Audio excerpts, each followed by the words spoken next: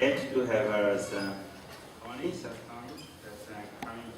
away from Canada to Taiwan, and we also very pleased our former colleagues and our former dean of School of Public Health, and now the Vice President-elect, is here for us, almost 1.5 hours with us for this scientific section. So I will recognize our dean of School of Public Health, Wei Jiancheng, is also here. And first, we would like to have our VP-elect to have some words for us.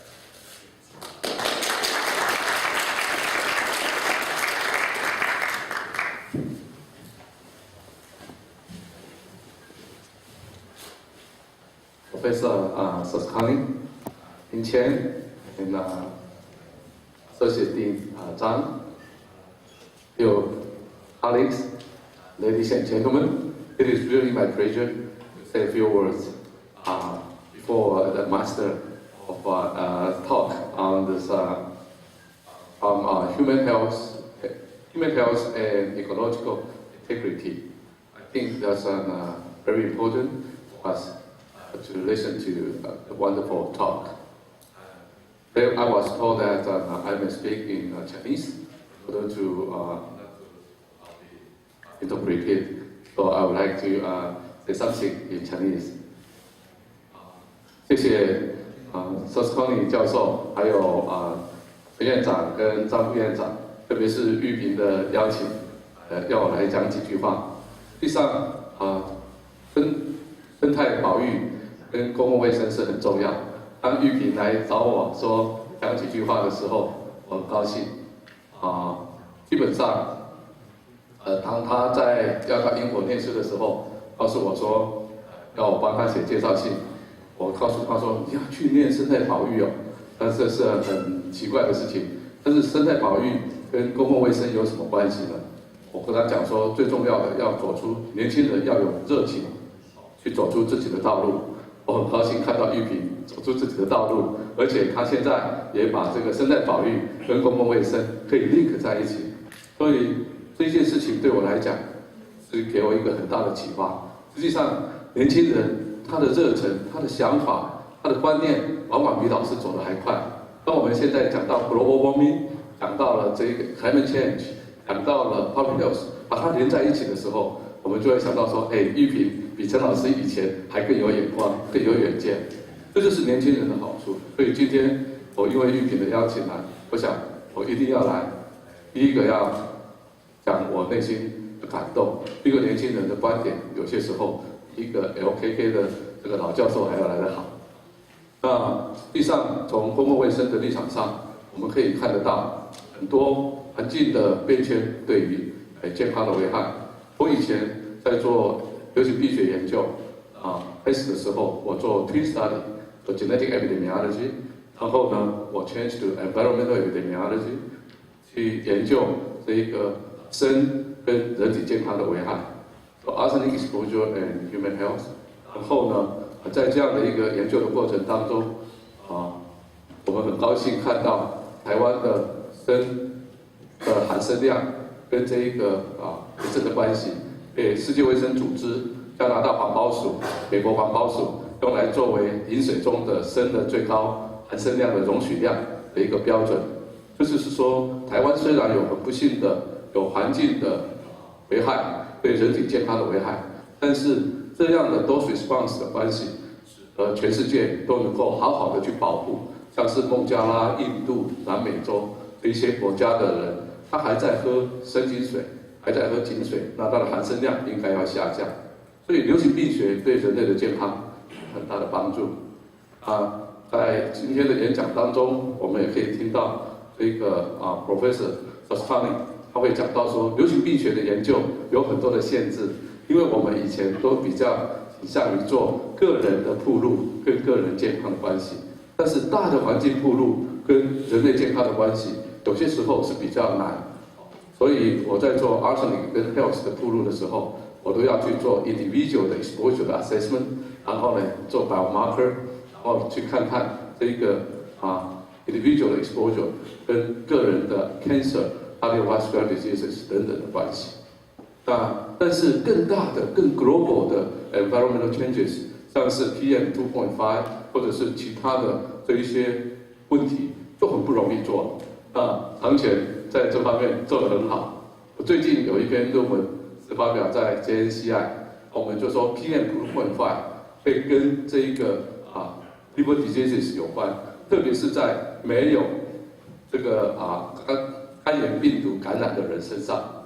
那我们做的研究就相当的困难，因为 PM 2.5是一个大环境的暴露，去跟个人健康的危害的 association， 这不是很容易。那今天我会来聆听这个 Professor Soscani 他所做的研究，也希望大家跟我一起来听，到底流行病学有什么样的限制？确实，在最近几年来，这个全球暖化跟环境变迁的问题越来越严重。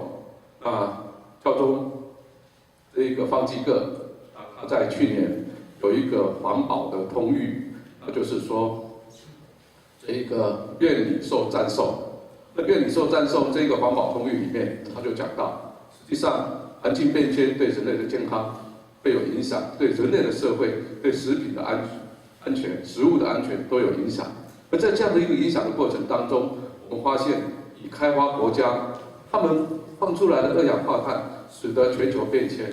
但是全球变迁所造成的这一些环境的破坏，还有气候的破坏所造成的像是洪水或者旱灾，造成的食物缺乏，造成公共卫生影响最厉害的是在 developing country， 是在开发中的国家。所以教宗说了一句话，他在宗教科学院 Pontifical Academy of Science 讲了一句话，他说，当有钱的人、有钱的国家去破坏这个环境的时候，使得贫穷的国家越来越贫穷的话，就好像富人伸手到穷人的餐桌上去抢他的面包一样。所以这里我们就牵涉到一个很重要的问题，当我们在讲人类伦理的时候，很重要的，我们不要忘掉还有环境的伦理。所以教宗方济各他讲了一句很重要的话，就是我们今天要讨论的问题是一个人类要留给我们的下一代什么样的环境。所以这一个是一个很深层的问题。还有在开发中国家跟未开发国家或开发国家之间，怎么样去达到这一个公平正义的问题？这些就远超过了我的流行病学研究、分子流行病学研究的层级，也超过了公共卫生，而是进入到更大的人类的永续发展。所以他讲的话，教宗方济各讲的话是很有道理的。当宗教科学院在讨论环境变迁对这个整个人类的社会的冲击的时候，他一再的强调什么样叫做环境的伦理，什么样叫做我们应该要来保护全世界的每一个人，免于饥饿，免于环境的危害。那在这里，今天我们的演讲当中，我们就可以看到这一个环境伦理的重要。所以我们不只要讲人伦，还要讲环境伦理。这一件事情，我想等一下我们可以听到很重要的演讲。我知道 Professor Soscani 会给我们一系列的这个很精彩的演讲，但是unfortunately I'm not be able to attend all these lectures. But I do believe that these lectures will be very beneficial and very important to all of us. I urge all of you to listen to these lectures, and I also hope that in a lot of colleagues here may make this presentation available on website for our young students or young scholars here.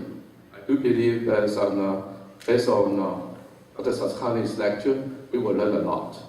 And this is really my pleasure and honor to say a few words here. As an epidemiologist, I'm looking forward to listening to this very wonderful talk. And I do hope is to learn that how can we do and to control this global warming, climate change, and also to control other types of ecological impact on human health. And this is our mission, our duty, obligation to leave this world, to give our offspring a better world in the future. Not for the time being, not for only for all of us, because we are we have a duty to serve this world, wonderful world, generations. With that, I would like to thanks for the invitation, and also special thanks Professor Saskani for being here. I was told that this is your first time in Taipei, but I do believe that a great master like you will be more frequently share your knowledge and experience with us. So with that, I would like to thank you everyone, and also looking forward to a very wonderful lecture. Thank you very much.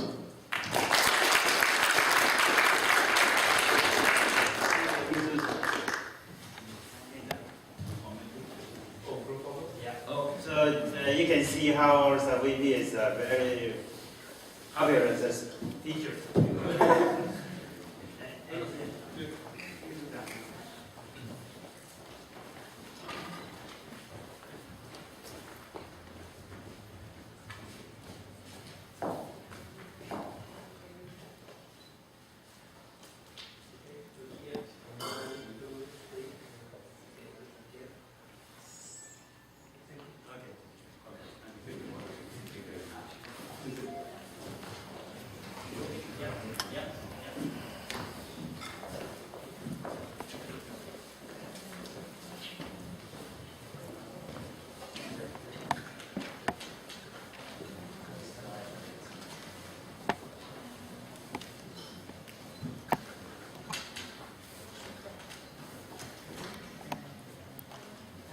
Thank you, everybody, for attending. It's a real honor for me to be here. It's particularly, I can feel the excitement in the air with your presence as Vice President-elect.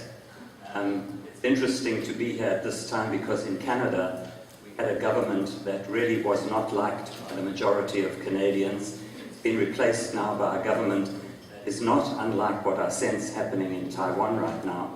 So this is a good combination to see. And the very interesting thing, when I learned about climate change in the early 1990s,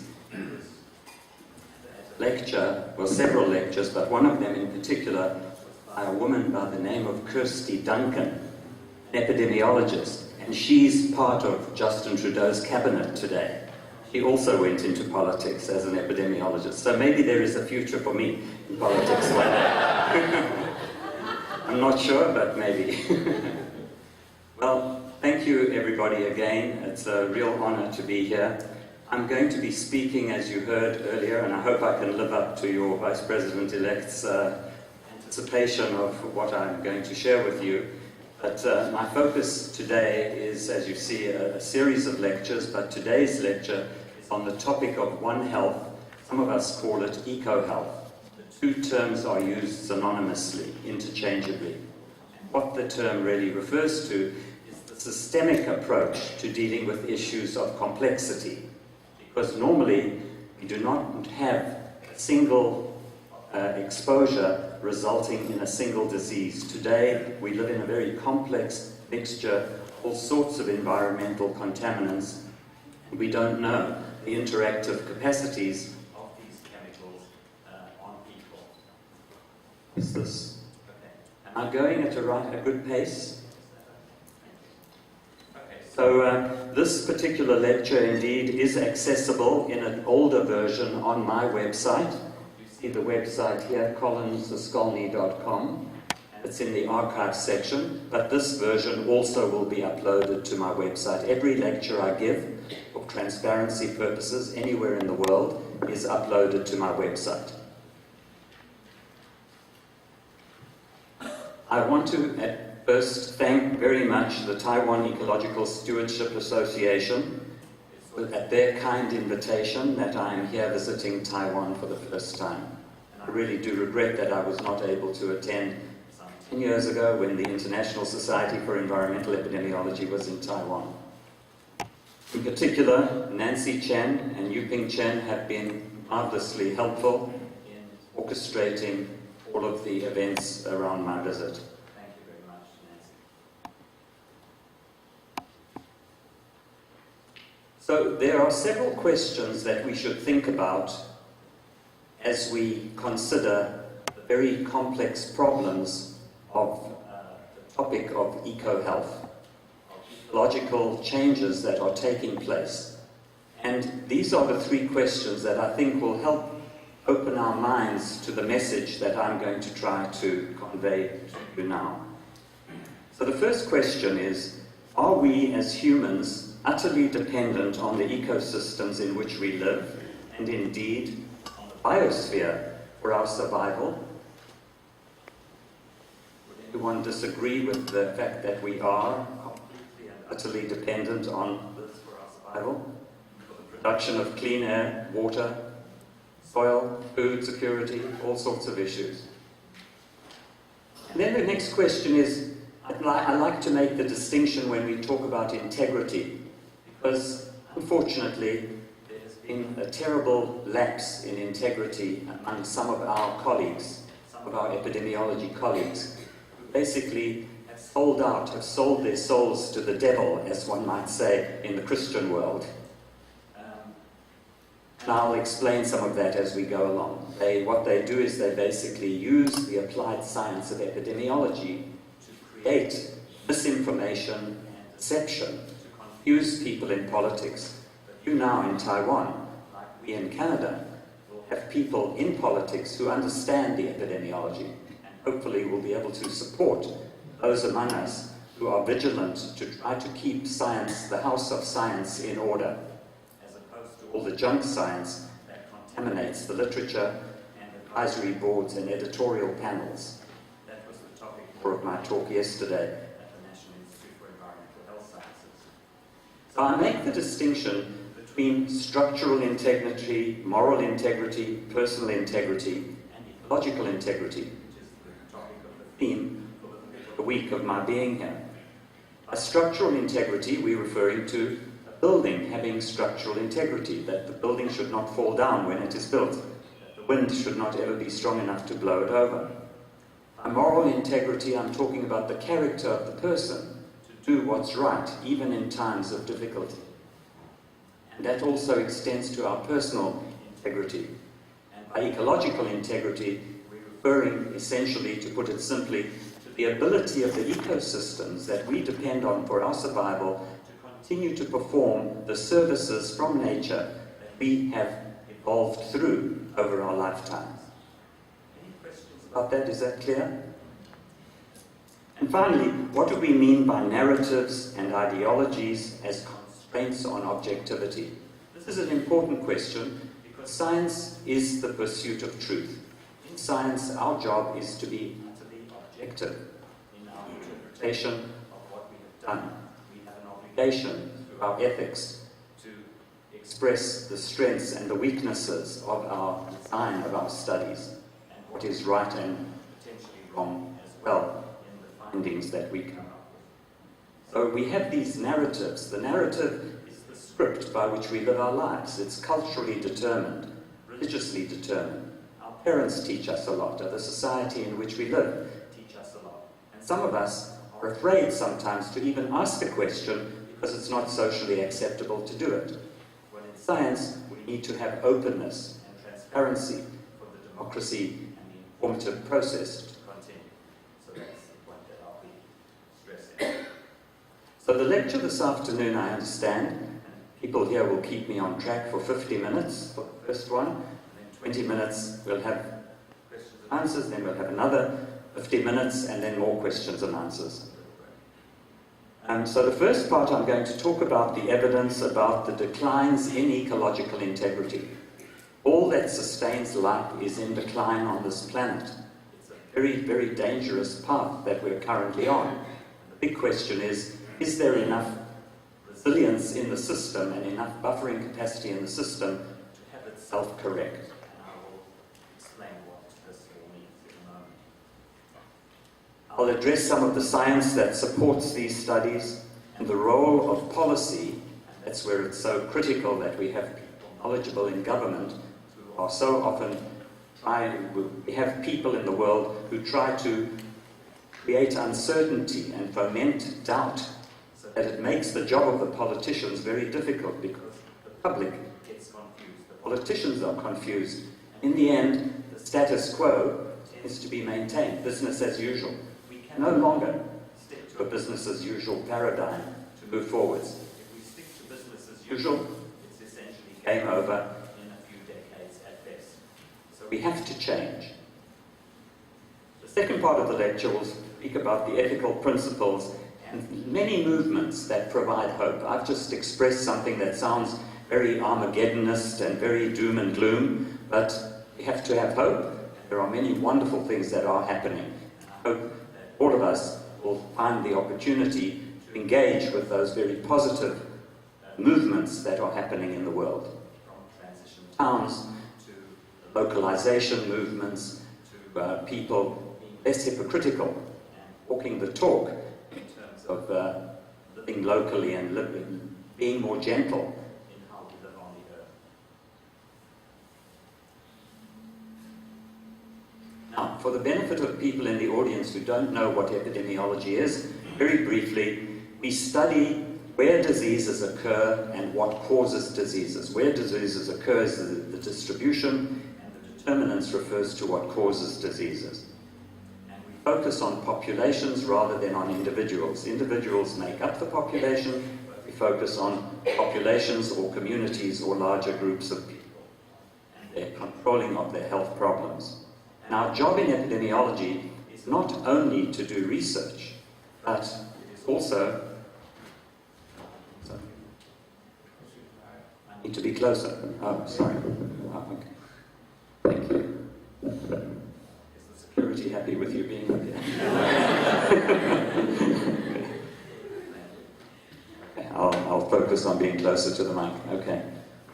So our job in epidemiology is not just to be the mad scientist who loves to count things and measure things and write them up and publish them, but we also in epidemiology have an obligation to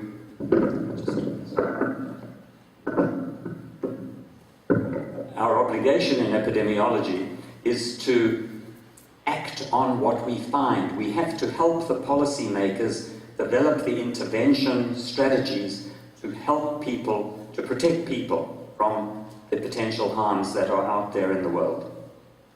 And there are 4 different kinds of levels of prevention to prevent harm. The first one is primordial prevention, which is intervention at the highest policy levels. Everything that has ramifications all the way down the system. Primary prevention refers to avoiding exposure, so we tell people not to smoke, we tell people to wear seat belts. Secondary prevention refers to the early detection of illness once it's already manifesting in people. And tertiary prevention is how we help groups of people rehabilitate, to have some quality of life.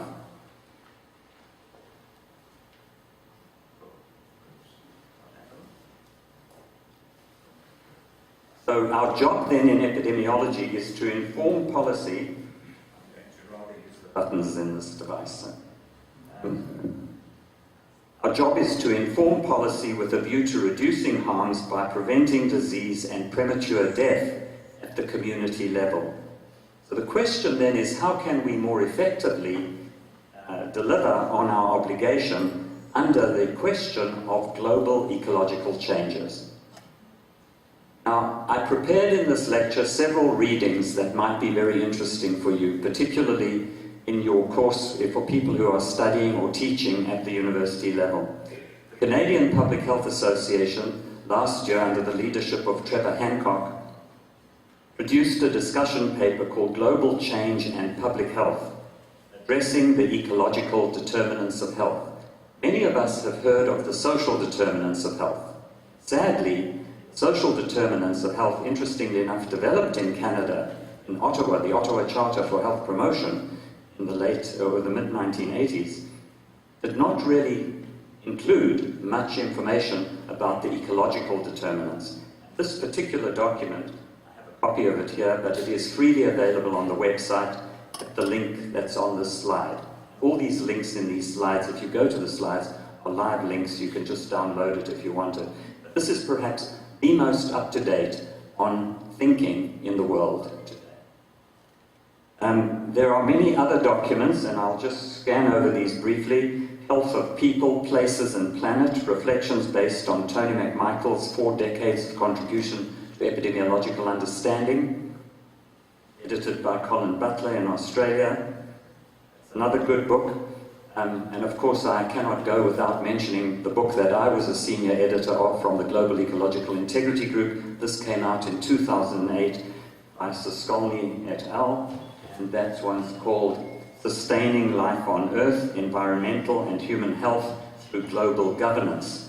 What we're talking about here, the global governance that we're referring to, is the Earth Charter movement.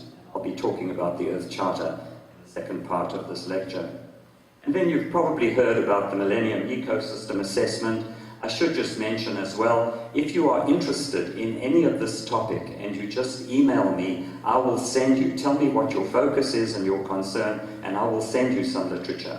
In particular, I spent a year sabbatical with the World Health Organization European region in Rome in 1998-99. And we had a workshop, an official World Health Organization workshop, and we produced a report 1999 to do with the ecological determinants of health, and it was the most accessed document on the European region website for 3 successive years. It was considered to have had a very advocate role in bringing out the Millennium Ecosystem Assessment and many other focuses that we see today on this topic. Now, there are also journals on the topic of One Health or Eco-Health, and here's one for you. This is Eco-Health, the International Association of Ecology and Health. Now, what is environmental epidemiology? I won't go through all of this, just to let you know that in science everything has to have very clear definitions, what's included, what's excluded, at what level. So we study the effects on populations from exposures to physical, chemical, and biological agents external to the human body, and of immediate and remote social, economic, and cultural factors, such as urbanization, development, energy production, combustion, etc., related to these agents. We try to clarify what the relationships are between all of these dynamics, these systemic dynamics, in terms of impact on human health, not just health, but well-being as well. But today, I mentioned to you that everything is in decline, and I'm going to show you what we're talking about here. Contemporary global scale issues with major human health implications include the geoclimate system changes that are taking place. If we do not change what we are doing to the upper atmosphere of our biosphere, global heating will continue to exceed beyond 2 degrees Celsius on average per annum. Human being cannot survive in much more than that. We are a very adaptive species, and we like frogs. Many of you have done the experiment with frogs. You put the frog when you're experimenting at university or in school, and you heat the water, and the frog just adapts to the heat in the water, and eventually a certain threshold of temperature is exceeded, and the frog dies. Well, we would like to believe that we're part of the intelligent species.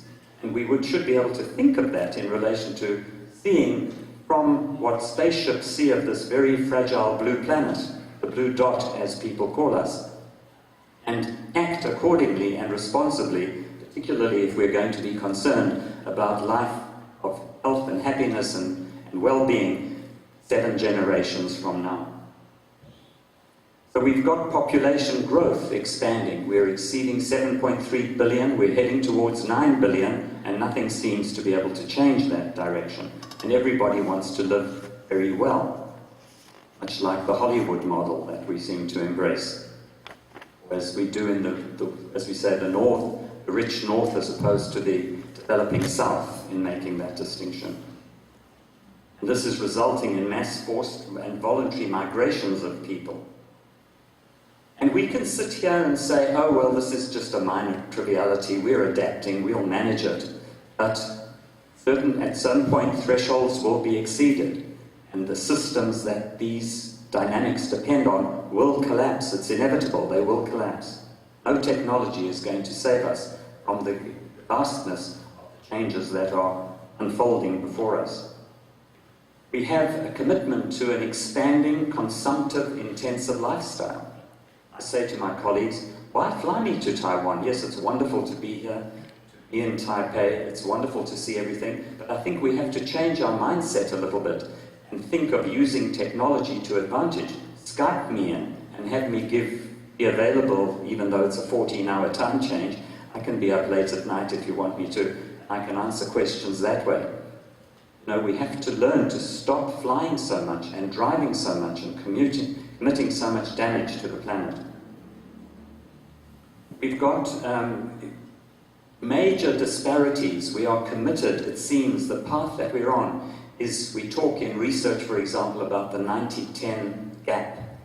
Well, the 90% of the research dollars in North America are spent on studying problems that affect 10% of the population. That was the last time people counted. It's more like 95.5 now, even 99.1. You've heard of the widening disparities. This is not a good path to be on. It's very dangerous. We see fresh water declines everywhere. We see the reemergence or the resurgence of old diseases and the emergence of new diseases. We see species being extinct, becoming extinct at an ever-increasing rate. Yet, the growth-bound paradigm that we're committed to is entrenched. Our former Prime Minister of Canada, 9.5 terrible years, in my opinion, of his governance, denied or saw nothing wrong with growth. Everything depended on creating jobs, making the rich richer and the poor poorer. Trickle-down economics, as Ronald Reagan used to call it. We know what an absolute myth that is and how wrong-minded that kind of thinking is. Now, not all of us are designed to work, but we don't all have the temperament to work at the highest policy levels. Your Vice President-elect, obviously, is one of those people who can not only excel at being a teacher, a supervisor of students, Yuping and others, taking care of things on the ground, but also at a much higher level of operation. The World Health Organization, for example, works at this macro lens level, at the country or world level, from an elevation, if you want to imagine, flying at about 10,000 meters above the ground. At the meso lens level, at the community level, from an elevation, so about 100 meters, we look at problems, as opposed to looking at the world through a micro lens, like the physician-patient relationship, where we advocate for individual patients. So some of us have the abilities to work more. We're better off working in back rooms, looking through microscopes and doing things quietly. Other people are best taking what is discovered in the laboratory and translating it into that knowledge and collecting it and translating it into policy.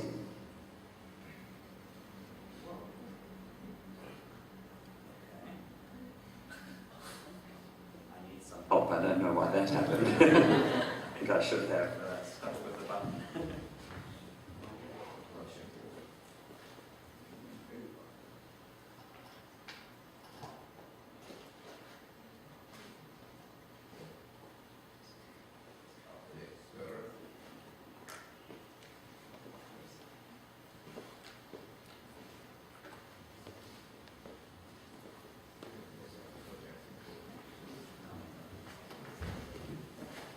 So here you see the planet Earth from the 1960s, when the first satellites, we saw for the first time that the world indeed was round.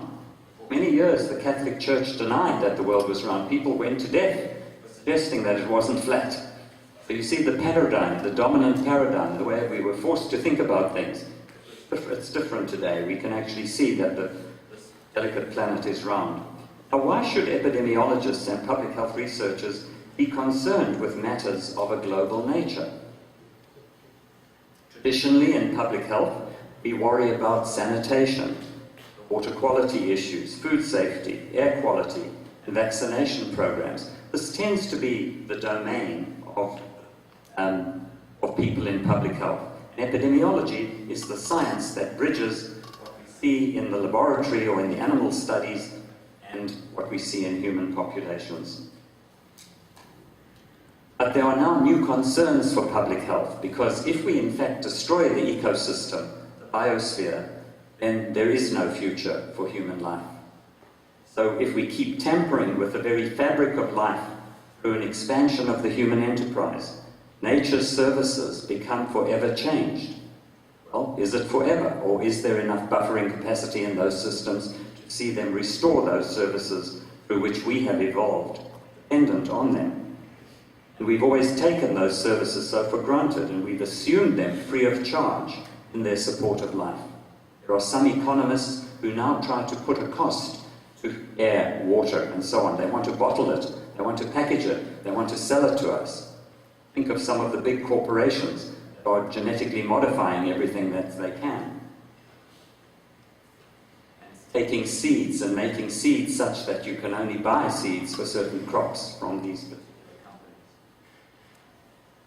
The effect of all of these changes is negative, with global impacts such as climate change, declines in air, water, and soil quality, as well as food security issues.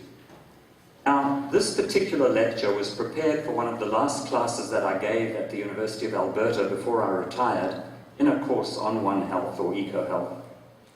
And at that time, people saw all of these concerns that I'm sharing with you as anecdotal, panic, inflammatory, not really based in science. There's no evidence. And how were they able to say that? Because you've got people in Texas, for example, in the Koch brothers, C-O-C-H, who donate millions of dollars every year to ideological think tanks, and their job is to cast doubt and foment uncertainty. I will show you a newspaper clipping from 2008 in Canada, where this particular Heartland Institute in Chicago, funded heavily by the Koch brothers in Texas, actually had the audacity to send 40,000 sets of brochures and DVDs into every Canadian library and school, which denied climate change, basically. Said that it had nothing to do with what human activity was doing, and perhaps it wasn't really happening at all. So when you are up against this kind of wealth, casting doubt and fomenting uncertainty, you need very, very strong leadership to be able to counter that and to set policies for mischief and for misinformation and disinformation campaigns that can be so terribly damaging to the public interest at large. So what we see going on in the world are changing landscapes, expanding reach, accelerating rates of this change. Habitats that we live in are changing, whether we're urban or rural. So what do we expect to happen to public health practice? What are the demands that are going to be placed on us? Can we actually respond to extreme weather phenomena, to sudden floodings when these flooding events were not there before, or in Canada with ice storms? What, if any, is there a role for eco-epidemiology and environmental epidemiology and other specialists as these changes take place? Our job, after all, is to protect the public health. What about the question of environmental or bioethics? And what about a role for law? All of these concerns. Now, about 20 years ago, it was in the mid-1990s that I prepared this slide. I've updated it from time to time. But what you see in the slide, here if I use the mouse, you see evidence of profound declines in ecological integrity. On the vertical axis here, we've got what we call global ecological integrity, or the percent of biodiversity. So the ongoing up is increasing biodiversity. On the horizontal axis is a time frame from 1982 right through 2012 and into the future. And for many of you who may remember, in 2012, there was concern about the Mayan calendar predicting that the end of the world would happen in 2012. But some people speculate that, in fact, the chalkboard that they were writing on just ran out of room when they put all their dots for all the years, and they stopped at 2012. That was the end of space on the blackboard rather than the end of the world. But in all seriousness, in the past 25 years, we've seen about a 50% reduction in biodiversity as measured by many independently derived indicators. Independence in science is very important. You see a corroboration from independent measures, then you know that there's some trend and some pattern that is really serious. There's an index of biotic integrity, and I've mentioned the names of the people who are involved: James Carr, Ollie Laux on measures of mean functional integrity. The World Wildlife Fund uses 16, or the World Wildlife Federation. Worldwide Fund for Nature, whatever they call themselves today in different parts of the world. They have 16 markers. And then the ecological footprint of William Rees. Is anyone in this room not familiar with what an ecological footprint is? Please put up your hand if you're not familiar. Ecological footprint, if you imagine your foot, the sole of your foot and the heel of your foot, the base, the sole of your foot is the base, this is the bottom of your foot, this is the heel over here. If you imagine that the concentration of population is under the heel, we need the resources of the entire area to bring fresh water and fresh food, and we take all our wastes and we dispose of them in this larger area. But we're treating the entire planet like our garbage heap, and we're living in more concentrated areas with more and more disposal of waste necessary. We depend on this larger area to clean the air to breathe in the cities. So this is an important concept. So depending on how you measure that concept and where you read it, there's a global footprint network today they're based in San Francisco. It was William Rees from the University of British Columbia's student Mathis Wagenackle who has taken this to completely high levels, and this concept is now integrated into law in many, many countries in the world. But what you can see in this slide are these declines, and this is very worrying because we're going downwards and there's no evidence of coming up yet. So this, according to the Mayans, is the mistake that was made in the prediction that, just to show you that the ideas of the Mayan calendar does not really predict the end of the world in 2012, and now we're in 2016, so it's okay, we can breathe freely for now. Now I want to reflect on Elizabeth Kubler-Ross's 1969, also out of the Chicago, interestingly enough, her famous book on death and dying. She studied cancer patients. And when people are told very bad news, they go through 5 stages of grief, it's called. You immediately deny the bad diagnosis. Now, it's not necessarily that you will react by denying immediately. You might just get very angry with the doctor who's told you you've got cancer, or who's telling you that the world is coming to an end because of climate change. You get very upset. You might start bargaining and saying, oh, well, I'll stop driving now for a week and I'll hope that I'll be forgiven by the powers that be and the world will become in less jeopardy. You could get depressed, or you could eventually accept things. But ultimately, through all of this, when we talk about global change, it's very convenient to us to blame other people. You'll see a lovely cartoon in a moment of laying blame about population issues. But in fact, this is the bottom line. This is what people refer to as the hockey stick. You might have heard of the exposure about the University of East Anglia and this invasion of emails, which with the people who were trying to deny climate change fabricated this whole thing that there was some deception among scientists working to show it's just not true. The vast majority of credible scientists who work independently in the public interest agree that climate change in the past 150 years, 180 years since the Industrial Revolution is associated directly with this dramatic increase in departures of temperature. So this is all since we've started burning fossil fuels to make life easier. The access to oil and cheap energy has made it possible for the expansion of the human enterprise, as we call it, of more people, more commodities, more expenditure, more waste. And when James Lovelock wrote this book, The Vanishing Face of Gaia, his whole Gaia hypothesis, which essentially is that the world is seen from outer space as a self-regulating organism. And many of you who have studied ecology will be aware of what's called the butterfly effect. That if they say that if a butterfly flaps its wings over Taiwan, there's a ripple effect in North America or over Europe. And of course what we're talking about there is environmental transportation of polluting sources.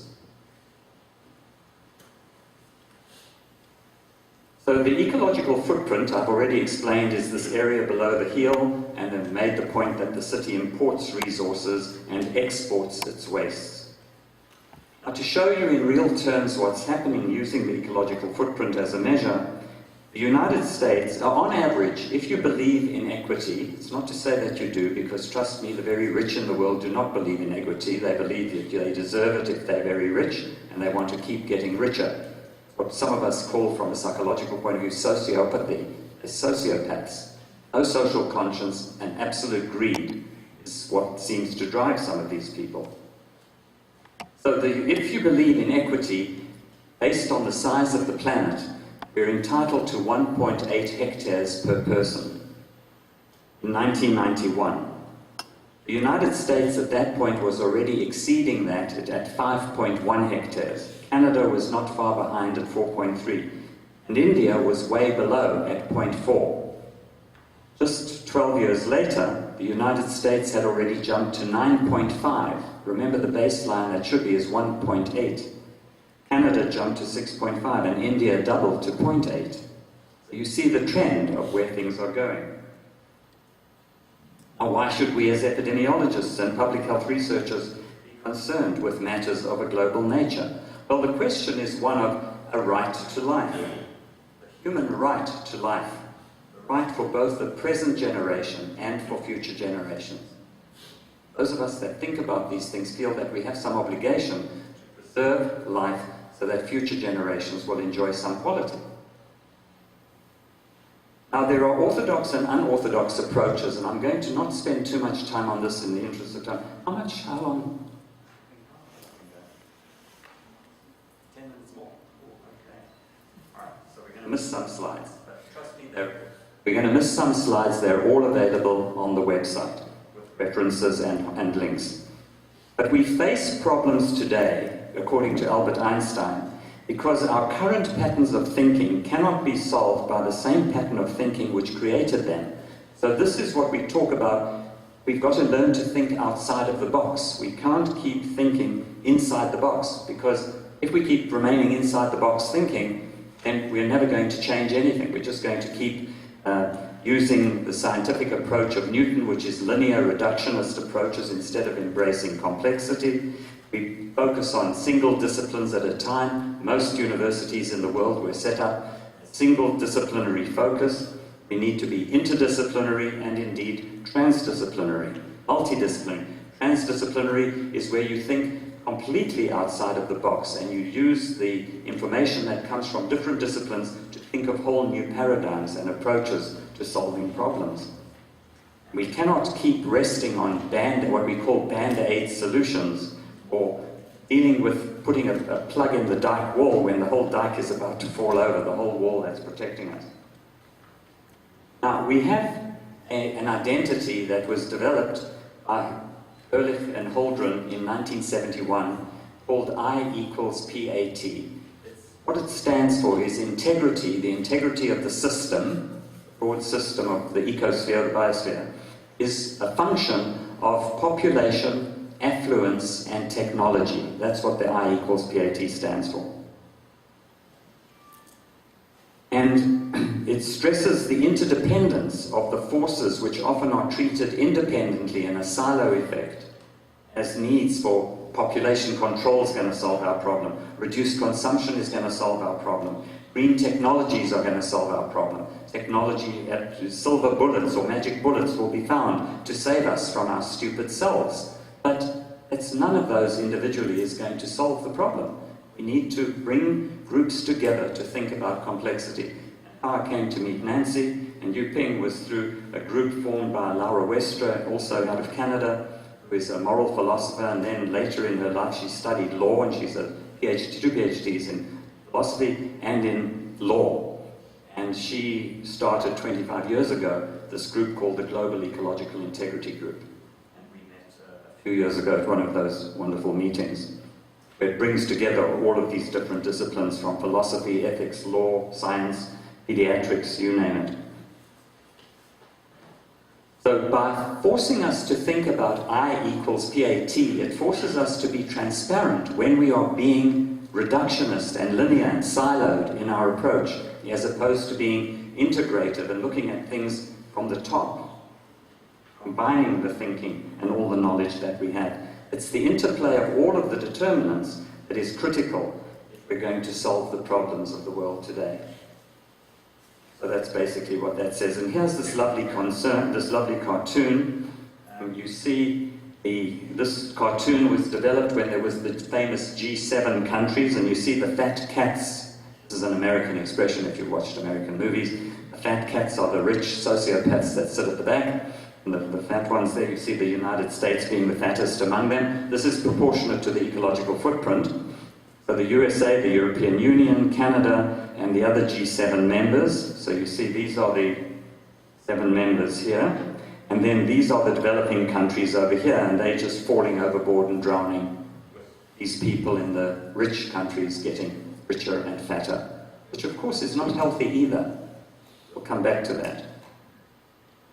So are we talking about climate change, or are we talking about global change more generally? There is no question that climate change is real today. It's accepted. The 4th Intergovernmental Panel on Climate Change report came out a few years ago. They express in scientific terms, it used to be 80%, 90%, now 95% certain that it's human-related activity. In fact, it's so human-related that we call it anthropogenic. Anthropocene is the new geological epoch that we have entered today. We've been through millennia, many hundreds of thousands of years where things have changed. But we've now entered what people are referring to as the Anthropocene, not the Holocene and the other epochs, but the one that's human-created geological change in living life support systems. This is serious stuff that we have to deal with. There are other wonderful references here that talk about neoliberal globalization. The economists that many of us don't appreciate are the classical economists who manage Wall Street, stock markets, and corporate interests. The economists that we focus on are what are called ecological economists. These are people who do not think of what are called neoliberal approaches to solving problems of the world. They talk about neoliberal globalization. Is there an alternative to plundering the earth? Encirclement is a 2-hour and 40-long docudrama about neoliberalism. These, if you want to start thinking outside the box, if you want to open your minds to new approaches to dealing with global problems, these, I suggest, can be very helpful to your thinking about these things differently. We've got to recognize that we've been horribly brainwashed. We've been indoctrinated by propaganda. The dogma that we are is something that is held as authoritative without any substantiation. There's almost a sense of entitlement, a right to benefits from everything on the planet today. We focus on arrogance today as opposed to the need for greater humility in the face of all the changes that are taking place. As I said before, we are very hypocritical about putting on a false appearance of virtue or religion and not walking the talk. I think your Vice President-elect made mention of the Pope's encyclical, where I think he's really trying to get us to pay attention to being less hypocritical as to how we deal with our lives and others' lives, and the impact of our lives having on other people's lives. And you know, there's an expression in English, they say, live, spend, and consume as if there is no tomorrow. Well, we may be creating that scenario for ourselves, a very self-fulfilling prophecy. We've got to be aware that there is a military-industrial academic complex. When we look at how research is funded in the United States, think of the George W. Bush period in the United States with Donald Rumsfeld and Dick Cheney. I mean, from where I sit as an academic, I can't think of anything more criminal than what those people did in invading Iraq in the face of all of the evidence that said they shouldn't, and they did. And Britain went along with it, for some reason that I'll never understand. But the reality is, you know, if you think about it from a, the term that people use for, anyway, it'll come to me. But there's some conspiracy. If you think of it as a conspiracy theory, you know, you can really see the connections, that if you make war, it's good for you. If you make armaments and aeroplanes and you get very, very rich. So let's invade everybody and let's have the arms industry flourish. Instead of, I was born in the 1960s, so forgive me, but I believe in making love and not war. So, you know, I think if that kind of thinking could pervade the way we formulate hypotheses and approach these problems, we would be doing much better. I've spoken about the need for solidarity is really important in the world today. So epidemiology then is the science that is basic to formulating rational health policy, not based on myths or dogma, but based on evidence. We focus on all kinds of infectious diseases and chronic diseases, and we must accept that uncertainty is inherent to science, and this plays into the policymakers' difficulty in making decisions. If there's uncertainty, nobody likes to change a policy unless it's clear that they should.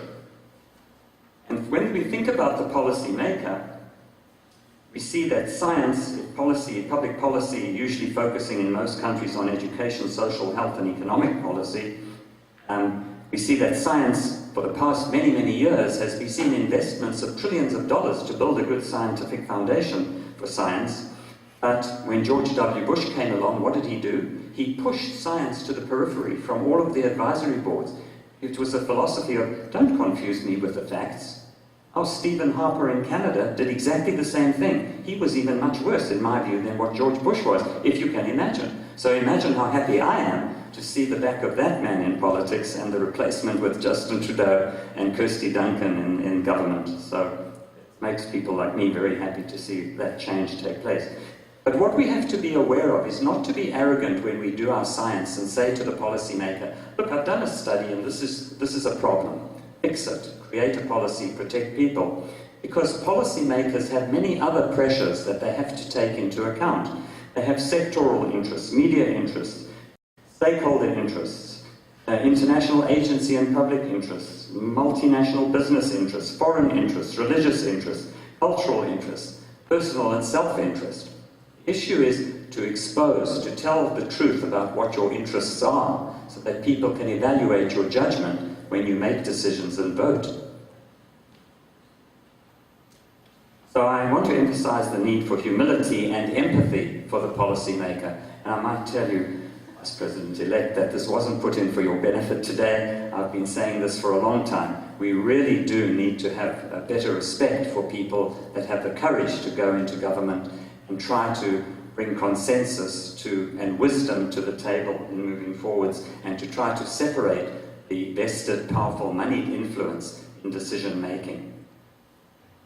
So what can the public health sciences contribute to this discussion? Well, I believe that if we really can get around the table and play a part, we can prevent major harms to human health, very major, like we've never seen on a scale that we've never seen before. And the question then is, how long can human health be sustained if we don't change our paradigm and approach, if we keep continuing to draw down ecological capital while declines in ecological integrity accelerate?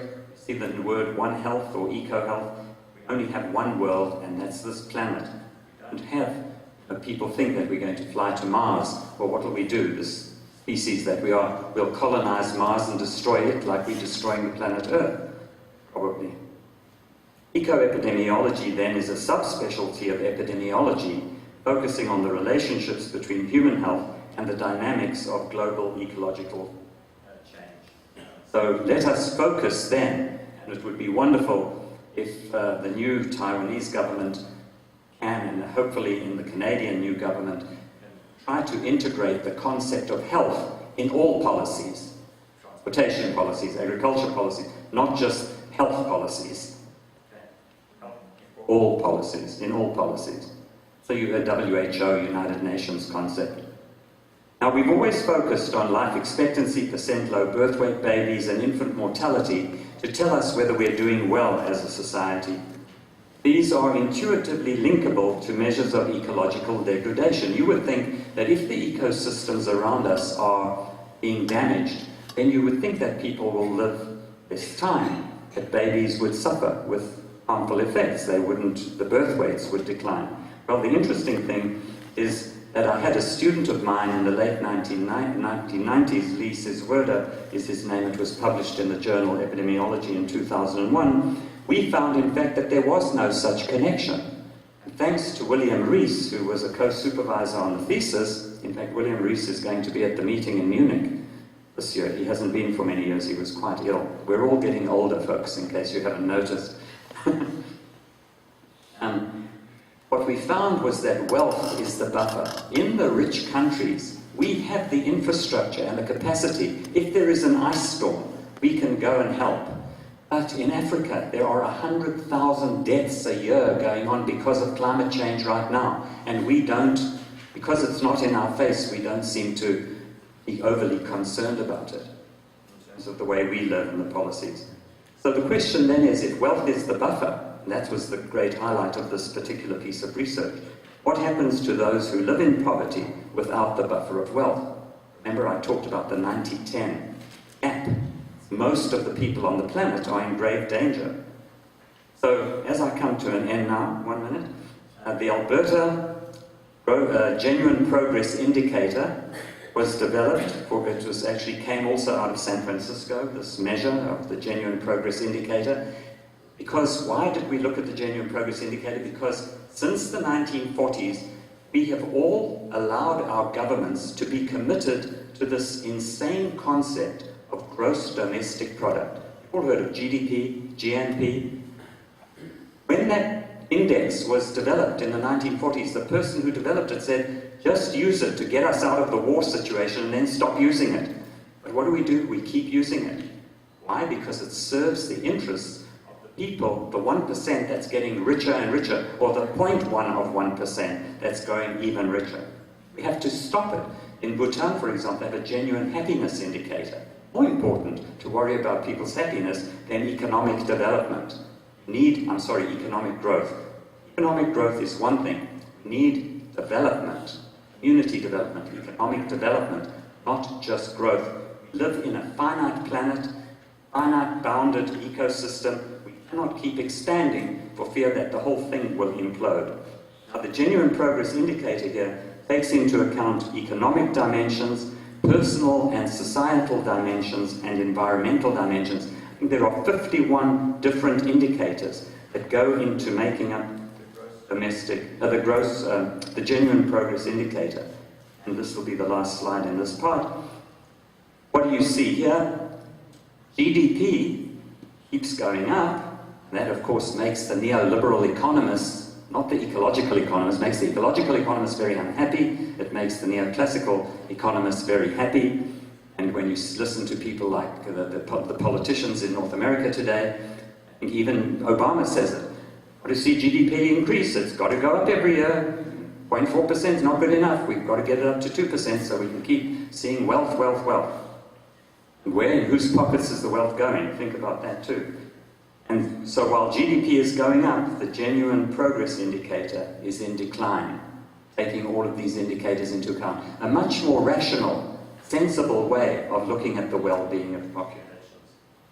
So thank you very much. That's the end of the first part. Thank you for your attention.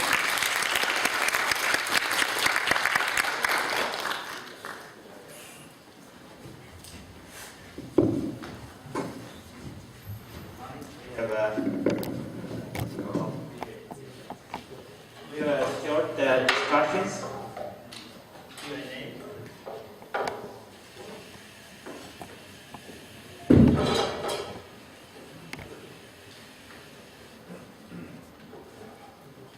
欢迎大家提问，如果有提问单的话，请交给工作人员。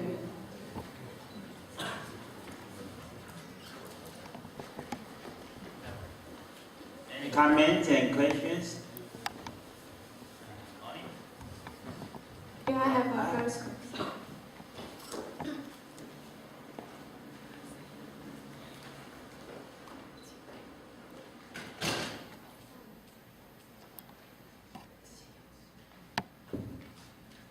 My name is Jolly Huang. I'm one of the founders of Non-GMO School Lunch Movement, Taiwan.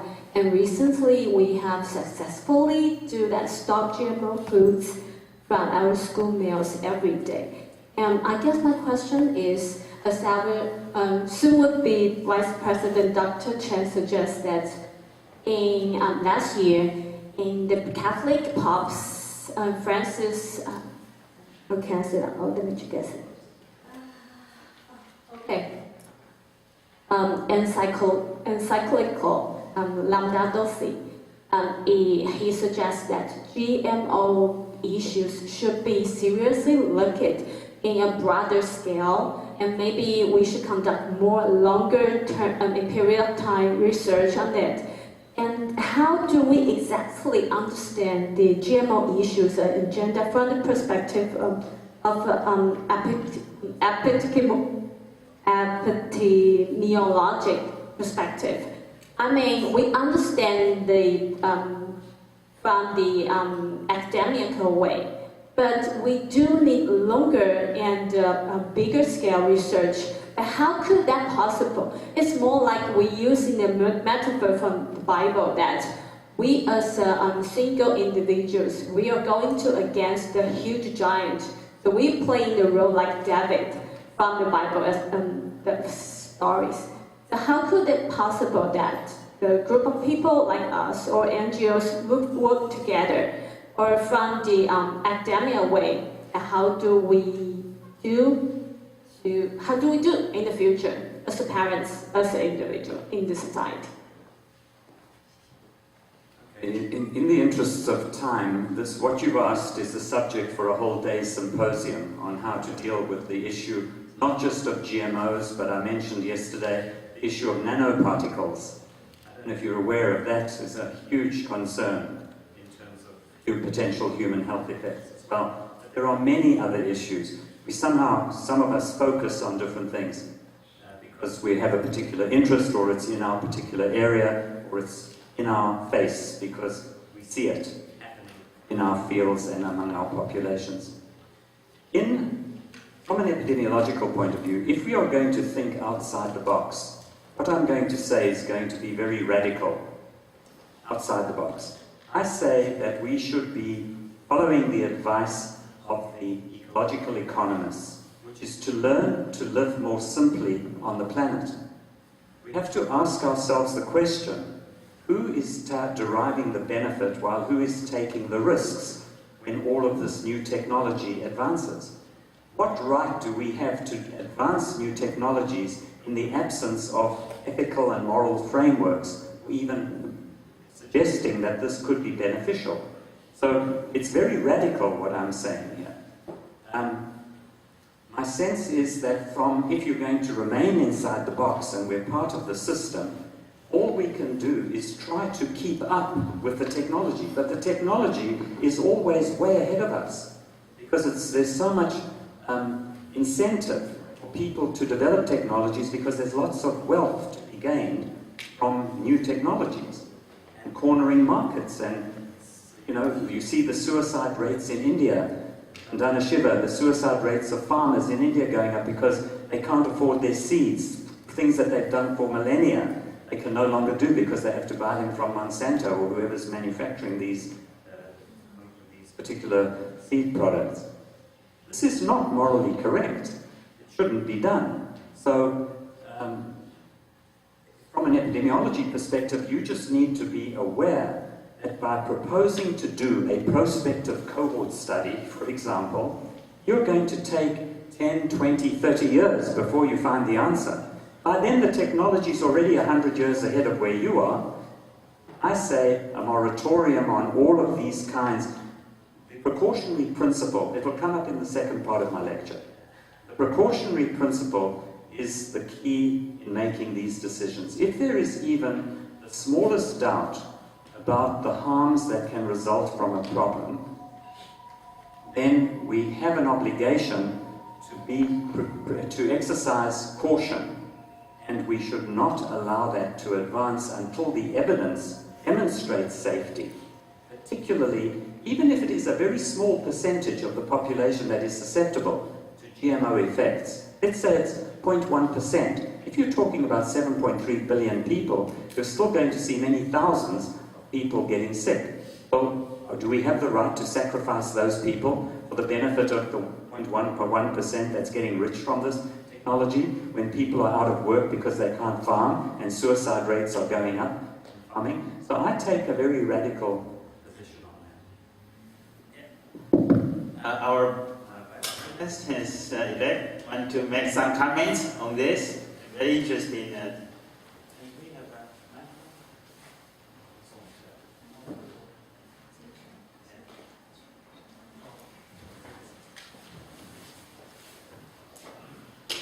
I think the question you ask is, I think it's we have to be very careful about any kind, and its impact to, especially the human health.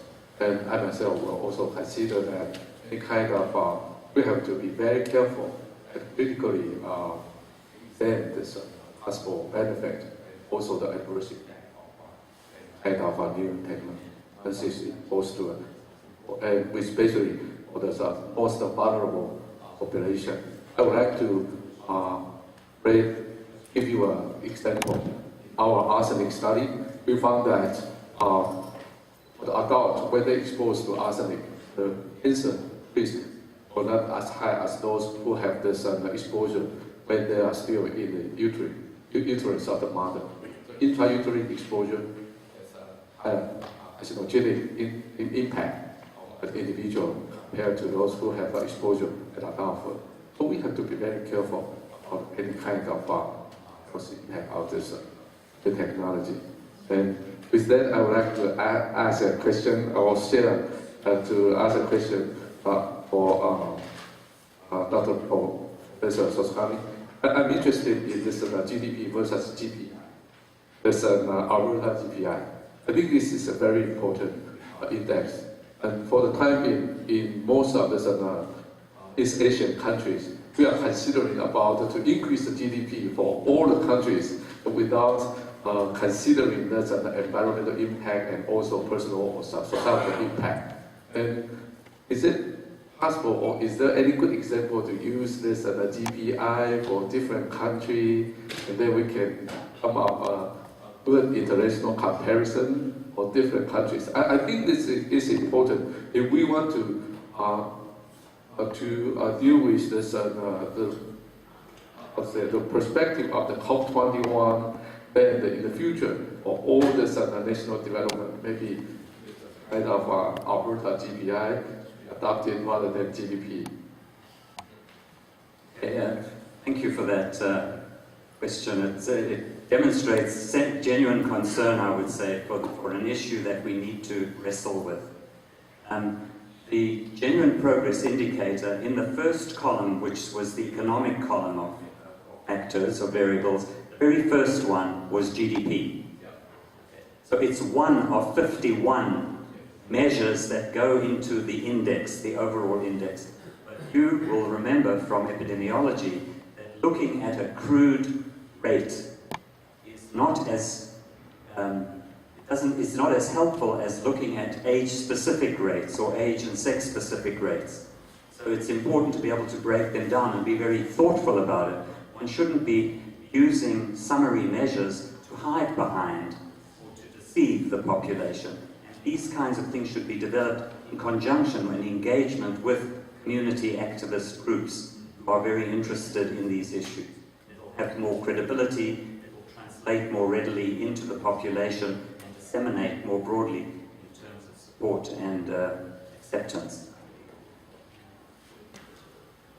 I would add, it would be good if this organization, this NGO, and academia can team up together, and if the new government is interested, then we can start create this index for as many countries as the data are available.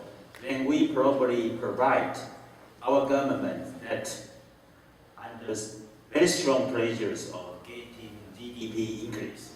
But if we can create this, such as Bhutan's happiness index, right?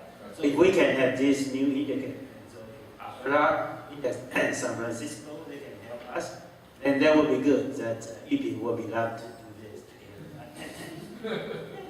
I think that would be very advanced movement to see that happen. And let me say that in those 51 indicators on that slide, in the 3 categories, it's exactly the point you make. Are they measures that those countries have? So you have to, in coming up with the indicators, see what your statistical agencies have traditionally measured, and if it's relevant, they should include it in the census or in the economic measures of economic activity in the country. So it's not every country or every state, and if you had to take the Alberta one, it wouldn't necessarily be the same in Ontario. but the essence is the trend, and the noise among the trend among the noise in the data is what you're looking for in these two measures.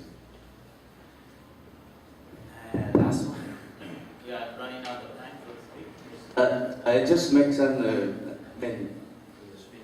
first of all, we thank you that you come to us and speak about the national health.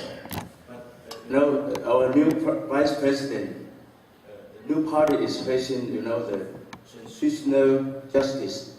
Our country is sick. Our country, we have to, recover from many injustices of the time. So I think your approach that we need a good policy, not only a healthy policy, so we need a holistic and systematic approach. For every new government, it's very difficult to make sound and good policy for the future. So you say prevention is the best policy. So I think we need to prevent that the epidemic comes up, and we have the positive way of approach for our future. So I think we thank you. Maybe we need a new policy, not only in the health, but we have the new policy to overcome the transitional, the injustice of the past days. So that's my comment. So with this, I would like to conclude the first sessions, and thank you, Connie, for your wonderful talk and all the comments, and thank you. So with this, we will, VP is busy for the next schedule, so we will thank you again. So, thank you. 我们先休息一下。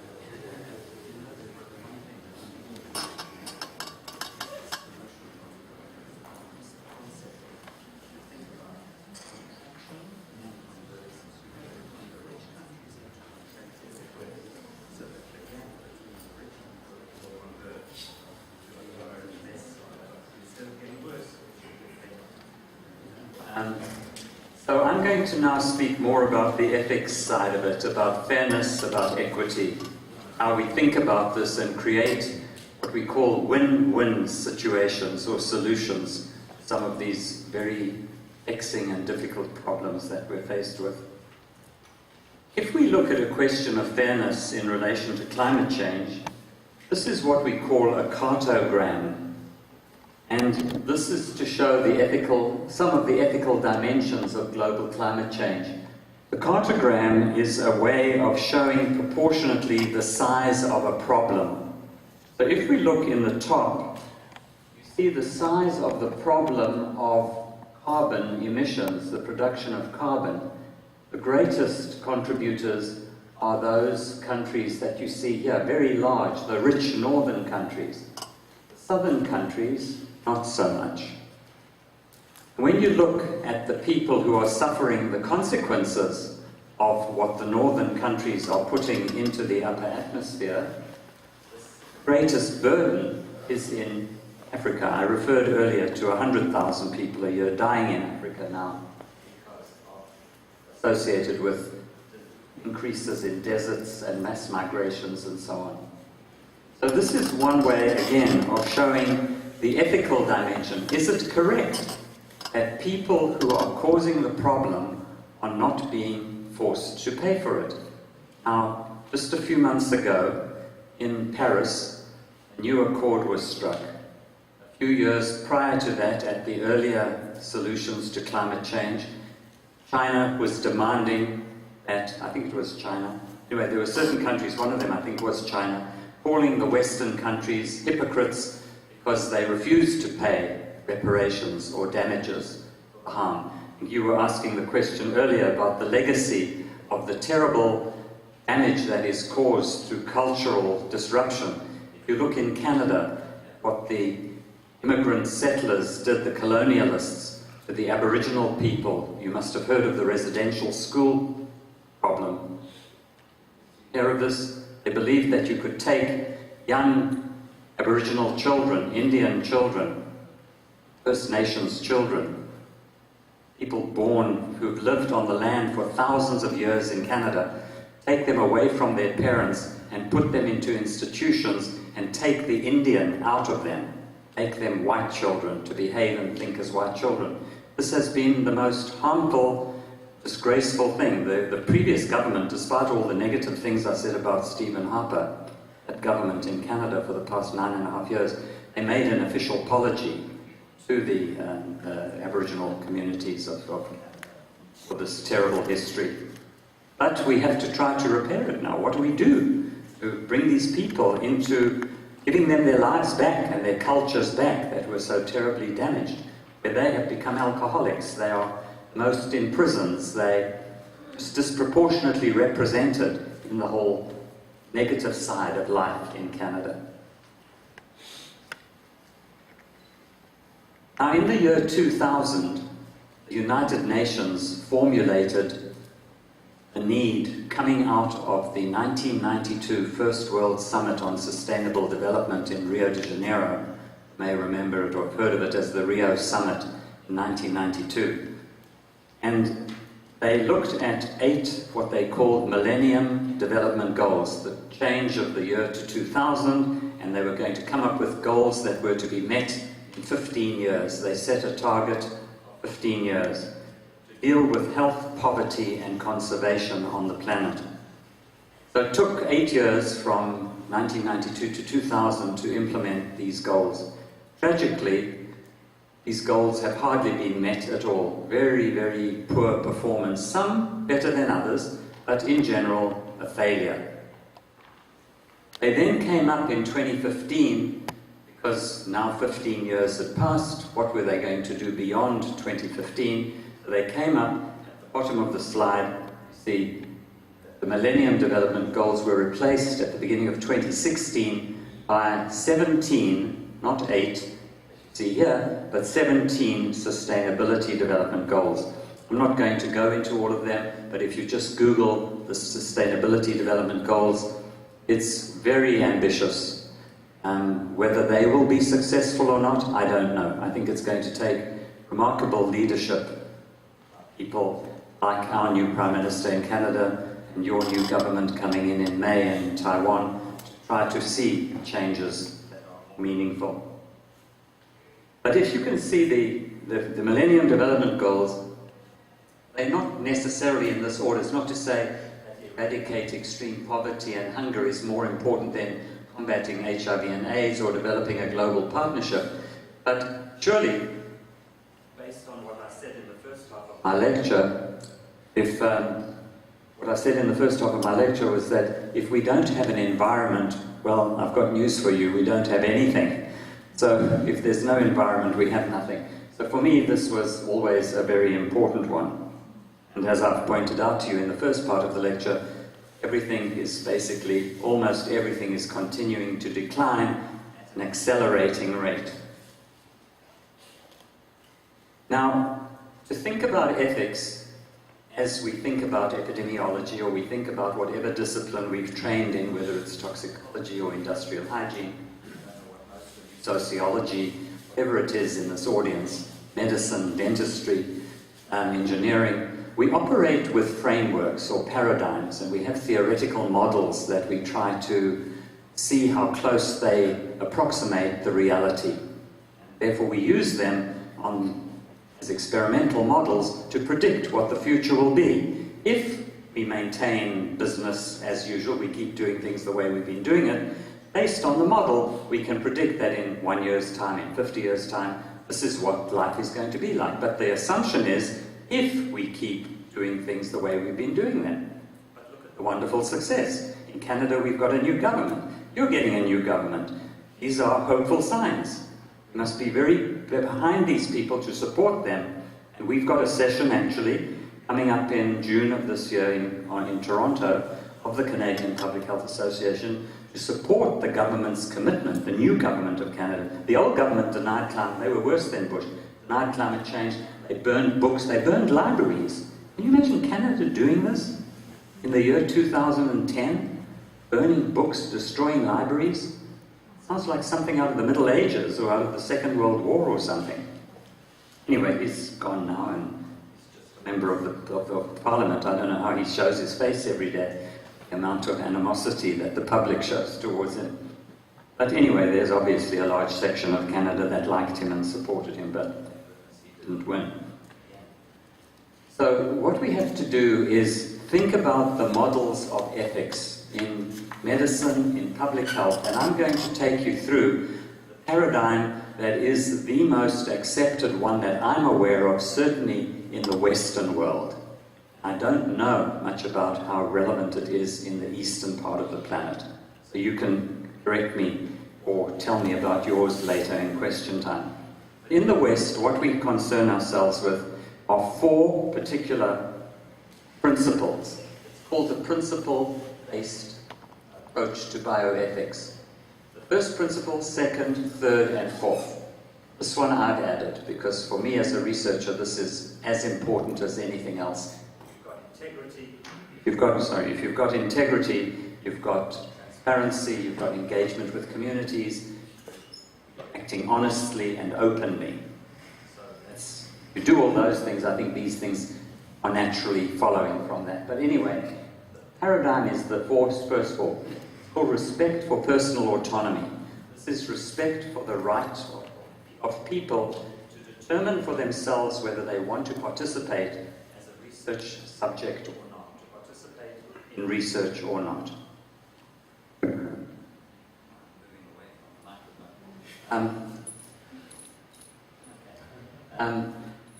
The second principle, there are 2 sub-principles under that. The one is to tell the truth and the other one is to honor your commitments. So you've got to be faithful to your commitments when you tell people what you're going to put them through as participants in your research. And you've got to tell them the truth about what they might experience as participants in your research. The second principle is that you should do good. And the term from Latin is beneficence. You should do no harm. For medicine, above all, do no harm. Prima non nocere is the Latin for it. Do no harm or non-maleficence. And then the fourth principle is social and distributive justice. Again, it's not to say that this is more important than this or this. They're all 4 equally important. And the reason that this framework is helpful is that when we do research and we propose to do a study, our job is to consider these principles and others I'll show you as they relate. This is more for medicine, biomedical ethics. I'll show you how they extend into public health ethics and epidemiology in particular. But this last one is to ensure fairness in the distribution of benefits and risks of research and policy. So when we're proposing to do a research study, we should think, it forces us to be transparent in our discussion, in our own heads and with our colleagues.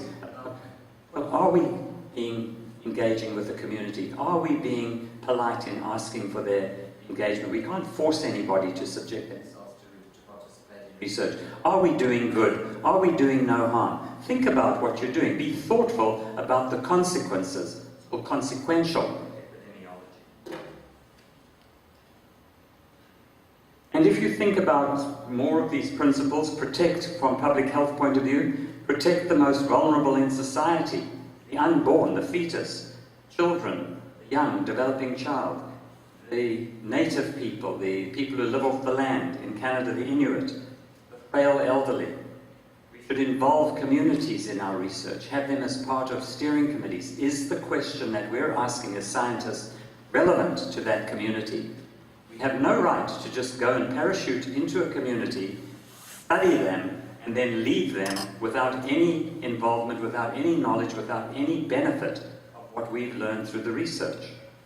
We've learned this more and more, certainly since the 1980s with HIV and AIDS. The drug companies and the researchers in the United States and in Europe were wanting to go, well, as an epidemiologist, you have to go and study the problem where the problem is. So they had been studying it in North America, in the gay community, in the Haitian community, blood transfusion community. Then they wanted to go to Africa and study it there. And Africa was a very fertile place to study it because transmission was more heterosexual in Africa than homosexual. So the National Institutes of Health in the United States required that if you were going to do a study in Africa, you had to engage with communities and leave knowledge there for them to learn from what. You couldn't just exploit them and give them nothing in return. This is what ethics has to do with, and I emphasize again integrity in public health. And the way to really think about it is that our service is to the public at all times. It's not, if you work for a corporation, the corporation must employ you as a scientist, given the code of ethics that you come with in your profession. And if they don't allow you to work consistent with your code of ethics for your profession, you should blow the whistle on them, you should report them to, or you should ideally not work for them. But it's hard, it's easier said than done because we have to have jobs. But sometimes you can find yourself in a situation where what you are doing is suppressed. They deny you the right to even ask certain questions. Or they give you the right to ask the question, you do the research and you show that what they're doing is bad, they don't want you to publish it, they try to suppress it. Now, the principle of solidarity is a very important one. My examples are more Canada-based, but you could replace Canada with Taiwan here, I'm sure. What goes around comes around in our world. Environmentally, the planet is a seamless web. And I spoke earlier about the butterfly effect. Any aerosolized pollutant that goes up stacks in industrial settings, I'll use America as an example, the western part of America, because the prevailing winds blow east, come over the eastern part of the United States, or even over Canada. It's caused with steel plants and sulfur dioxide going into the upper atmosphere. It's resulted in the acidification of lakes, dead lakes.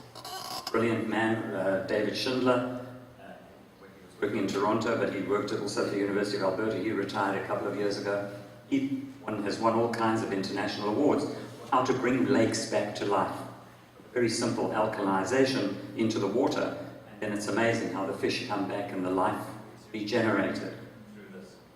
So it gives us hope for correcting some of the damage that's going on. It's also a very bad idea if you go through what we call neoliberal governments like Ronald Reagan or George W. Bush. They believed in trickle-down economics. They believed in they came at policy from a libertarian point of view, and a libertarian point of view says that government should not have any place in the lives of the public. Particularly when it comes to taxation, you do not tax for the common good. It's the Bible of the fittest. If you're Arnold Schwarzenegger and you come from Sweden or wherever he came from, you go to America and you turn into an actor and a bodybuilder, you can become this governor of California. You couldn't run for president of the United States because you had to be born there to do that. But you can achieve all sorts of things in that system. There's very little social safety net. Canada is very different from that. It has a serious safety net. So you can't avoid regulations. You can't let corporations manage what they do without taxing to keep control and have procedures in place to keep a watchful eye. And in my talk yesterday, I'm not sure if it comes up in this one, I make the point, a very important one, that we all need someone else watching over our shoulders to keep us on track, because we are all capable of being derailed or seduced by something, cutting a corner, doing something that we shouldn't be doing. We're all capable of it. None of us is perfect. So with a little bit of humility, I say that we need to not just allow it to government or to corporations to police themselves. You've got to have regulatory controls over what's happening in the economy in terms of profit and taxation. Now, we spoke earlier about the precautionary principle. The post-cautionary principle is another one, but let me deal first with precaution. Where there is a risk from a certain agent, certain chemical or polluting source, the presence of uncertainty shall not be used as a reason for postponing cost-effective measures to prevent such exposure. As I said earlier, this in my first talk, this is imperative when, even if the risk is very small, when large numbers of people are affected by it, you're talking about larger numbers of people being affected. It's not like doing occupational epidemiology, where you study a few hundred people who might be exposed to a chemical, a percentage of them might get sick. Here you're talking about entire species on the planet being affected by global change issues. The post-cautionary principle, interestingly enough, was developed Lisa Heinzling at Georgetown University in 2007. And this is a principle which says we've missed the opportunity to be preventative with regard to climate change policy. Therefore, we have to act in a post-cautionary way after the fact to try to adapt as best as we can to the harms that are inevitably going to follow. More principles. The environmental justice principle is an important one. Again, who's taking the risks while who's deriving the benefits? Bill Clinton in the United States, I think it was, who introduced billions of dollars into a whole environmental justice office. Because in the United States, usually you would find that people of color, generally African Americans, would be living downstream or downwind from extremely polluting sources. When that happens to communities as a whole, they get caught in a vicious spiral, a downward spiral, because their children are born into pollutants that affect their central nervous system development. Their IQs are affected, and you develop this terrible legacy of harm to whole communities. So Bill Clinton did something very good there. Office of Environmental Justice. I talked earlier about if somebody pollutes, who should pay for it? Should the taxpayers all pay for somebody who polluted something in a river? Or if you catch the person who throws poisons into a river, should they pay for the damage caused? So the polluter pays is another principle. It's an important principle economically because it provides an incentive, or should we say a disincentive, for people to behave badly. And the most important one, I believe it's in Chinese on that poster, talking about the seventh generation principle.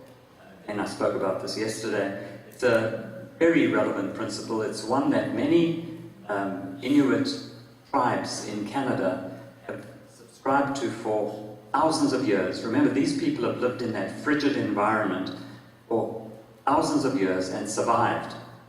And then the white man comes along, the colonialists, takes it all away from them, forces them under treaties to live under certain conditions, and forces them to make certain decisions and breaks the treaties when it suits them to break the treaties. We're trying to get better at not doing that in Canada. But these tribes who have survived for thousands of years have survived on the basis of this very principle. And I would say to you, can you imagine your vice president-elect goes into office and subscribes to the seventh generation principle, and if he can influence all of his colleagues in Parliament, in your legislature, what do you call it in Taiwan, Parliament? What a wonderful achievement he will have made by getting people to think, we have a policy to change this or to develop that or to introduce something new, GMOs or not GMOs. And he thinks, what will the effect of this be? Do we have enough information to say yes today for the effect that this will have, not for our children, their children, their children, 7 generations down the line? I think the answer would have to be no. We simply don't know what nanoparticles, what GMOs, and many other things are doing to the human genome. So again, I keep saying, in whose best interest do we do what we do? From a Taiwanese point of view, is it in Taiwan's best interest? Is it in Canada as a nation, the USA as a nation, other countries, North America as a region, the Eastern Bloc as a region? Is it only to protect the interests of the present wealthy? Is it only the present generation that we should care about? Is that the interest that we're working in? I say, no, we should be thinking globally with these issues. Think globally, and locally is the maxim. So what we have to do is not be naive. We must be aware that there are forces at play that want to pull us in a very destructive direction and have succeeded in doing so. So we have to be aware of these forces that influence both science and policy. And we have to have much vigilance. I've mentioned to a few of my colleagues here about this organization that I chair, the International Joint Policy Committee of the Societies of Epidemiology. We try to be vigilant about science of epidemiology when we see that bad use of science is being made or junk science is being produced, and where people who are beholden to or paid by corporate interests. I'll use asbestos as an example. You can think of tobacco. For 50 years, the tobacco industry, it continues to do it in different ways, in different marketing ways. But they take people trained in epidemiology and they pay us a large amount of money. It's very difficult to say no. They pay us hundreds of thousands of dollars, sometimes millions of dollars a year, to do bad science. They put us on boards, they put us on editorial boards, on our governing council boards. We had this experience in 2012. We developed a position statement on asbestos, the International Joint Policy Committee. And one of our boards had somebody who's actually a consultant to the asbestos industry. She managed to manipulate her way through elections to get through the democratic process on the board. Fortunately, in a democracy, everyone has a vote, and there's a majority vote is what persuades. So she was completely, her position was unacceptable to most of the people on the board. But in a way, I was very grateful for it, because what she was telling us was what the corporate people would argue. What did that do to our position statement? If you go to the website of the Joint Policy Committee, you can read it. It made it stronger because we gave all the arguments that they give to say asbestos can be safely used, which is nonsense. It should be banned, it should not be used. Substitutes should be used. So these are real life stories of things that happen to people. And that's what we try to do, is to be a voice of non-naivety in keeping our house in order and bringing truth to policy making and public decision making about what causes harm. In terms of whose best interest, there's a wonderful book. There are many others. There are books that are focused only on tobacco, on asbestos, that show you the whole history of how industry lied and deceived and manipulated the science. It's terrible. These people really, I don't know what to say, but for me, they should be arrested and put in jail for having done this. It's just so much harm. So many people die as a consequence of those behaviors. To me, it's inappropriate that they get away with it, but that's how the system works. Peer pressure doesn't seem to work on these people. That's why I refer to them as sociopaths. They just have no social conscience, it was. But David Michael produced a book in 2008 called Doubt is Their Product. It explains how industry's assault on science threatens our health. It's a book well worth reading. As I say, if you're interested in the topic, I can refer you to at least 10 other books. And this is the policymakers' dilemma, and what the trouble is for policymakers. The greater the uncertainty, the more unlikely it is that policy will be changed. And what is it when we do a study and we find that something is not right? Let's say you're an occupational or an environmental epidemiologist and you find that people who live in a certain area are more likely to get sick with certain diseases. and you go to the manufacturer of the product that's causing the exposure that you believe is causing the diseases, the first response that you're going to get from these people, oh, nonsense, it can't be so. They deny any contribution to harm. If you persist and you want to show them your data, they'll probably turn around to you. Trust me, this has happened to me with my doctoral thesis in 1982. They will try to cause delays in you getting your PhD, when you're publishing your work, or in this evidence getting to the surface. They'll try to obstruct its being published. Or they will even pay you. They'll say to you, well, look, you know, one study doesn't really prove causality, and which is true. Yes, it's really a very dangerous substance. In chronic diseases, it's usually many studies that are needed to demonstrate causality.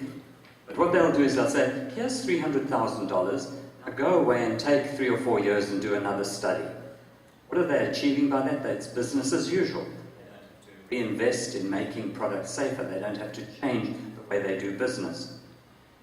If at the end of that, while you're going away to do more research, if you're stupid enough to take the bait, then what they'll do is they'll give the same amount of money to other people who they know will do a bad science, and they'll cause division among the scientists to say, well, the jury is out.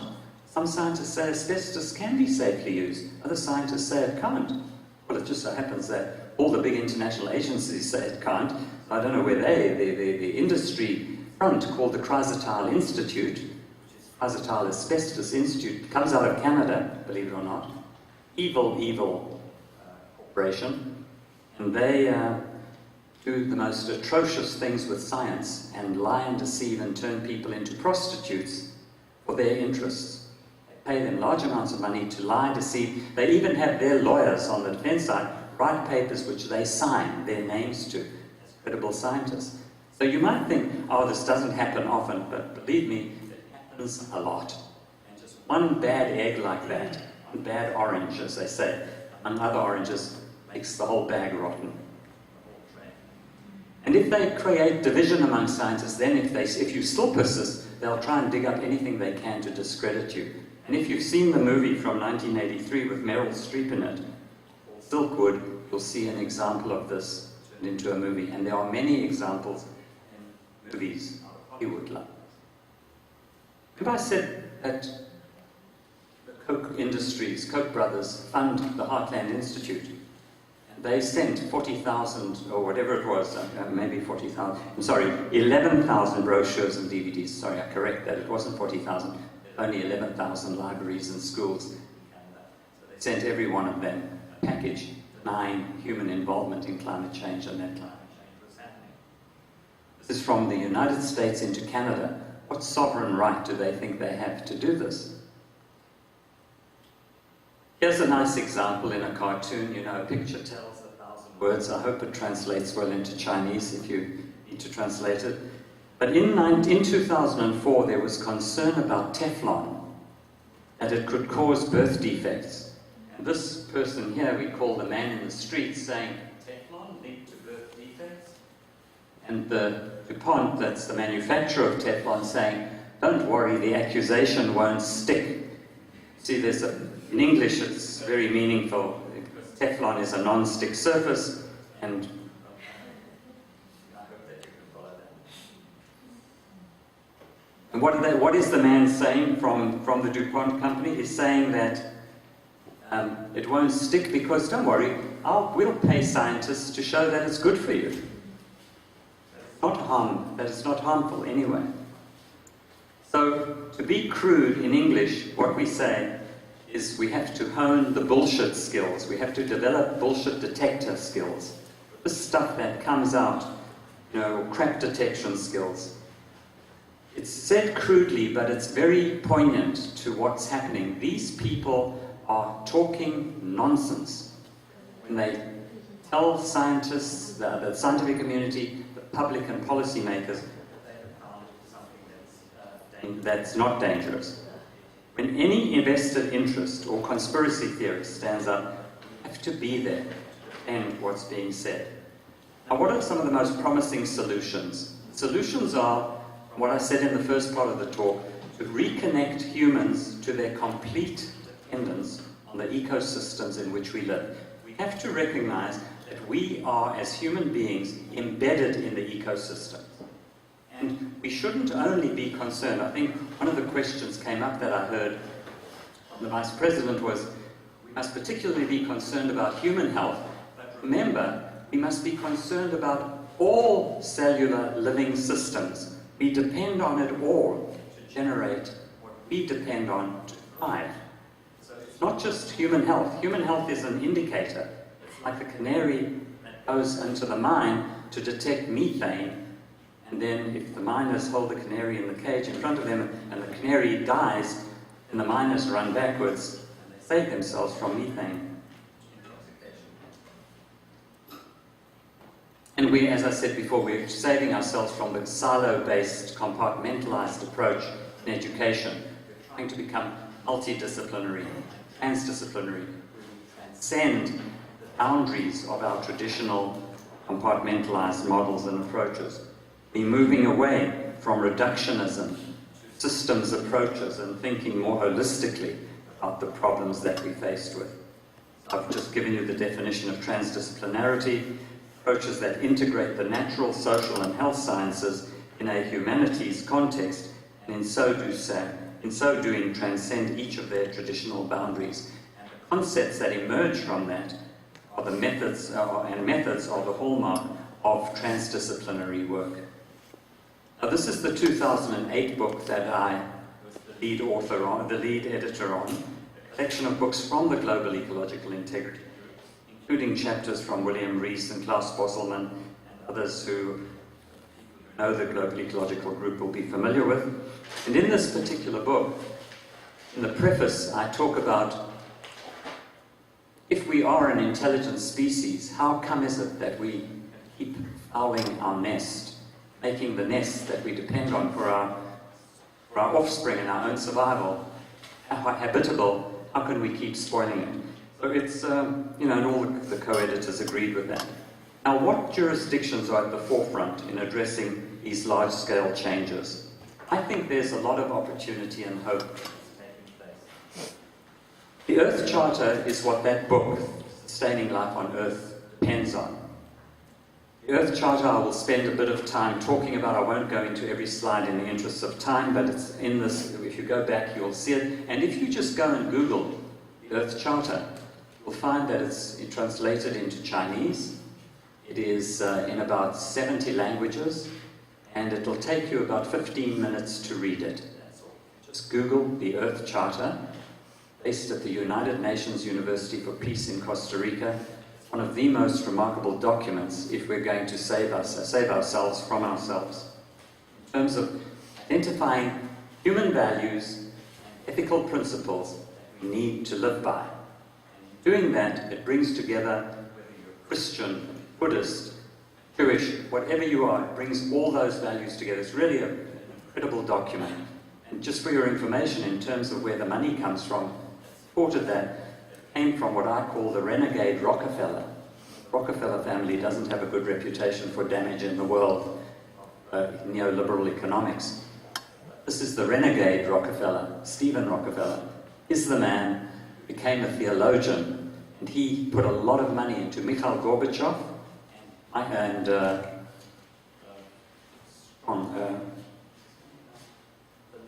person who put together the 1992 Earth Summit. I'm getting older, you see what happens.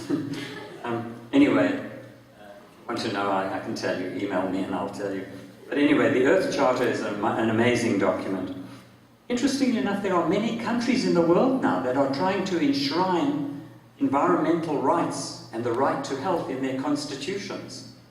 Do you think it's happened in Canada or the United States? That's probably the last place in the world that it's going to happen. But it's happened in many places. One of the first places in the world that it happened was when South Africa went from apartheid to a democracy. Under Nelson Mandela, in 1994, they developed a new Bill of Rights and Constitution.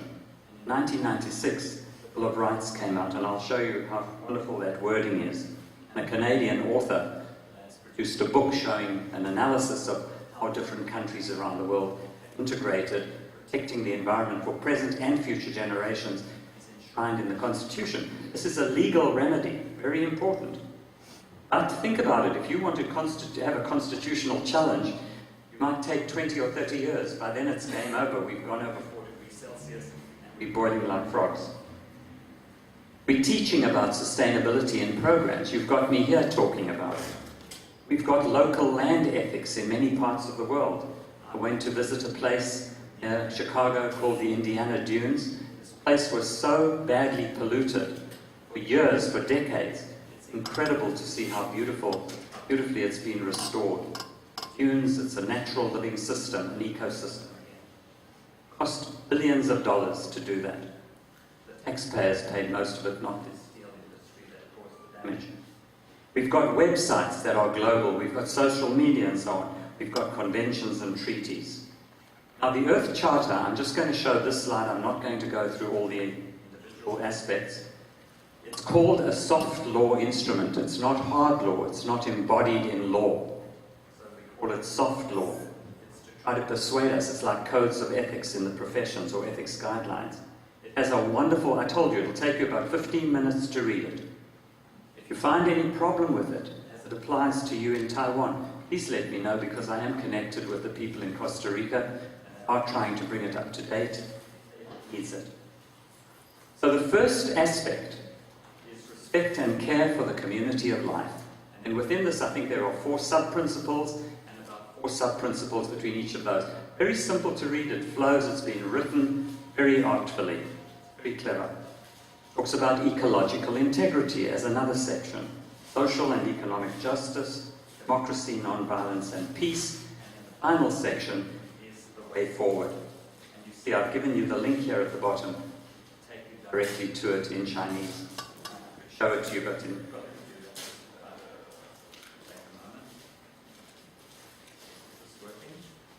it's not working. Oh, we're not connected to the internet. I see, okay. But anyway, you can get to it. It's wonderfully explained on that website.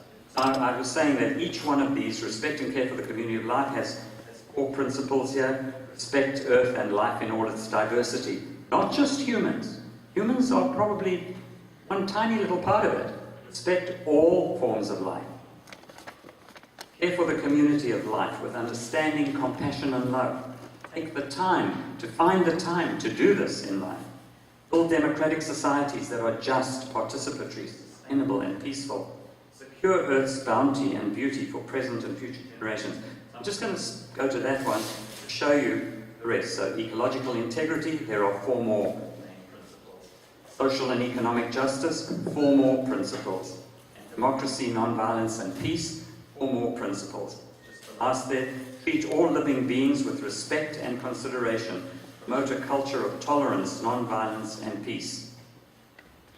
So the Earth Charter's strength, what it does is it's very enabling of achieving what were the Millennium Development Goals, but now the Sustainability Development Goals. But as I say, we're still having big problems with getting that implemented. It's going to be impossible to implement it under neoliberal thinking in economics. Linkages among health, poverty and conservation are made by the Earth Charter. Interdependencies of all forms of life, whether you're talking about the amoeba in the oceans or whatever it is, it all contributes to living the thriving of life and the flourishing of life on this planet. And what is wonderful about the Earth Charter is it's a rights-based argument. And the Earth Charter is the only document that supports ecological integrity rights. It has biocentrism, that's life at the center of the biology, not humans or animals or large species or small species, all life at its core. It integrates the dependence of humans on all of this life. It extends the right to precaution in policy making. Again, who does it benefit and who's taking risks? It explicitly defends future generations. So I say to you, and it fully addresses Buddhist and other religious concerns, as I said earlier. So there's no need to go back and reinvent the wheel. Look at this, see if it can be adapted to life here in Taiwan. So the beautiful thing about the Earth Charter is prevention is its focus and its support of all life and the interdependence of all life. I said I'd show you something about the Bill of Rights in South Africa. Isn't this something? Imagine if every country had this and actually enforced it. See, everyone has the right to an environment that is not harmful to their health and well-being. Future generations are mentioned. Prevent pollution and ecological degradation. Secure ecological sustainable development. These are concepts that we need to take very seriously.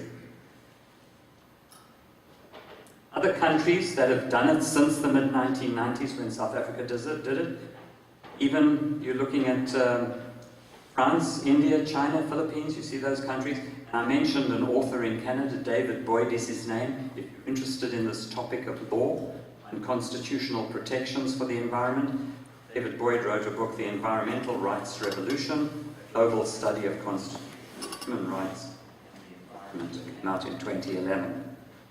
This is a course that I put on based on that book that I showed you that I published, Sustaining Life on Earth. The course it was actually in 2008 and it was repeated in 2010, called Values, Ethics and Sustainability. And it was a course that received very, very high ratings from the students. They loved it.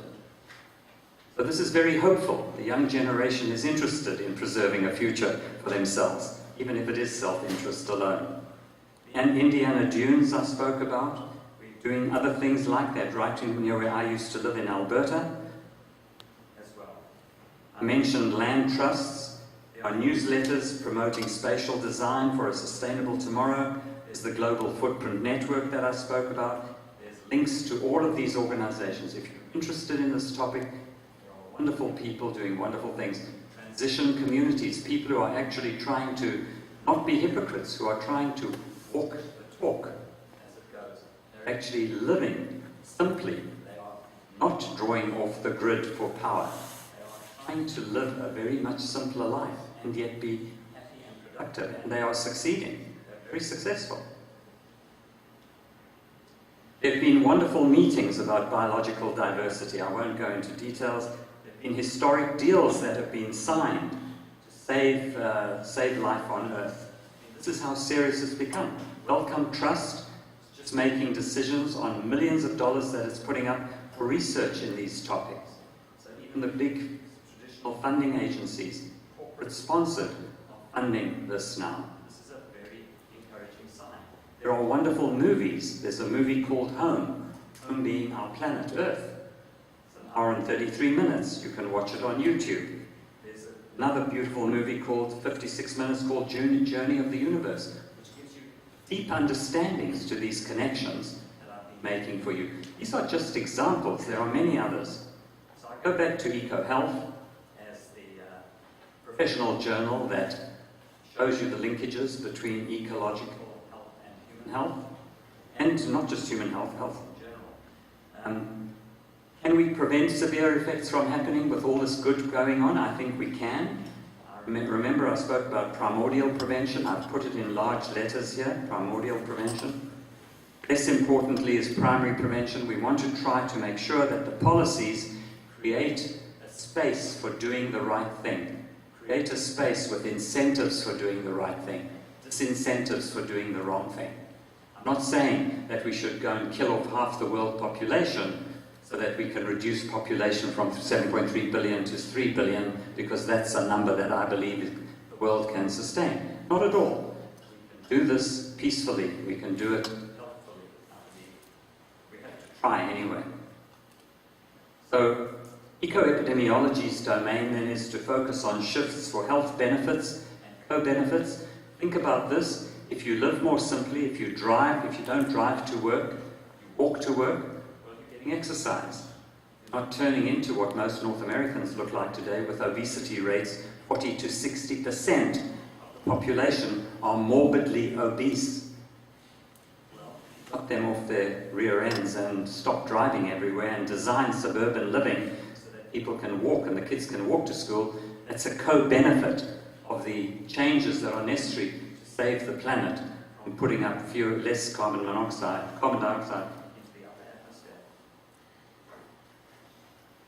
challenges are to influence values, to introduce new ethical norms, all at all levels, from individuals to the highest levels of governance, nationally and internationally. We must influence law and the enforcement of law. We must keep working hard in science to reduce the uncertainties. We've got to get rid of the junk science that is done by evil vested interests that want nothing but individual greed and profit, and no concern for the future of life on Earth. Thank you very much.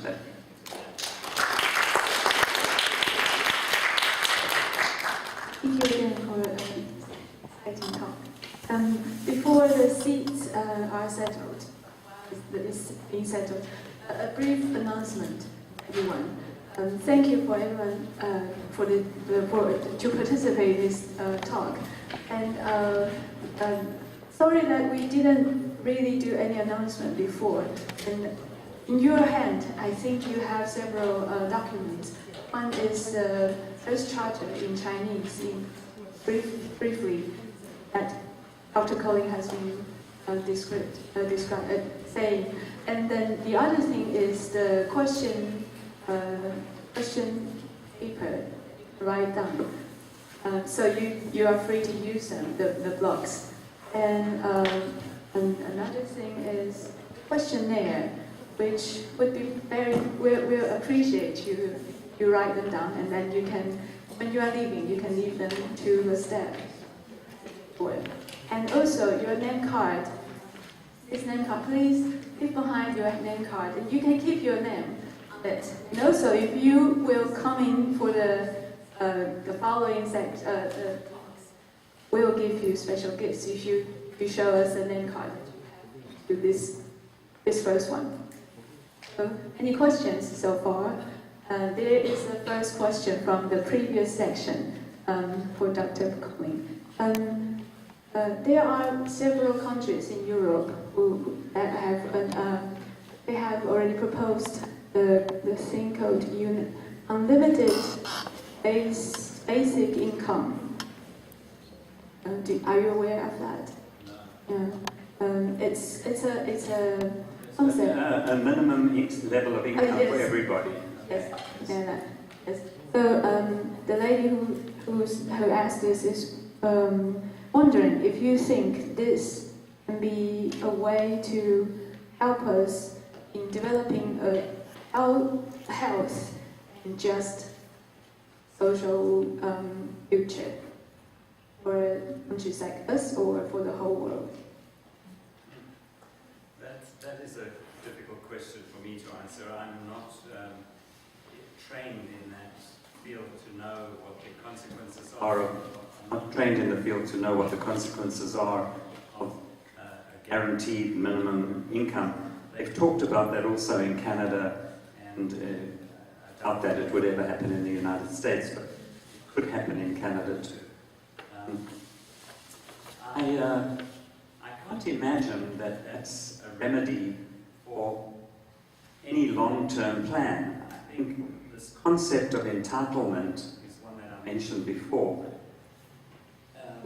I think if the system were to correct itself, with profits being distributed and tax base being distributed in ways that create jobs and self-respect for people, rather than exploitation and shipping jobs to wherever labor can be exploited globally, and this whole globalization movement, I think that question really depends on the answers to these bigger global issues. For me, I think it's a band-aid solution to something that needs a more important way of being addressed. In the short term, of course, it's going to be very beneficial to people who are starving. But what is the point of a minimum income if they're not able to contribute? It's a sort of a taxation. I'm not qualified to speak more, and that's my personal feelings about it. This question I can add some comment, because minimum existence right is the German, the basic right of the German basic law, because they think if the government take the taxation, make taxation policy, and get money from the people. But the government, in the basic, have to, according to the basic law, they have to protect the basic right of the people. So the minimum existence right belongs to the basic right. So in Sweden, Swiss, they decide to make a referendum, and they say our minimum income is 1,300 pounds. That means the government has to make guarantee that every people can exist, even if he is here or he is, he has no income.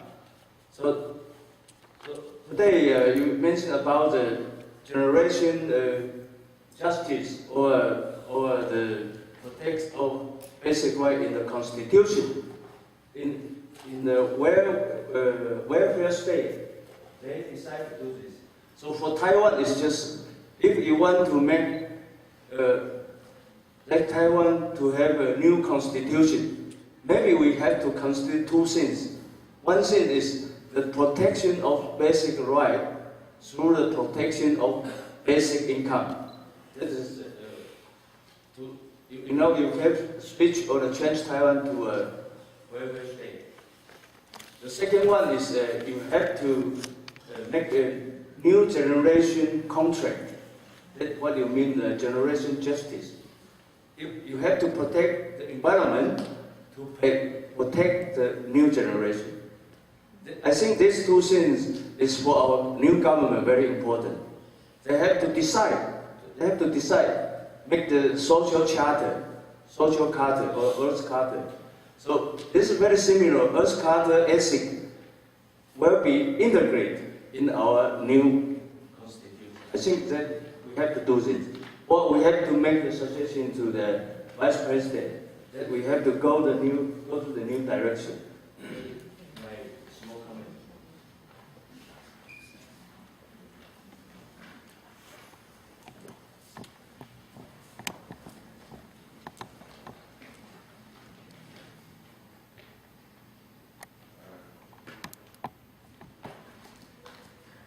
Hello. Good afternoon, Professor.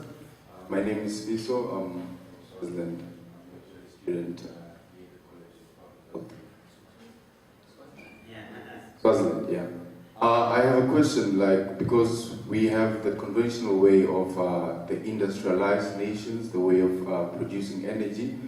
My question is, do you think, is it a lack of political will, or the economic consequences are going to be much dire when we do the transition from the conventional way of energy production into going clean and trying to make sure that we have sustainable economic development, considering the fact that you have population growth is too much and that transition may have economic consequences. So do you think it's just a lack of political will, or maybe the fact that we are slow in transition because we are looking at the economic consequences of that?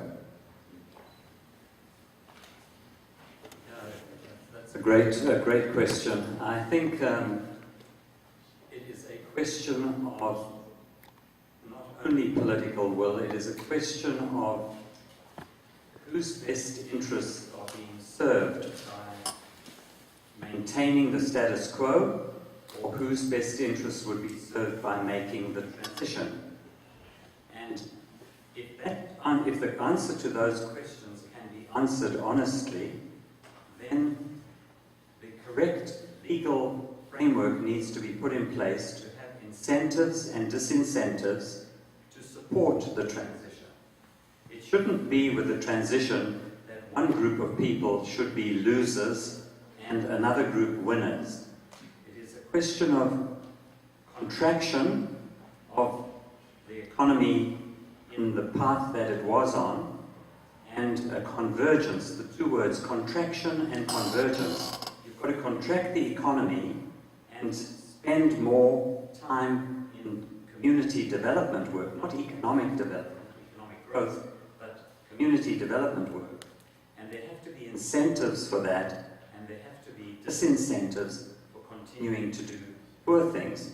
Now, to look at the question you've asked in the context of climate change, every country has to play its part. Yes, it's been the rich northern countries that have caused the damage and that have brought us to this point.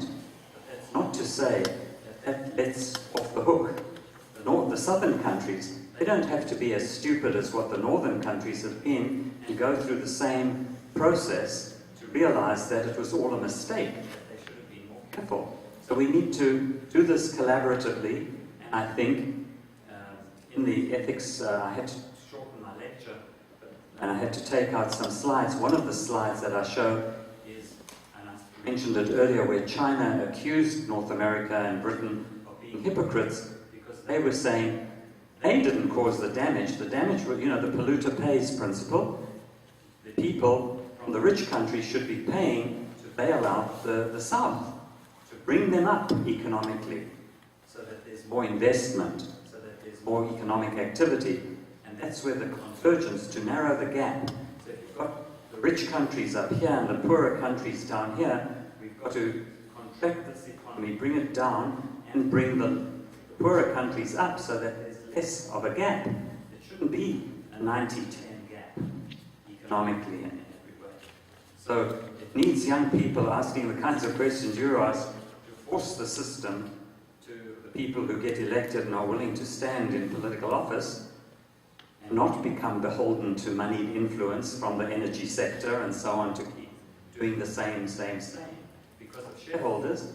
And then you have to think about each of us contributing the way we do. By buying a car, by filling it up with gas, you know, putting petrol into your car is an act of hostility to the environment every time we do it. We shouldn't be doing it. Every time I get in a plane, I mean, I'm ashamed of what my ecological footprint is. Do you know what you can go to the website, I suggest you all try it. Go to the Global Footprint Network website and look for your individual ecological footprint and calculate your own. You will be either very happy with yourself or very ashamed. I am very ashamed. You remember I showed you 1.8 is the average? You know what my footprint is personally? Because I fly so much. It's about 20. I'm way in excess of what if you believe in equity in the world, I'm way over the above. But people say to me, don't feel bad about it, because by giving lectures and being present personally, it's more effective than doing it by Skype or webinars or something like that. So I don't know what the answer is, but we have to have the courage of what we're saying to try to make a difference. Does that answer your question?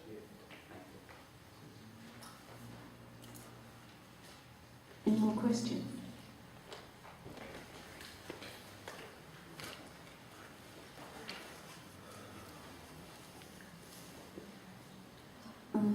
Hello, afternoon.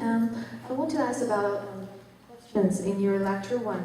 Is that Alberta GPI and about the Alberta GDP? I think that goes in different direction. But is that possible? A country with the both upgraded in GDP and GPI? You're questioning the trend lines that Yes. I showed you? No, that's absolutely, that's really, the GDP in Canada usually goes up at least 0.4 to 3% a year. It's called exponential growth. Exponential growth and the sustainability of the planet are incompatible. Exponential growth in population, exponential growth in anything is a doubling time of what you see happening on all the trend lines that you see. So we have to prevent that, reaching that point where we just go vertically and then see a sudden collapse because ecosystem thresholds, whether it's lakes, air, water, soil qualities, just suddenly collapse. So yes, the GDP has gone up like that and has been escalating. The genuine progress indicator, of which the GDP is just one of 51 measures. Remember I showed you the 3 categories? Economic measures, social measures, and environmental measures. Well, under the economic measures, GDP was 1 out of about 15 or 20 measures.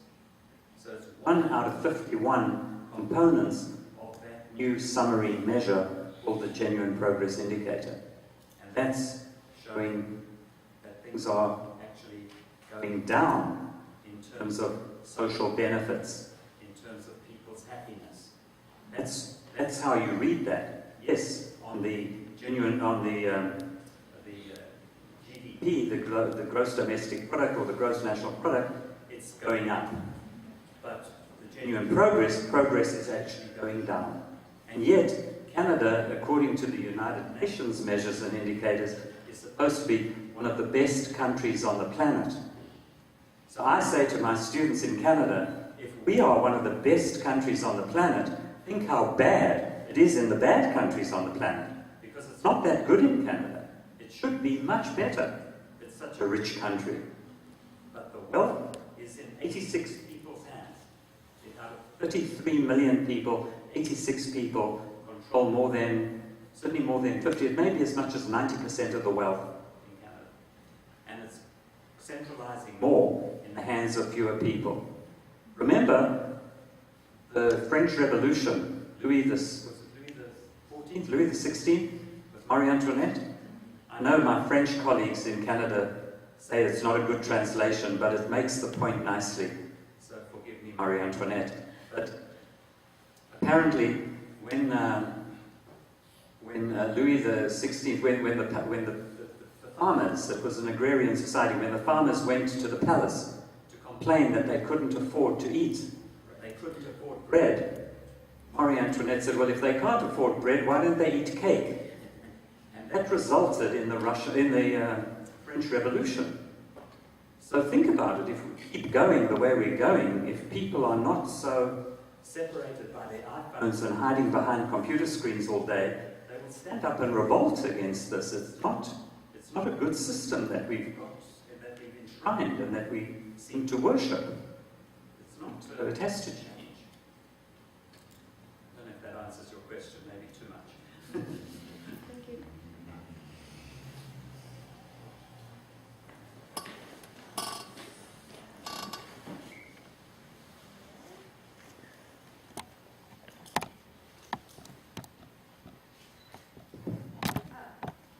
Hello, my name is Jessica, and I'm from the U.S. I'm doing my MPH here.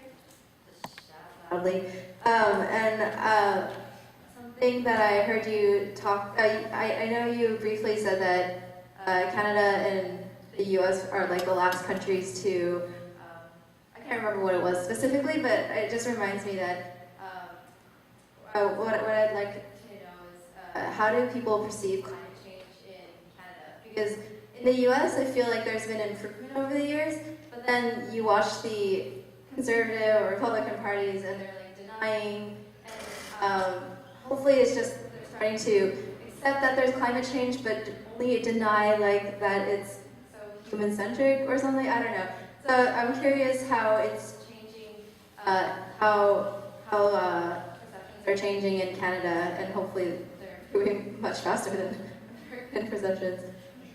So I think what you were referring to earlier, what I was saying is that probably in Canada and the United States, they would be the last countries in the world to change their constitutions to enshrine environmental protections and protect the rights of future generations to a safe and clean environment. What has happened in Canada? Let me speak first to the United States. Under your previous administrations to Obama, there was absolute denial of climate change at the federal level.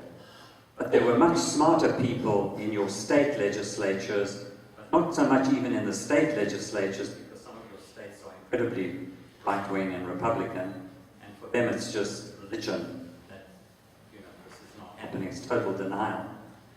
And anyway, I don't know if it's truly denial. I would speculate that it's probably just that they're more interested in what the petrochemical companies are paying them in dividends in their stocks and bonds. So where you've seen in the United States amazingly wonderful effort is at the city level. You've got some incredibly enlightened city management in the States, and it's at the very local level that the movement has really driven. In fact, there's an international group called International, anyway, it's for cities on climate change. And they meet every year and they have wonderful conferences about how cities can make a difference. And of course, cities are important because more than, what's the number now? More than 50% of the world's population is urbanized. And it's getting more and more that way. So cities are very critical to changing the way we live our lives, and making cities sustainable is a key element in all of that. Now, in Canada, I was involved in climate change since about the mid-1990s.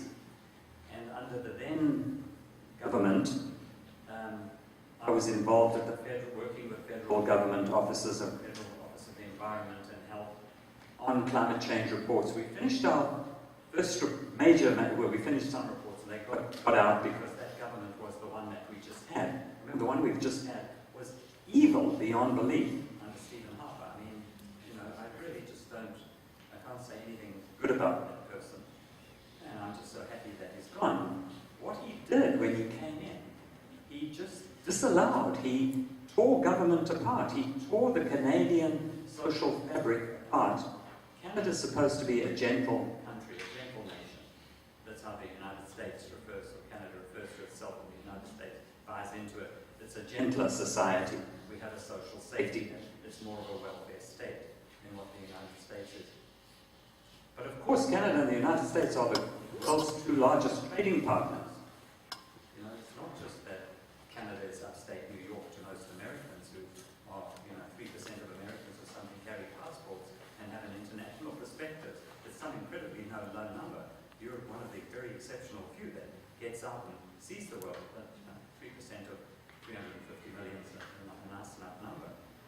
But in Canada, in 2001, 2002, 2003, when Stephen Harper came into power, we had just finished a report. It took 4 years before that report went through enough scrutiny and editorial change before it was allowed to see the light of day. And then it was released on the night before a long weekend when they knew there'd be minimum media coverage of it. It's just shameful. It was a brilliant report. And over the years that Stephen Harper was in power, he disallowed, forget the environment, any ministry. He was command and control of everything. Just so contrary to democracy and openness and transparency, he just dismantled all of that. He put a ban on civil servants speaking about anything, fisheries, about oceans, about what's going on in the Arctic. Canada's had some of the most remarkable monitoring stations. He cut them.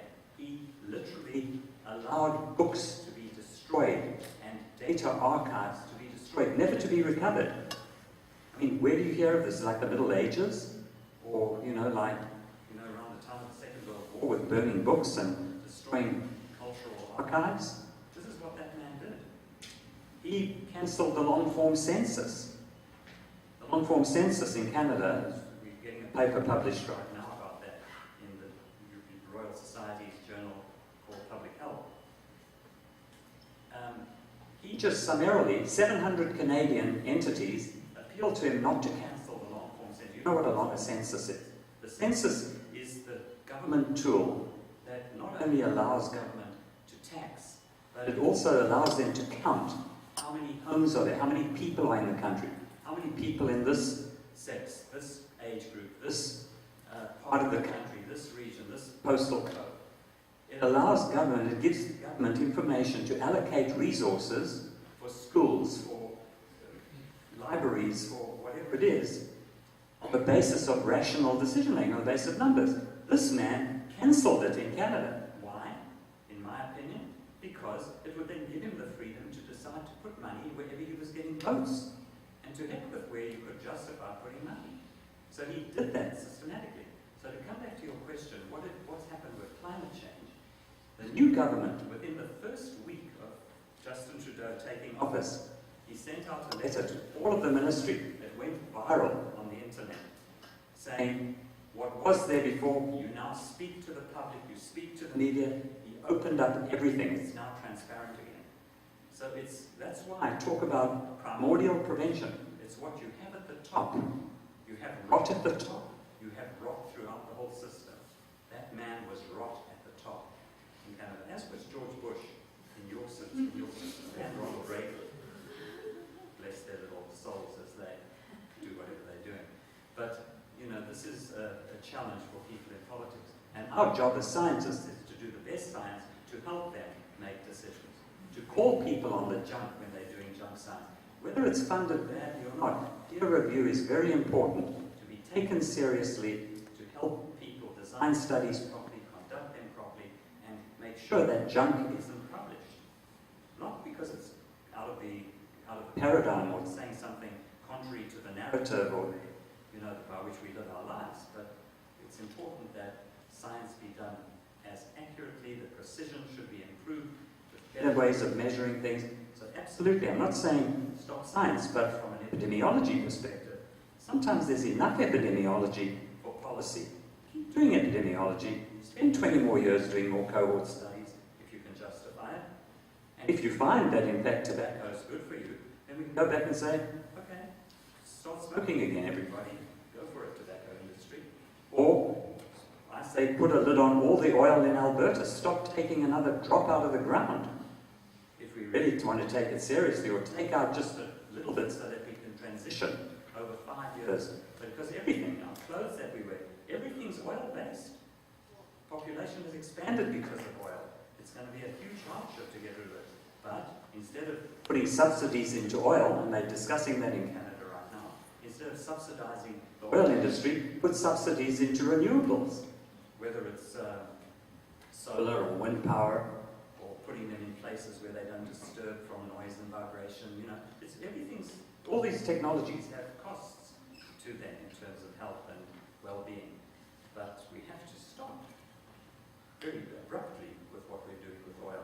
By abrupt, I don't mean tomorrow, but certainly we need to have a 5-year plan at most and be rid of it and be into other alternatives. Of course, it's going to be hard for the oil industry, but we shouldn't say that they're evil. We've supported it. We've enjoyed great benefits. We've had lots of children. We've grown the population to 7.3 billion. We've got all the luxuries in the world. Well, now we have to do a reality check and say that we have to change our ways. I agree with some of the comments to your questions, especially there's local governments and cities actually are playing more and more important roles, even though we still have national policies. But somehow the key for change has to come from the grassroots, and NGOs, active civil societies are very important. And cities, especially big cities, actually a lot of times play a very pivotal, roles of change. To take Taiwan examples, the current mayor of Taipei are also our former colleague. He is a surgeon. Okay, so he got elected, and his success of those elections actually triggers the change of national government. So we now have surgeons, our professor in surgery from our medical school as a Taipei City mayor. And now we have our former dean of school of health from our university become a vice president. So we are in the world politics. This is very unusual time, right? So we will put to test how science can play in politics, using Taiwan as an example. So we are very good. Two scientists now are holding a very important political positions. And I am now serving in this sustainable development committee of Taipei City. Yeah, so he is chairing this, and he like to think the sustainable development beyond 2050. So we have 5 O's to think about long term. So we talk about the nuclear power plant because we are so close to the nuclear power plant, and we don't know how to get rid of waste, nuclear waste. So it's quite tied to the mayor's thinking is quite tied to your 7th generation, isn't it? Well, you think at our generation, think of how to be clean. But think of 7 generations. I don't want to do that because I don't know how to deal with the West. And I cannot give the future generation. Now, the VP today here is in charge of thinking of how to phase out coal. We now have a lot of coal power plants, and it emits a lot of carbon dioxide, and so here to mercury, everything. So this air pollution and global warming issues, is in charge of deciding how to pass the way. So, but as you mentioned, there's so many other interests. Right? The government, when they want to make decisions, there's coal interest, petroleum interest, and other business interests will influence policy too. But we will provide them the strongest scientific basis for them to stay on. Because once a while, you'll get questions, and they will give uncertainty, such as, well, it's not all the fault of coal power plants for air pollution. Even though coal power plant has pollution, but it's not the main source. Even if it's a main source, there's smoking is more important than air pollution, etc., etc. So that's, I think, our courage can provide. And also, in Taiwan, the civil society, NGOs, become more and more intellectually progressive. They can focus on one specific topic and has, we call this kind of, even the technology, they have citizens, they can initiate some study by themselves, pay out of pocket, not funded by government. Say, can you come to do such and such investigation? And it's actually influence the academics too. So normally we have to rely on government funding to do epidemiology. Now, citizens say, I can do, and they will sign off all the informed consent. You can use all the medical records I have. I just want to know whether environmental pollution affects my health. So I see we should be very proud of ourselves in Taiwan. We are in the position that we can demonstrate to the world, through this kind of intellectual involvement in politics, and scientists can take key positions and use science to convince the public and the legislators to pass some important policy and laws that would be very beneficial to health. Right? That's just one together. So, any more time? No? And yeah, the dean has a privilege. A very short, but I think one question. Given Collins, you are training as an epidemiologist and work as a former dean, and now you are talking about so many environmental issues. So, what's your suggestion for nowadays teaching the typical school? Do you suggest any major reforms? Because when I was a student, I learned worry about influence. You are experienced. You are unforeseen. Equally important. So, would you next time comment on this?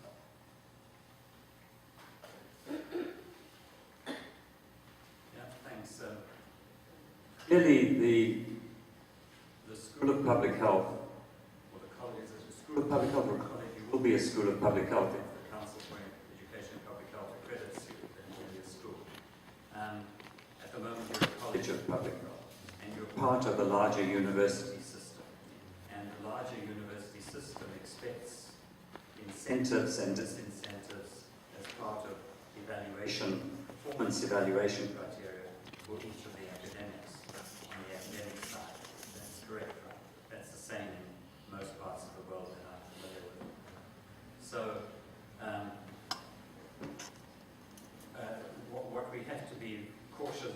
to be aware about is that there are faculty evaluation criteria, and these criteria are not, I think, the wisest criteria. We need to influence those criteria to be changed. There have to be more credit given to people who engage in their research with communities. It shouldn't just be tokenism. They actually can demonstrate that they've worked with a community or an NGO or a particular community that's done their own, what they call bootstrap epidemiology, and they've counted infant rashes or deaths or asthma or whatever. And the academic has helped them do that. The academic should be credited for that. At the moment, I don't think most systems give them much credit. What they have to, what they get credit for is publishing in peer-reviewed journals. They get credit for, yes, serve on committees, but not too many committees. Just be a little of what I call tokenism. So I think what you could do that would be useful is to try to influence the performance review criteria so that public health is treated with a little bit less of a sort of linear approach to what you have to do to perform well. There should be a lot of latitude. In the system of, that we've just gone through in Canada relating to schools of public health, I mentioned before that we produced this document, and you can get it free by downloading it off the Canadian Public Health. It's actually on my website as well. There's a link to it. You can print it. This is the summary. This is the 35-page version. There's a 135-page version, which is slightly longer. And then we're just finishing up a 375-page version, which is a textbook of all of this. And this is the stuff that needs to be integrated into the curriculum, in my view, in all schools of public health, to help us prepare for what I've been talking about.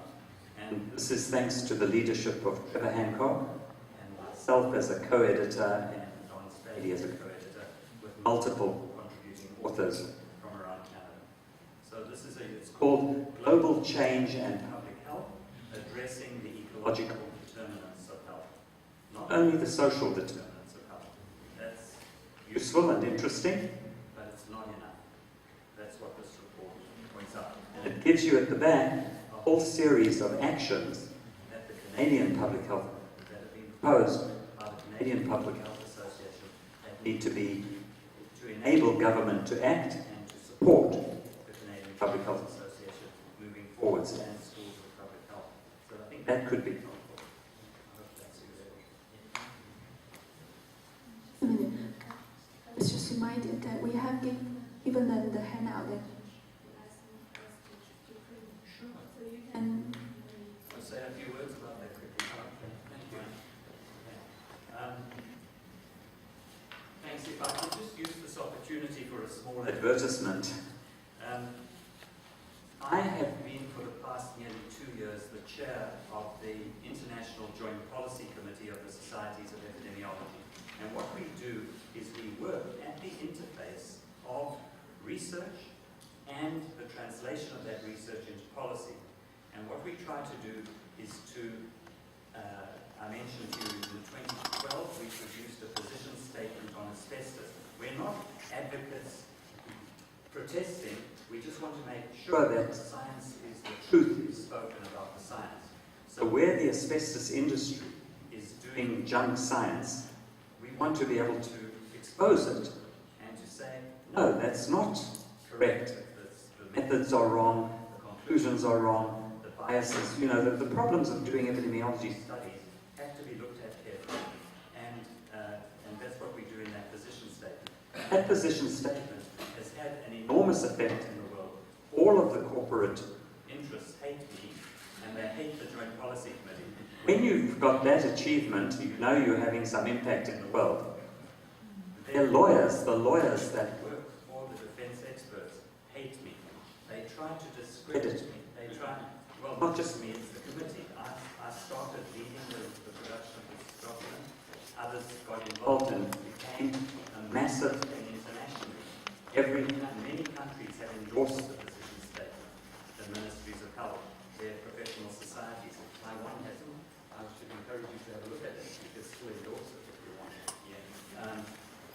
So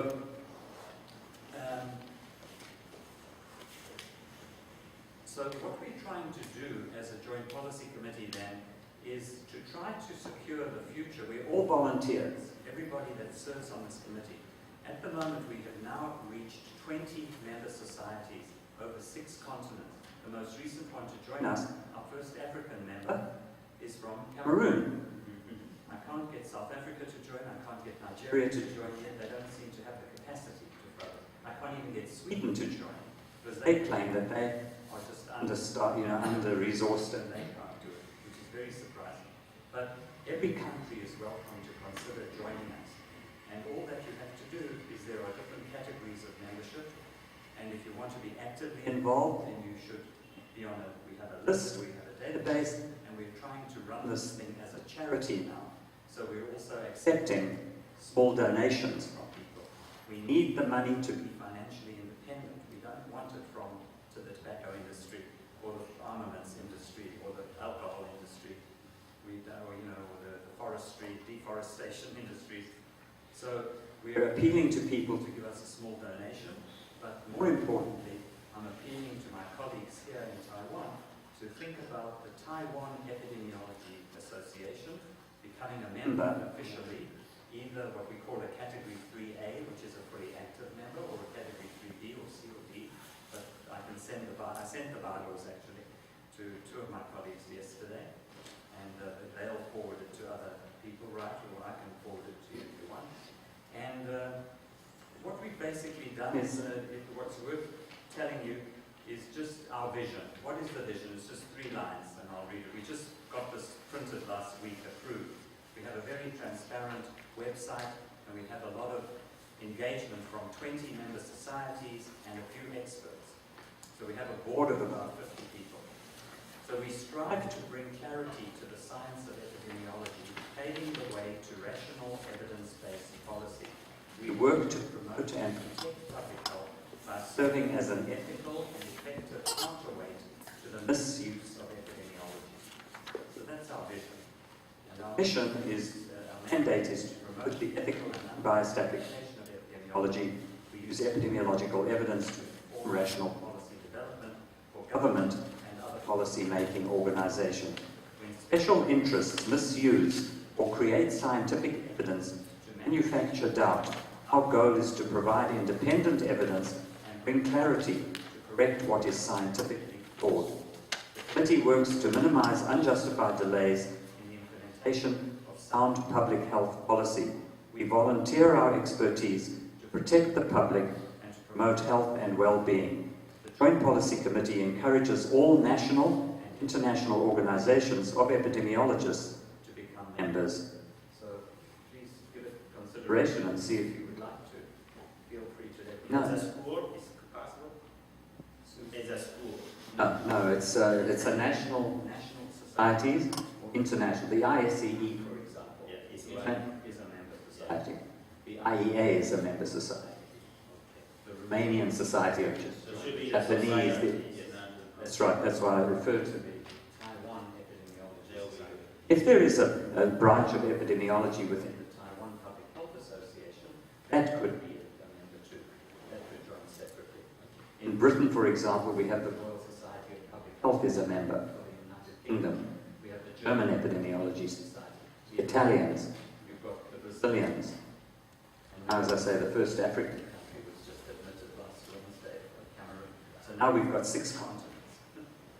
Maybe in Swaziland there will be a epidemiology society, but I'm not sure if there's a capacity there for it yet. Very good.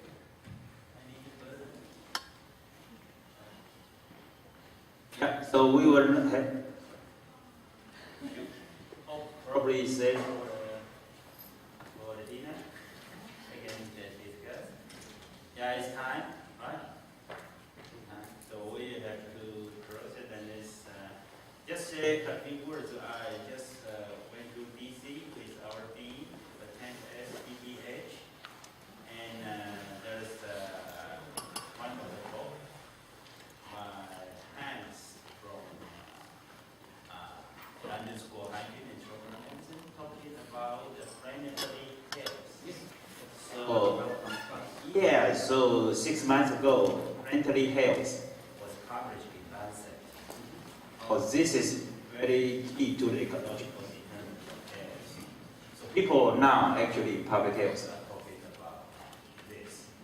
So this parental health, One Health, or this ecological determinants of health is actually a mainstream of public health.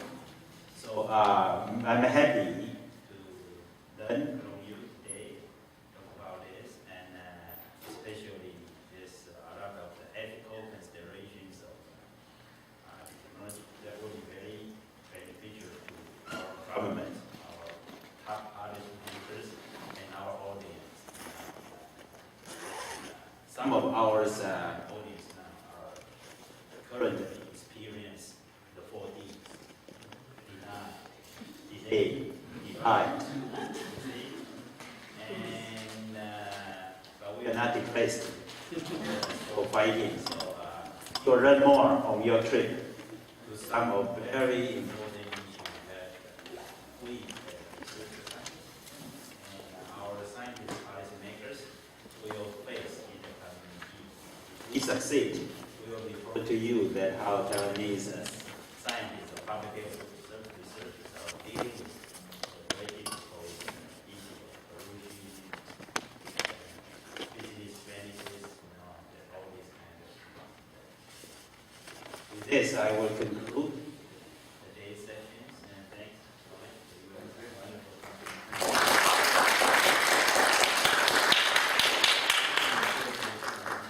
Thank you everyone for your lovely audience. And so this is the ending of our lecture. We will appreciate you leave the name card.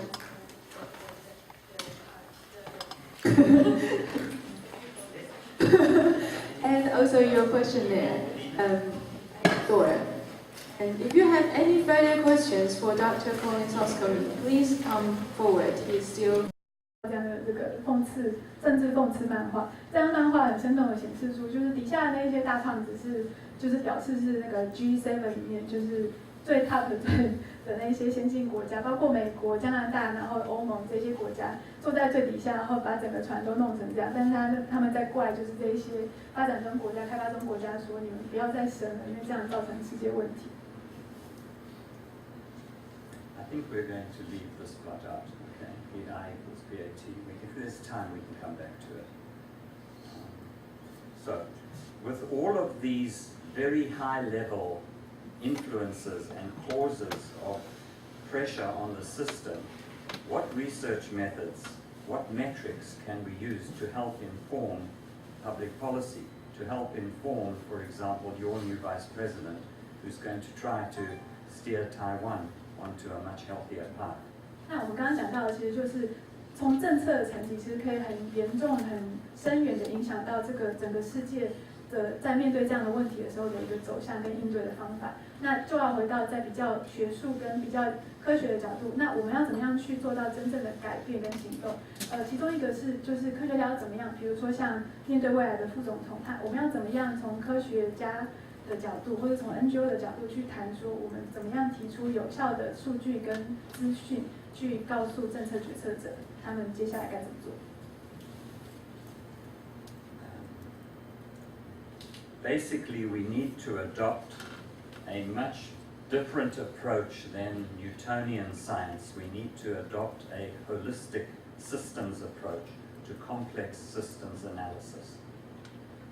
那基本上我们必须要发展出一种新的方法，然后这个是一个系统性的方法，是把一个本来就是一个很复杂的各式各样的就是这种科学探讨的方式整全起来，然后怎么样把不同的研究结果或不同的科学家提出来的各种声音整合成一个更好的，然后更完整，包含各种面向的一个结果去解释我们遇到的问题。And that means that we have to move to include more of the qualitative social sciences in our quantitative tradition. 那这表示我们必须要包含更多种就是科学研究的领域，而且过去的科学其实很重视定量上面的一个研究结果的分享跟介绍，那它其实是比较保守性。但是其实有很多定性的社会还有环境上面的东西，还有心理上的东西，都需要被纳入这样子的一个整全性的一个探讨模式里面。And we must be respectful of indigenous knowledge. 而且我们必须更尊重所谓原住民、第一住民他们的过往的一个传统的智慧的结晶。I'm just going to go with these. I'll miss the next slide. Just to make the point that there are already several methods that exist to integrate qualitative methods into quantitative methods, and 3 of them that are relevant in the global change question are integrated assessment, integrated scenario analysis, and participatory methods. 那我们会快速的就是讲过，等一下讲到说一些其实已经发展出一些这样子的工具，去帮助我们做整全性的探讨。这里讲到3个，就是一个是这其实这只是名词啊，那大家不用太在意，就是一些接下来会介绍一些方法。So we'll miss the next slide, which explains briefly what each one is, and we can come back to that at question. 那接下来其实是一些介绍，刚刚讲到这3个各是怎么样子的。那我们接下来会快速的过去，如果大家有兴趣可以提出问题，我们在后面的时间再回来谈。So the challenges that we are faced with as scientists in contributing to the public good is to look at what values, the extent to which values influence how we operate for sustainability. We need to instill new ethical norms for sustainable behavior in not just ourselves as individuals, but in our organizations, in our institutions, our corporations, and our governments. 那所以我们面对的挑战就是我们怎么样形塑一个新的、一个更有序的一个互动，跟我们自己行为准则的一个方式，不只是在个人层级上，而且是在一个组织的层级，包括专业的科学研究人员，还有 NGO 各式各样的组织，以及在整个就是比如说学校啊、大学啊，整个大型的机构里面，再来是到企业里面、到政府组织里面，怎么样都有这样子一个对永续一个共同的概念。And we must influence the law and make sure that there are mechanisms to enforce the law to protect the public interest. 那而且我们这样子的一个对永续上面的这个想法，必须要影响现在的立法，然后让它可以去影响政策。And lastly, we must do the best as scientists. Our obligation is to do the best possible science so that we can reduce uncertainties and embrace the reality that uncertainty is part of science. As Stephen Hawking said, we will never have all the answers.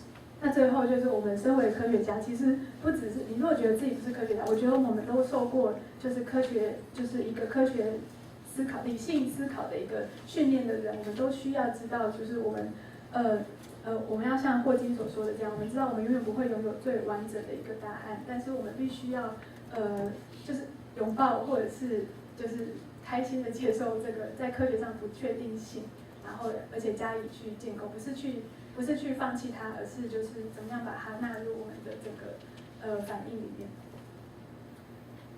Now I want to say a few words in the last few minutes about the hope, and there are just a few slides. The Earth Charter is one document that we do not need to develop. It exists and it is available in Chinese. It's available in about 70 different languages around the world. It's a wonderful document about the values and the ethics that are necessary for us to change from a path of declines to sustainability.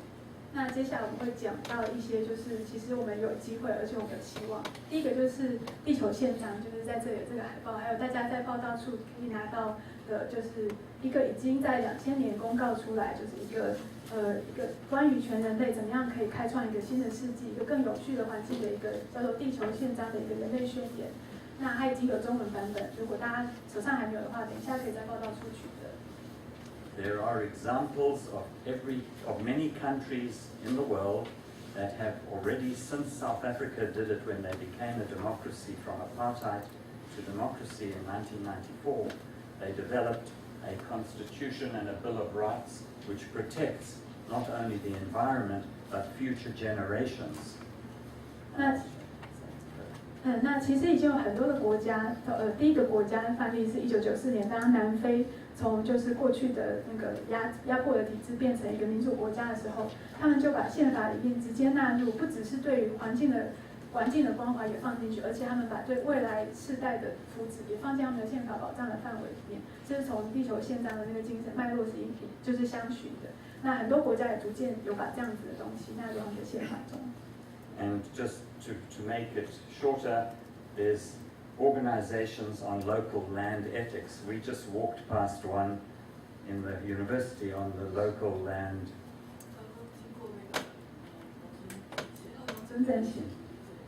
They're happening all over the world. It's very encouraging.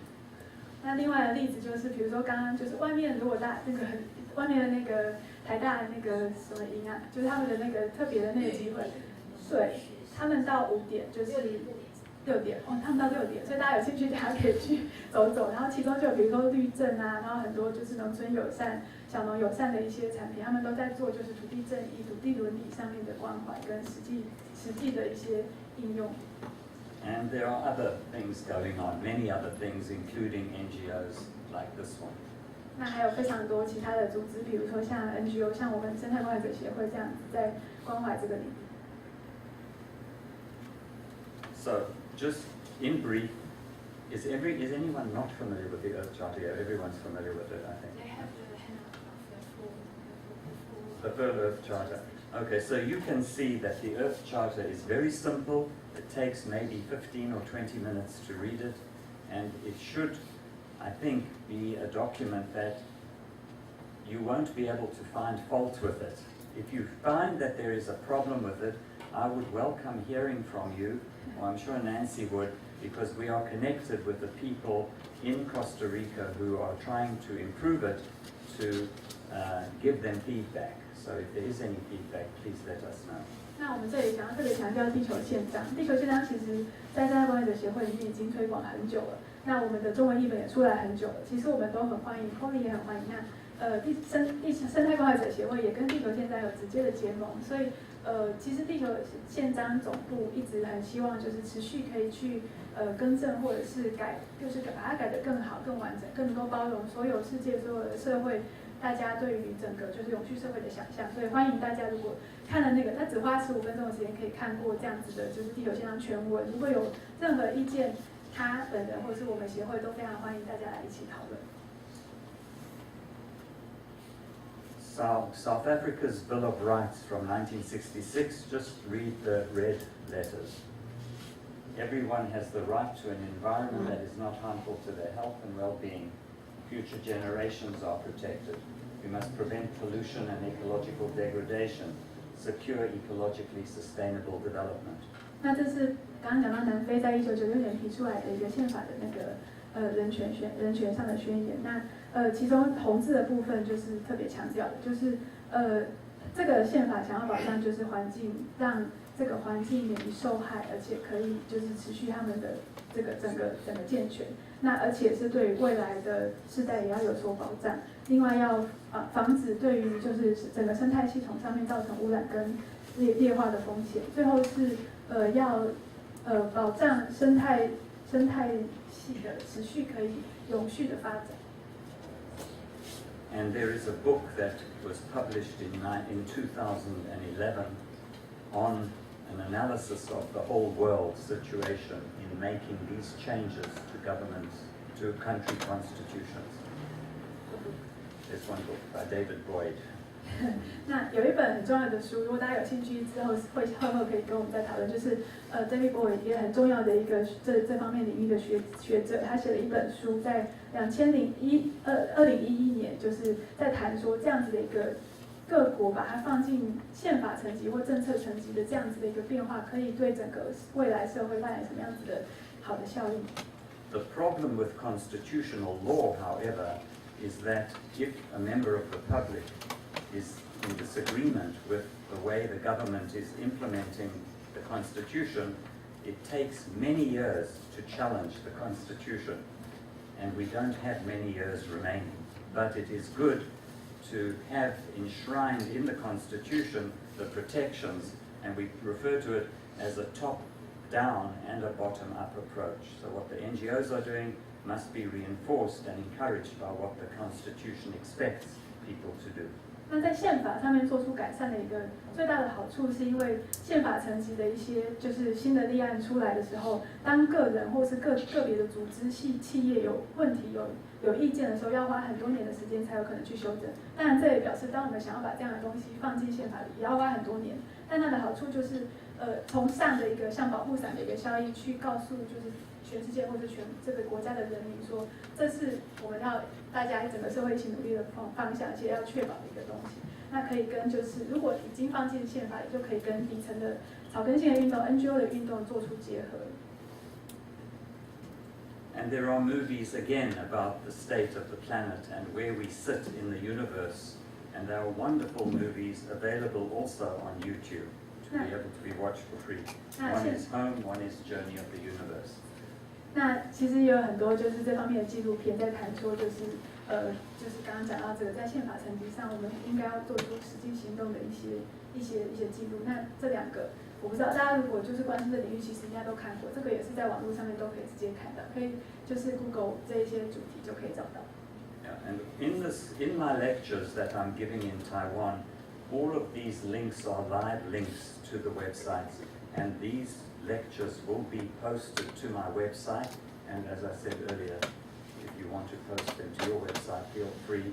So you can go in and just click on any of these things. 那所有这些他谈到的这些连接，都可以直接从他的包括他的 PowerPoint， 也都可以直接从他个人网站上面搜寻到。他的个人网站就是他的全名。如果大家不知道的话，等一下可以来搜寻一下它的全名 .com 这样子。那我们的协会未来也会把这一类的东西就是转换放在我们的网站上面给大家。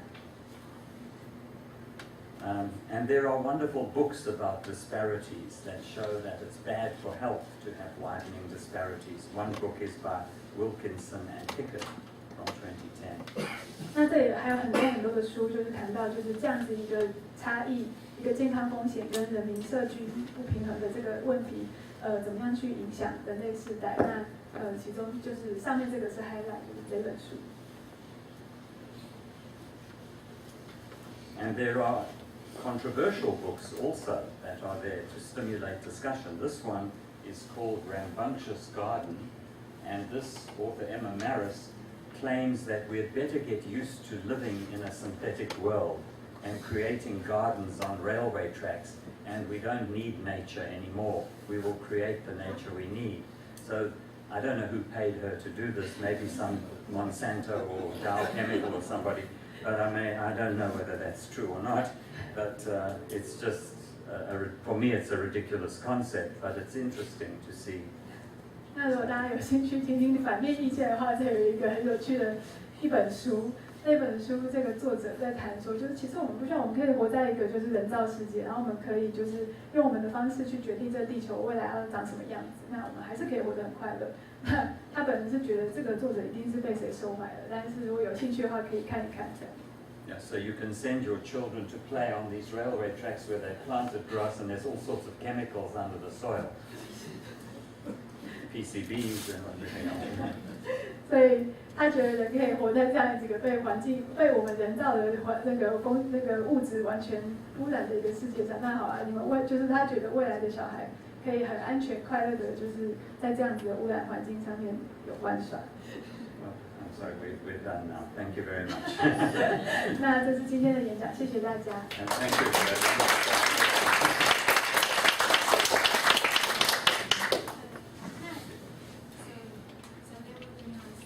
Bring out the chairs.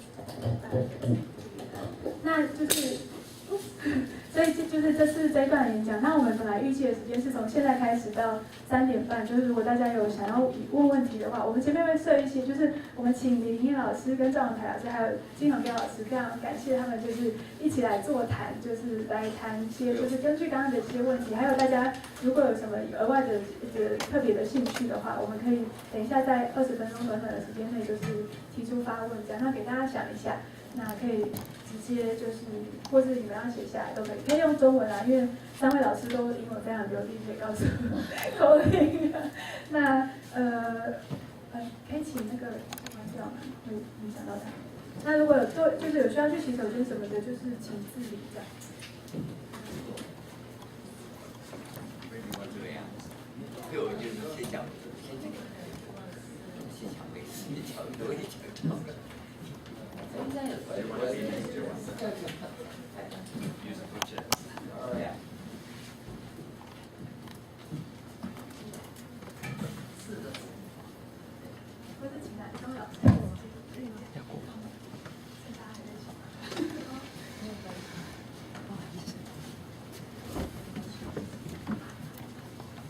如果大家现在就有问题的话，我们其实可以先开放大家有问题先讨论。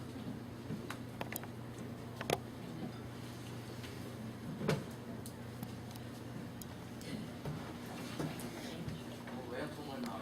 那个讲他这个，那个因为我想刚刚有谈到一些贫富差异跟整个开发中跟未开发中国家的一些问题，可是整个地球人口其实是从20世纪到现在，其实它已经是倍增了。那这样的一个人口的问题，其实感觉不出现在整个全世界有没有什么一个更好的一个策略说，可以让这个人口的就是整个减缓，可以真正达到一个让地球不是过度超载的这种现象。不然的话，以现在来看的话，以开发中国家其实人口不断的在减少，那到未来的可能都是一个老龄化的一个负担。可是全世界人口其实还是在成长，那对于流行病的这些发生，其实它可能会来自于一个不是在开发中国家，就像最近所发现的一些病毒，其实都不是来自开发中国家。那这个现象可能还是会持续下去，所以我想这个他可能要请教一下孔运教授有没有什么一些，就他在研究的过程中有没有可能提出一些未来的一些可能的见解？好，谢谢。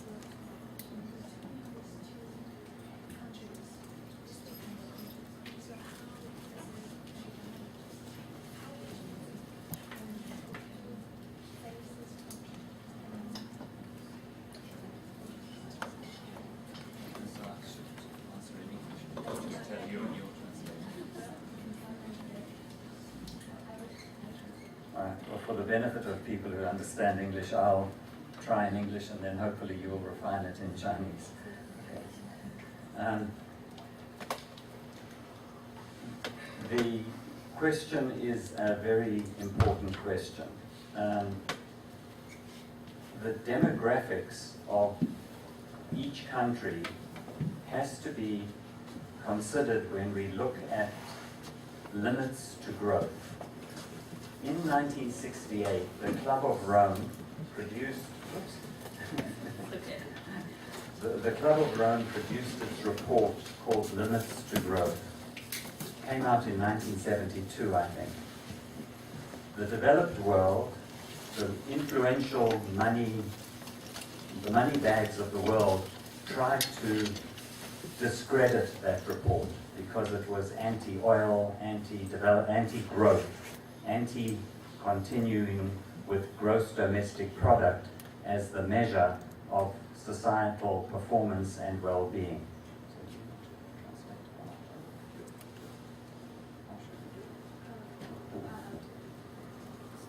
这是一个非常重要的问题，就是其实这在几十年前就有人提出这样的问题，在1973年刚刚讲到这个，就在谈说，未来的世代会遇到这样子人口增加，而且是不公平的，不是平均的增加的这样子的问题，那它会影响就是未来那时候觉得它会影响未来世代的福祉。但是就是这样子的东西，就是仍然无法得到一个合意的解答。那时候大家就开始思想这个问题。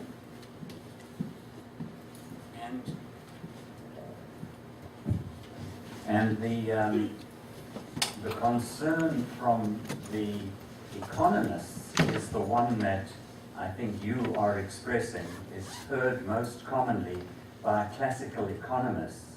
And I might just point out to you, it is the classical economists that have got us into the mess that we're in today. So I would say we should not pay attention to their approach and their concerns. I would suggest instead that we pay attention to the concerns expressed by ecological economists who understand full cost accounting, who understand the limits to growth, and who understand ecology and health and many other things. And what they tell us to do is to focus on two dimensions. If we had a blackboard here, we don't have a blackboard. 我补充一下，就是 Well, I can just indicate by hand.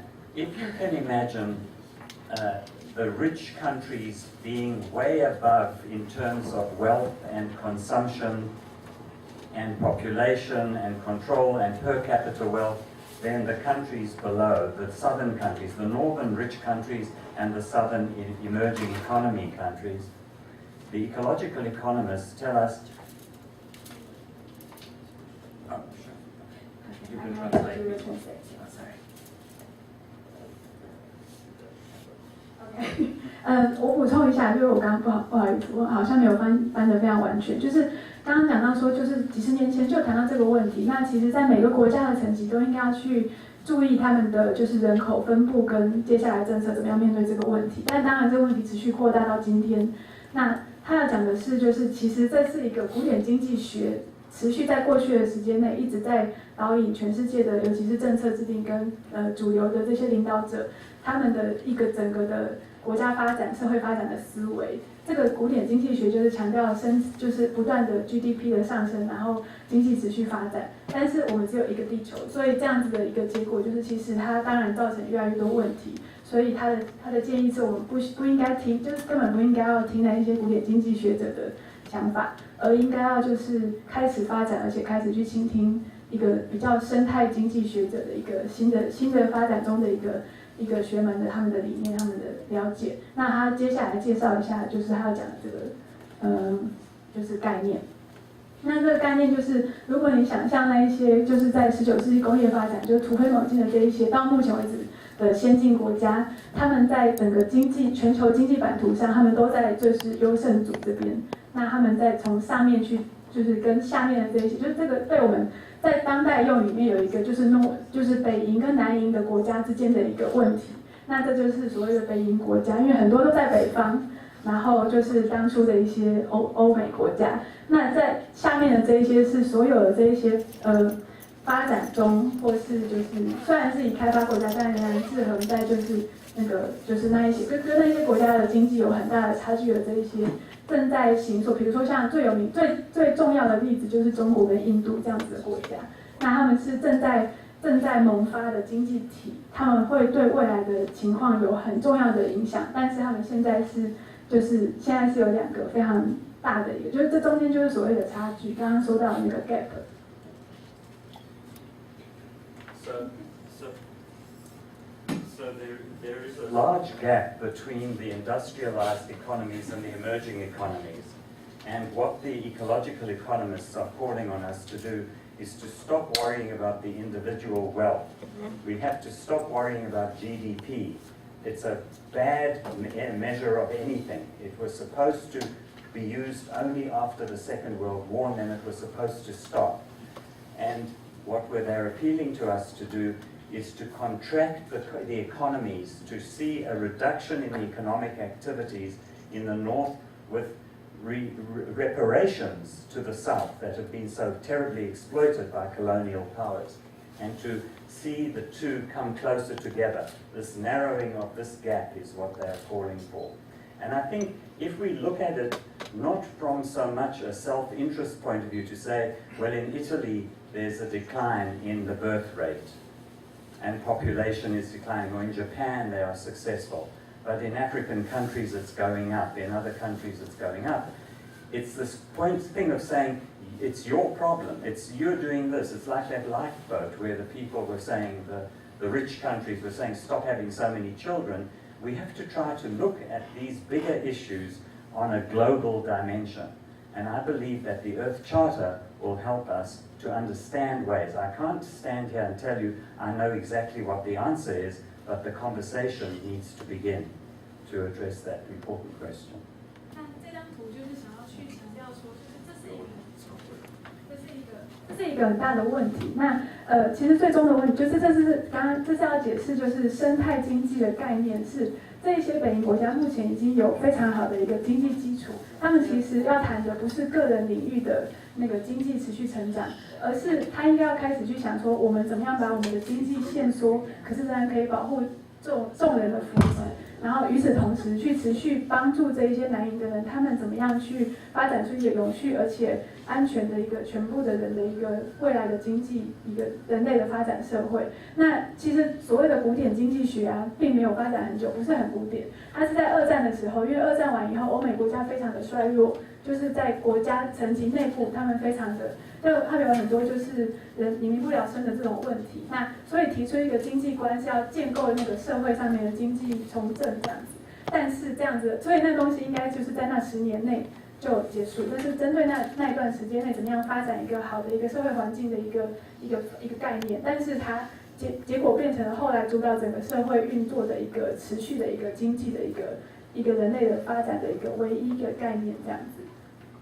那所以他对于就是刚提出来的这个非常重要的问题，其实没有办法有直接的回应。但是他的想法是，比如说像我们谈到地球宪章，当我们所有的人在面对这样问题的时候，不再是从个人或各国的单一国家的角度去看其他国家问题、看别人的问题，而是看一个我们更了解整个国家、整个全球在发生的问题。还有我们从个人跟各个国家的层级要怎么面对这个问题的时候，想的应该是合作，而不是互相去拒绝跟否认，然后树立危险。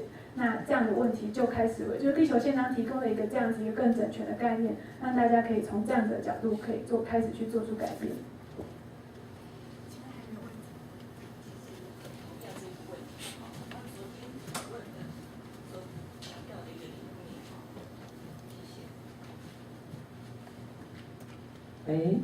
昨天那个 Dr. Curley 在讲的一个这个里面他就说这个要减少消费就是那个 reduce consumption 然后绿色的 technology 等等。那另外是 population 的 control 事实上来讲，这个尤其是这个 population 的 control， 刚刚那个刚刚讲的这个同样一个议题我是觉得就是说，像在台湾来讲的话现在这个人口的这个问题现在大家绝大部分都不敢生都是生一个，或者是根本不生那甚至于就是在人口的推估在台湾的话，10年、20年、2050年多少，2030年等，我们可能就是30% 或是50% 都是老人那尤其在我们台湾也好，在大陆或是日本搞不好都是老人国了那所以这个部分来讲呢，我不知道这个 population control 在我们尤其是台湾我们现在这个问题那不知道这个 Dr. Coley 有没有什么对我们台湾有什么建议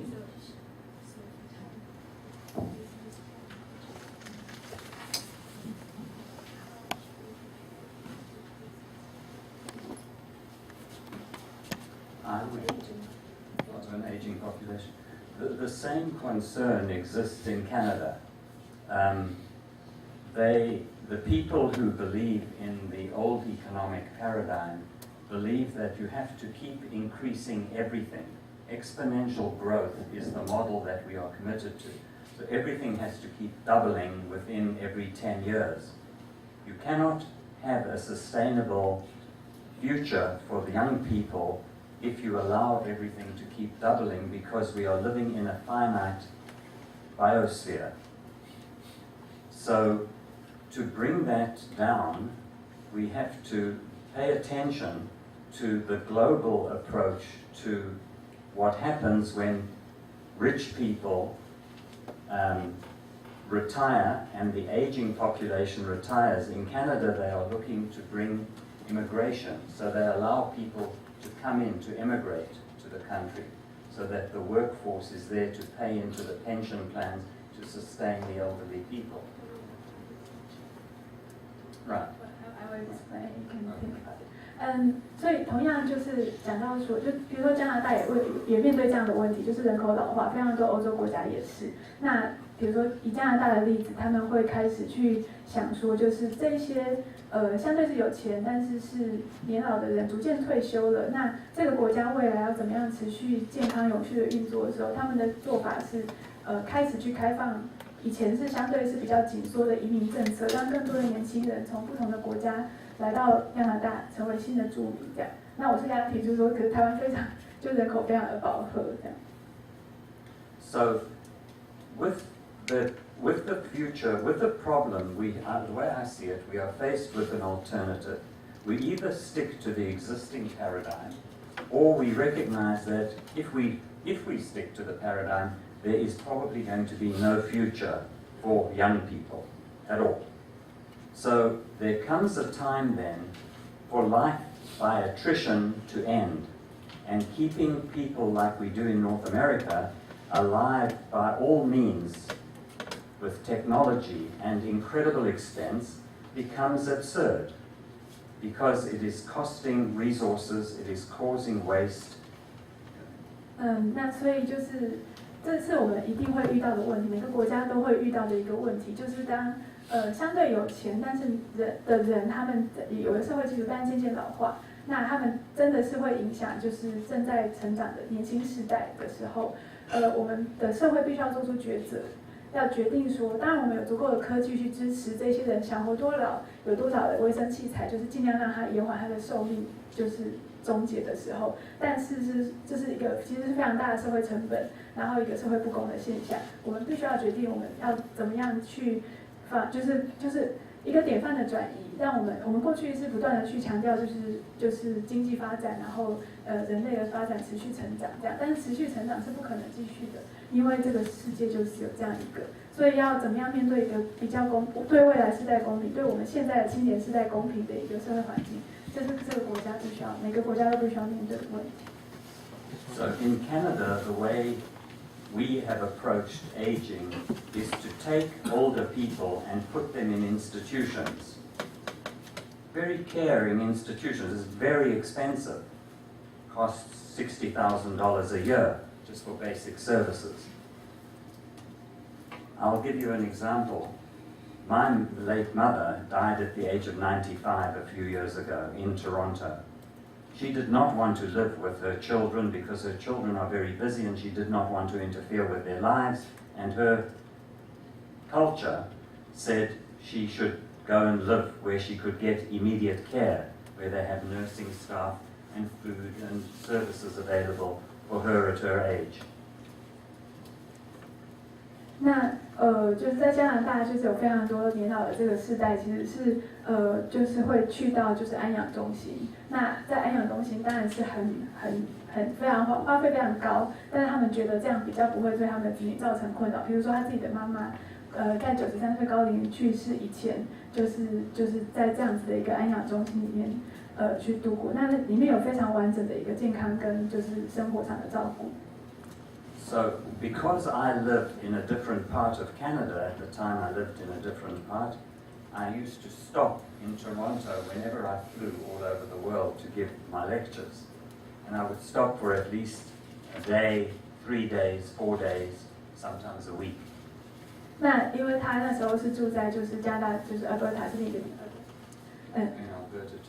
然后他的妈妈的安养中心是在Toronto，那所以他就是过去常常因为他飞就是到世界各国去做演讲啊，就是教学，所以他通常都会尽量安排时间回到，就是在这些飞往返的过程里面是会在Toronto特别停留，当然也可以做教学，那主要是可以探望他的妈妈。And because I had to catch a plane, I'd come for a few hours or a few days, I used to take a taxi to the airport from this institution.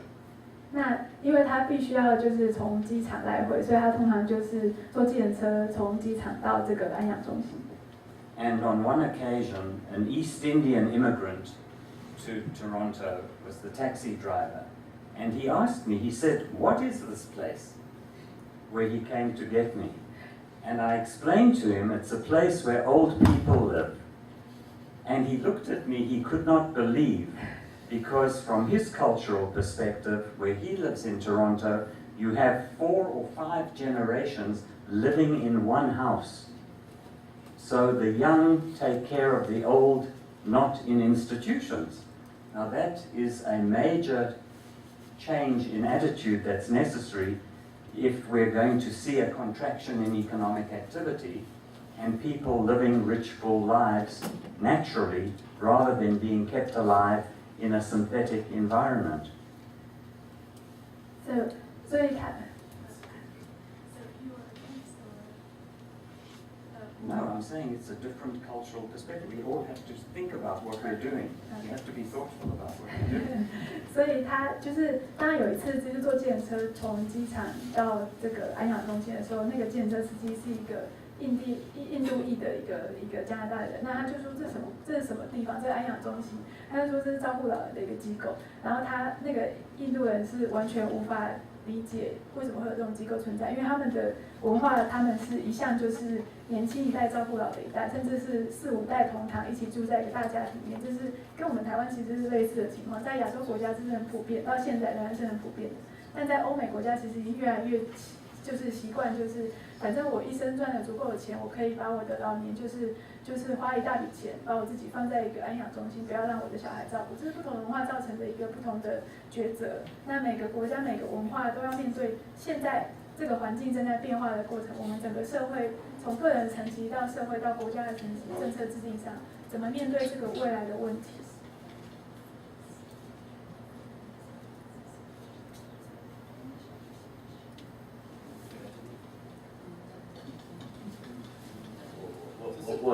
我也刚刚有补充一下，就刚刚他讲说这个你要把这个 gap 就刚刚讲的那样，要过渡的这个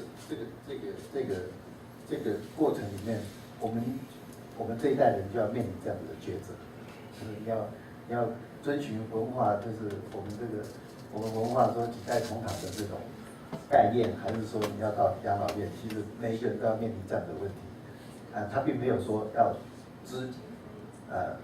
哪一个比较好，而是说，你如果要想到全球的问题，你个人也会面临这样的个人的抉择。对，我想也是同样补充，就是我们都以前都是有这样的观念，好像年轻人就要养老，然后老年人的话就这个因为年轻人不足的话，对，就好像会面对这个问题。其实换一种思维，就是我们其实现在很多虽然叫做银发族，但是很多可以自己照顾自己或自己安排自己的生活。也就是说，我们在讲这个事情的话，除了说是国与国之间的公平正义，我们其实还有世代，就是其实我们这一代银发族已经享受了相当多的资源，怎么样能够让这个年轻人不要那么多不必要的这个负担，让他们有更多的机会去过一个比较好的生活，其实是我们这一代可以帮忙去思考。所以从这样的观点，就是我也同样觉得说，老化是一个现象，但是怎么样安排老年的这个生活，然后往一个比较永续的这个方式走，而不是一味的要增加人口的这个年龄层的就年轻人口的基础。一定要用那种什么正三角形那种方式，才能够维持我们这个生活的继续。我觉得还是要考虑那个 limits， 那个 carrying capacity。就是延续一下，就是那个教授刚刚讲，就是因为前一阵子有一个新闻，他就是在讲那个什么以房养老那个政策嘛。然后我那时候其实就是有一个想法，就是说，譬如说，如果这样子的，就是这样子的老人家过世之后，就是有没有可能像这个房子，它就是进入，就是说，如果他的下一代其实是没有那个能力来就是偿还这个贷款的话，那有没有可能就是让这个房子就是进入社会住宅的那个一轮？而不是就是又回到那个什么金融体系里面去。我想现在的这个社会，就是我们面对到很多以前没有考虑的问题，或者是这个以前都用某一些传统的方式处理的一些问题的时候，怎么样有一些不同的观点、不同的想法，用一些比较对于整个社会来讲是比较公平正义的方式去处理一些事情，这样子的一些替代方案的讨论应该要更开放一点。也就是说，让大家有机会去讨论说这样子的一些优缺点，再看看这样是不是应该纳入到整个的一些政策里面。如果它是一个好的策略的话，我相信应该是可以再继续往前推动。Colin 说他有就是在加拿大的案例，就是针对这样子的东西。In Canada, what we do to help people stay independent in their environment, in their own home, is we have nurse practitioners who visit them as often as they need to be visited. If they need to change a bandage, if they need to have an injection, they don't have to be in an institution. People come to visit. It's much cheaper to the system, and it's much more pleasing to the people to stay at home. 讲到你谈到的这个问题，就是就是刚刚李老师跟你在谈这个问题。但是他说，就从另一个角度，他也有加拿大的案例，怎么样去面对这个问题？当老年人就是另一个角度，就是当老年人就是其实无法在自理，但其实他有一定程度的那个自我生活能力的话，其实他们加拿大的社会会比较倾向就是仍然鼓励他们留在家里，因为这样可以防止他们老化的太快速。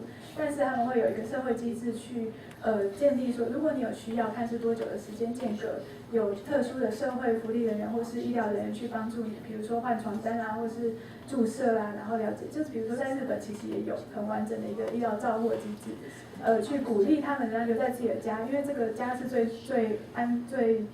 你最熟悉的环境，这样子。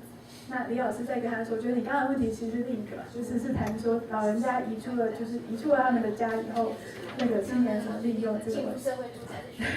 我想我们谈的问题要大一点，这是浪费大家时间的。你谈大一点的问题，不要拿这个小小的字节，对不对？你要谈大一点的问题，因为这个是一个 global approach， 这搬到一个谈嘛，太多问题，是不是？I think if we are talking about the global approach, we do not stick on these tiny examples or cases, which, you know. Except that we often say that think globally but act locally. It's a very important. So we have to act. You're thinking globally, it won't work. There's nothing you can work. For example, between us, in my family, 6 brothers and sisters were so different. There's no model for us to control our family. So thinking globally is no way I'm thinking. You have to have tailored each case. For example, Taiwan, what you need to do, how to do it. Not globally, average you do it. So I think Americans do it, particularly United States. These people are quite different from us in all aspects, almost, except the living and eating. So for the African countries, you cannot use average global approach to help them to you should do this, you should do that. So each country, or even in family, for my parents, even family, you have your own approach. If every family is happy, globally is happy. So I think we cannot talk too much very large scale. Large scale is an idea only. There's no rule to follow.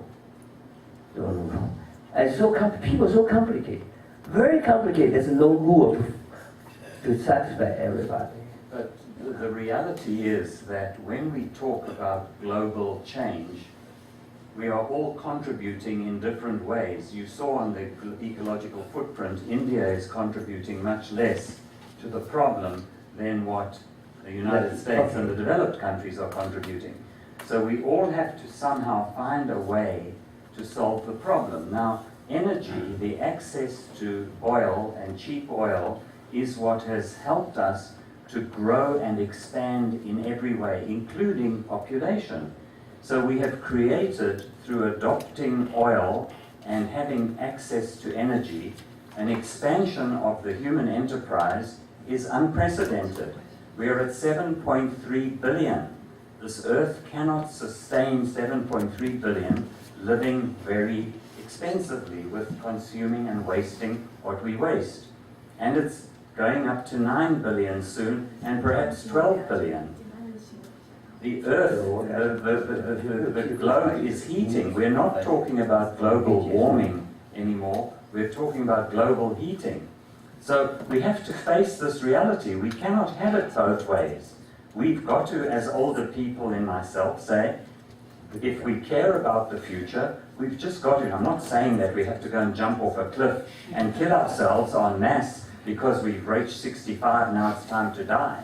Not at all. But we just need to, like I understand the question that this lady asked here, if there's a mortgage on the house, the parents die, there can be very creative ways of having that house absorbed, I would think. But as you say, it has to be decided creatively at the local level into the system and have groups of people who have something in common, in need, that saves the government money, that saves the public from taxation, to support people. I think it's a wonderful idea to have it absorbed.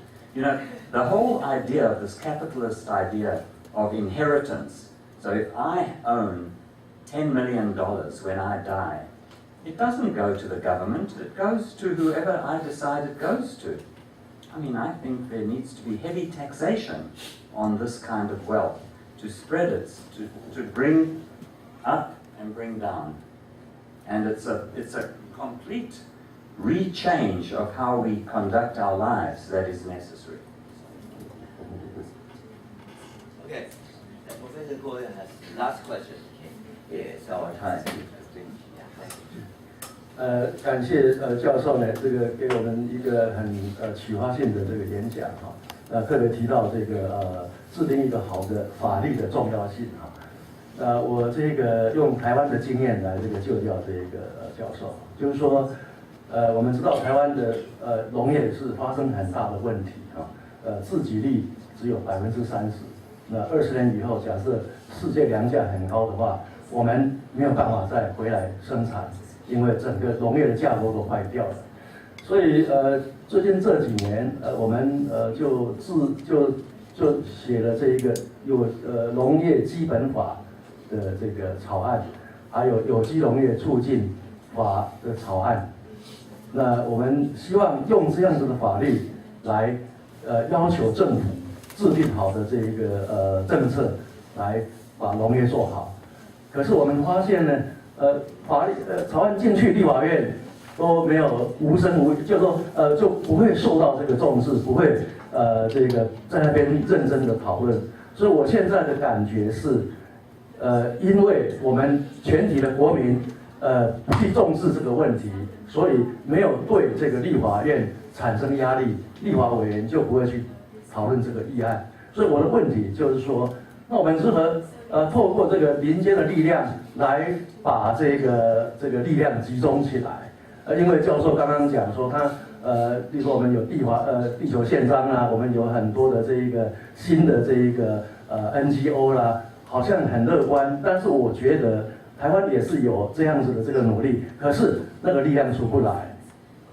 我不晓得这个教授有没有什么更好的方法，让这样子的这个好的正面的力量能够有足够的这个力量来影响政府。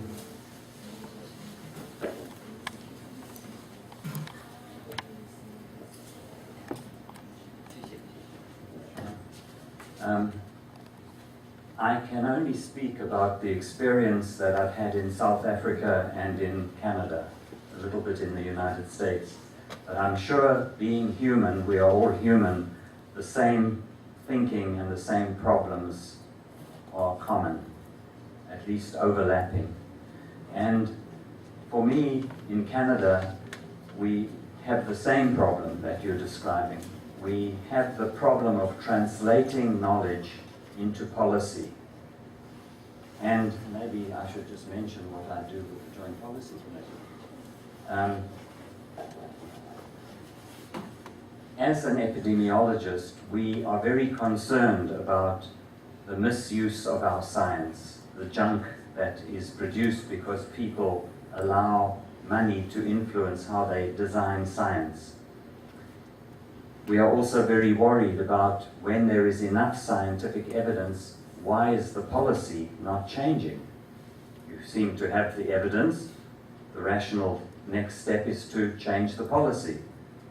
Well, the point I made yesterday in the talk is that the people who make the policy are not in a position to only consider the scientific input. They have to consider the religious input, the cultural input, the interests of corporations, of vested interests and international interests and media interests. There are many other interests, and it makes the job of the politicians very, very complicated. It's difficult for them, particularly if they are not trained in science. They don't know what is good science and when there is enough science to make policy, as opposed to saying, go and do more science, go and do more science, because we want to maintain the status quo, we don't want change.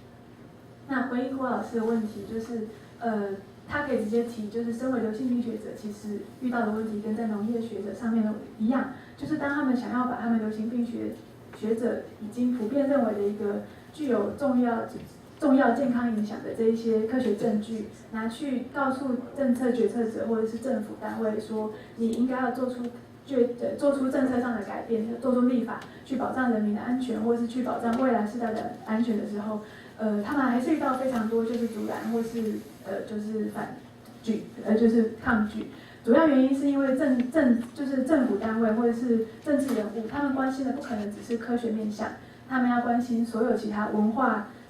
就是教育或者是整个政治上面企业利益，所有的这一些不同的面向都要考虑。昨天如果大家有来，就是他前一场的话，他有讲比较深，就是他有一个图表，其实有显示出一个政治人物他要面对考虑他的压力来自各方，所以他其实就是没有办法完全刚好就是完全因为你科学家说什么就接受。另一方面是，这是说如果他支持你的话，他仍然有其他的考量。那另一方面是，很多政治人物其实不是科学家，所以他不见得能够理解你现在讲的东西有多重要，或者他不见得能接受。那不管他是或不是有这样的科学训练，他一样还是面对那个人抉择是，可是他要不要相信你的结果？他要不要说哦？可是我们需要更多的证据、更多的时间去那个。那这其实是一种程度的延缓，不见得是他蓄意抵抗，但是这就是在政治角力上面，他们必须要做的一些保守性的一些问题。So to tell you what happens in Canada, often when people like you will make a representation, or your community or your society, the Canadian government will set up what's called a royal commission, and they will go from part of the country. Canada's a very big country. They will go around the country and listen to different stakeholder concerns about the proposal. 那如果遇到这样子一个，就比如说农业上面的一个改善的问题的时候，像如果在加拿大，他们遇到这些问题，他们会组成一个皇家一个委员会，那从最高的这个层级去一个各个省份、各个地区去咨询专家跟在地的利益团体他们的各种意见，去收集不同的意见。And most usually what happens is it ends up in a report, big report. It's called a Royal Commission report, and it's put on a shelf somewhere, never to be heard from again. 那其实大家如果在台湾有这样的其实大家可能都有感同身受，就是最后呢，这些委员会的调查结果就会做成一本非常厚的一个政府性的报告，然后放在柜子里面，从此结束。But sometimes in public health, we have learned that to be at the right place at the right time will result in policy. So we shouldn't see that as being too cynical or too negative. We must always do the right thing for the right reason. The time will come when you can change the policy. 那身为公共学者，其实他也有看到，也见证到一些时候，当你在正确的时间点，然后有了正确的人，然后面对就是做出正确的决定，这个政策就仍然可以因为就是科学上的一个考量，得到一个好的一个立法跟实际的执行。所以就是虽然面对这样一个普遍上来说就是很容易造成刚刚说到的这种问题，但是我们不应该失去希望，我们也不应该失去持续尝试的那种动力。我们必须要更聪明的去运用各种可能的时机，然后持续 push 这个政府，就是或者是你所面对的这些决策者，怎么样去改善这个面对这个问题。And just to finish the answer, in 1982, I was a freshly graduated PhD in epidemiology, and I had just left the United States to go to Canada. And in 1982, as a new epidemiologist, there was a new epidemic called AIDS. And I decided that as a new academic, as you know, you have to identify some research path that you're going to follow. So because it was resulting in Kaposi sarcoma, which is a cancer, and I was paid by the Cancer Agency of Ontario in Canada, we agreed that that's the path I should take. Well, it became very quickly apparent to me that action was very quickly needed because there was a new something in the sexual activities of people and in the blood system that was going to explode. And we needed to act quickly. Well, of course, I did what you did. I was the leader of a team of hematologists, pediatricians, internists, infectious disease specialists. I was the epidemiologist with a colleague at the time, 1982, 83. And we came up against this roadblock of government saying, we have to study the problem. Well, sometimes then you have to go to the media. And I nearly was thrown out of my job on 2 occasions because I spoke to the media and I said, the evidence is clear from the United States, from what's going on in Central Africa. We have to act now. There is no time for taking years to have a royal commission and produce a report. Well, the government complained to my boss and I was warned to not speak out to the media. I said, well, I'm sorry, I'm an epidemiologist and this is what I have to do. So if you want to fire me, I will go back to South Africa, or you can put me in jail or do what you want, but that's my obligation, is to protect the public interest. They didn't fire me. They ended up putting money into the problem, and it saved, I think, many lives in Canada and around the world. Unfortunately, too long, Ronald Reagan was the president of the United States at the time, and the world can thank the problem of AIDS to him single-handedly, in large part, not single-handed, in large part, of course it's through sexual activity and blood transfusions that the problem continues. But he refused to respond to his Surgeon General's advice. You talk about us as academics. The Surgeon General of the United States asked him, pleaded with him, to talk about this need for safer sex, to use condoms, to use water-based lubricants with condoms. He refused to talk about it. 那就是讲了一个非常精彩的故事，我不知道大家记不记得，我简单解释一下，就是当他在1982年离开那个他本来是南非出生，那到美国去拿到他的博士，那变成了一个年轻的流行病学的研究者。身为一个研究者，就是如果是博士后的研究员，你必须要决定一个就是你接下来要研究的一个专精的方向的时候，他选择了那时候1982年正在新兴的一个还未知的一个领域的科学，叫做艾滋。那他们研究艾滋，开始发现有一些群聚反应的时候，他很快就知道说，这是透过就是这是透过性交，然后透过血液的感染，然后造成的一个非常严重的一个疾病。那急需就是所有的人知道这个疾病的传染途径跟怎么样去从国家层级、从世界层级去做出预防。那而且可是那时候而且他那时候呢，就是很快在这个领域里面，就是变成了一个加拿大的一个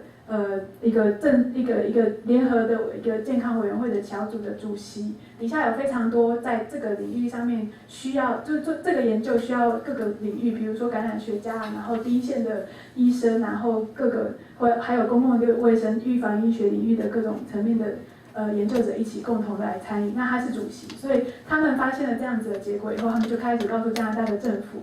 那加拿大政府当然，比如说按照 SOP， 他就要开始去做就是皇家委员会的这个检讨。可是他告诉政府说，来不及做好几年的那个委员会的那个现在的问题就已经正在发生，你需要越快阻断这个问题越好。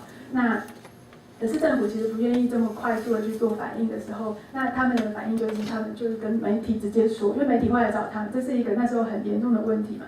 那找他们的时候，他就是多次的在媒体上说这个问题就是已经得到证实，而且不只是来自加拿大他们这个团队，包括美国，包括就是中非各个国家，其实都发生一样的 pattern， 然后这个在健康风险上很严重，必须要现在就做出决策这样。所以他就是政府有施压他的上司，他的上司有告诉他就是威胁要把他替换掉，然后他说没关系啊，替换我没关系，这个是事实，我一定要讲。如果你想要替换我就回南非，反正就是我没有问题。但是身为这个小组的就是主席，我必须要做出这样子。那结果就是没有把他替换掉。那结果就是加拿大政府确实接受了这个想法，然后就是花钱去在这个就是那个健康委员会里面看要怎么样去运用这一些资源去防止这个问题。但是呢，这是加拿大相对人口是比较少的，而且在世界上的影响力比较小。那在美国，他就说你可以完全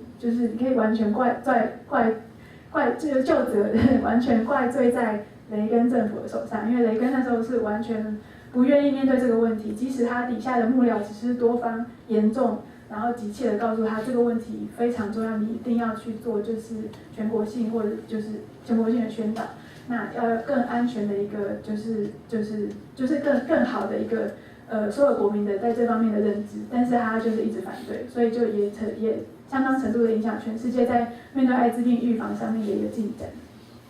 那我们时间不好意思非常严重的 delay， 那我们就把这一段的 Q&A 停在这里。那谢谢大家，如果大家有问题的话，等一下 Cody 会在外面茶点的时间也会稍微提有，所以还可以进一步问题。那金老师还有2位老师其实也都会在场，谢谢大家。最重要的就是 leader， 最重要的是 leader， 有没有把 leader 搞清楚？第二事情会成功。OK， 那。那因为时间的关系，我们本来时间的安排其实是 Q&A 这一段到3点半，然后3点半到4点，我们本来还有安排一个。大家知道这是什么动物吗？对，树懒，那它算是一个就是大家的一个象征的动物。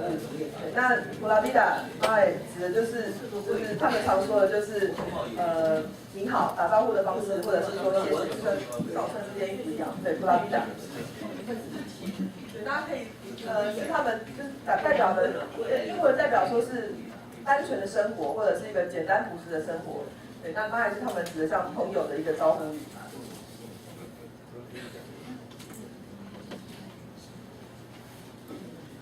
好，那我大概会简单说一下为什么会参加这个实习，还有介绍一下哥斯达黎加跟地球宪章。刚刚Colin有讲过，那我会等一下放一小段的影片的，然后我会介绍一下我在那边的工作内容，跟我在那边的一些文化冲击，或是参与一些生态环境啊、旅游的一些观察，还最后一些反省。那这个计划是因为有外交部的一个补助案，它是补助台湾的 NGO 到国外的国际型的 NGO 去见习做实习。那他会补助大概2个月的生活费，还有一些机票的费用。那我们因为接到这个计划的时间就非常的仓促，所以3月知道通知，然后我们4月就要申请，5月面试，然后6月告诉结果。可是因为它是一个年度计划，所以他要求你在11月底前要回来，要把报告写好，在12月前要交报告。对，所以就是在很仓促的情况之下，因为我们只能够找我们已经有合作的单位。那地球宪章它在2000年成立之后，我们在2001年生态保卫者协会就已经跟他们签约，是一个正式的一个伙伴关系，所以我们就写信去。那因为对方那个秘书处他们老师曾经秘书长陈美老师曾经去过那边参加他们那边就是全球生态完整性小组的一个年会，然后他们那边也曾经有秘书来过台湾，所以很快就接受了我们的申请，然后说我可以过去。对，那所以我实习期间因为外交部补助2个月，那另外 PESA 也补助了我1个月，所以我总共在那边的时间是照理说应该3个月，可是因为很多原因，最后我大概待了70天，中间出了一些刺激的事情，那大家知道哥斯达黎加在哪里吗？很多人以为它是一个岛国，它不是岛国，它其实是在中美洲。那中美洲的话，它的北边是尼加拉瓜，南边是巴拿马。那这两个都是我们目前的友邦。那哥斯达黎加跟我们已经断交了。然后欧拉就是西班牙文的嗨打招呼，他们是讲西班牙文。它距离台湾15000多公里，然后时差比台湾慢14个小时。所以我在美国转机2次，大概总共飞啊等啊，大概30个小时才到哥斯达黎加。那很特别的是，它是世界上第一个正式废除军队的国家，所以它是一个我们可以说是一个很和平的地方。那也被称为是拉丁美洲的瑞士，因为相比之下，拉丁美洲可能有很多比较纷扰或是军队啊动乱，游击队这些问题，那它算是一个比较安全的地方。那也很强调他们的生态，还有他们的生物多样性非常的高。人口只有450万人，那比台湾大一点，可是他们有1/4都是划为保留区或者是国家公园。那有各种丰富的地形，然后火山啊、海岸非常丰富。那也是很多人会去从事生态旅游的地方。然后他们有非常高的再生能源的比例，然后尤其他们希望在2020年达到碳中和。如果他们达成的话，应该就是全世界第一个国家达到碳中和的目标。那因为他们有很多水的资源，所以水力发电也是他们很重要的项目。那2007年就是跟我们断交了，所以造成我去的时候遇到很多麻烦。对，比如说首先是我们因为签证很难拿，所以我后来是办了美国签证，要去办面试的美签才能够进去。然后过去其实我要去之前就问了很多朋友，对他们其实发现我很多朋友的朋友都曾经去过哥斯达黎加，或曾经在那边长大过，就过去可能很多移民到那边。在2007年因为断交之后，就有很多人离开，所以那边台湾人变得很少。那我待会放一下，就是刚刚讲过这个地球宪章，它是一份宣言或是一场运动，然后强调希望建立一个比较公益、和平、永续的一个全球社会。也就是刚刚Colin有提到的这4个是他们的原则。那我在那边工作的时候，其实这个组织不大，左边是我，右边是另外一个实习生。那时候全职人员就5个人。那这位是执行长叫 Miriam， 那 Alicia 秘书她曾经来过台湾，他们2个就是已经资深，就从事地球宪章的运动可能已经10-20年，很资深的人，然后做很多倡议的活动。然后他是巴西人，然后这一位跟这一位是哥斯达黎加人，他是我们的行政，做了很多行政工作，或是校对西班牙文的资讯。然后这2位是美国人，那这位是我到了之后2个礼拜他才来任职，是专门做青年发展的。那包括了唯一的男生，他上个月离开了地球宪章，他现在去德国另外一个机构工作。但他在那边的时候，主要负责很多媒体，还有一些影像或者是戏剧方面，他是一个就是很多才多艺的人，对。然后主要的话，因为很多语言是主要用英文，但是在办公室的时候，很多时候是要用西班牙文，他们彼此之间沟通西班牙文，或者他们对当地的一些联络或拉丁美洲的联络。但是我们实习生去的，我们都不太会讲西班牙文，所以跟我们都是用英文沟通。然后我放一小段，因为可能来不及，所以我放前半段，稍微会介绍到地球宪章的部分。这个是因为外交部给我钱，所以我们得要交报告，要做短片，这是他们的要求。对，那这个音乐背景你们等一下听到，就是地球宪章他们发行的一个音乐集的音乐这样的唱片的。希望大家不会睡着，这音乐非常柔和。我在旁边解说好了，这样比较不会睡着。可以更大吗？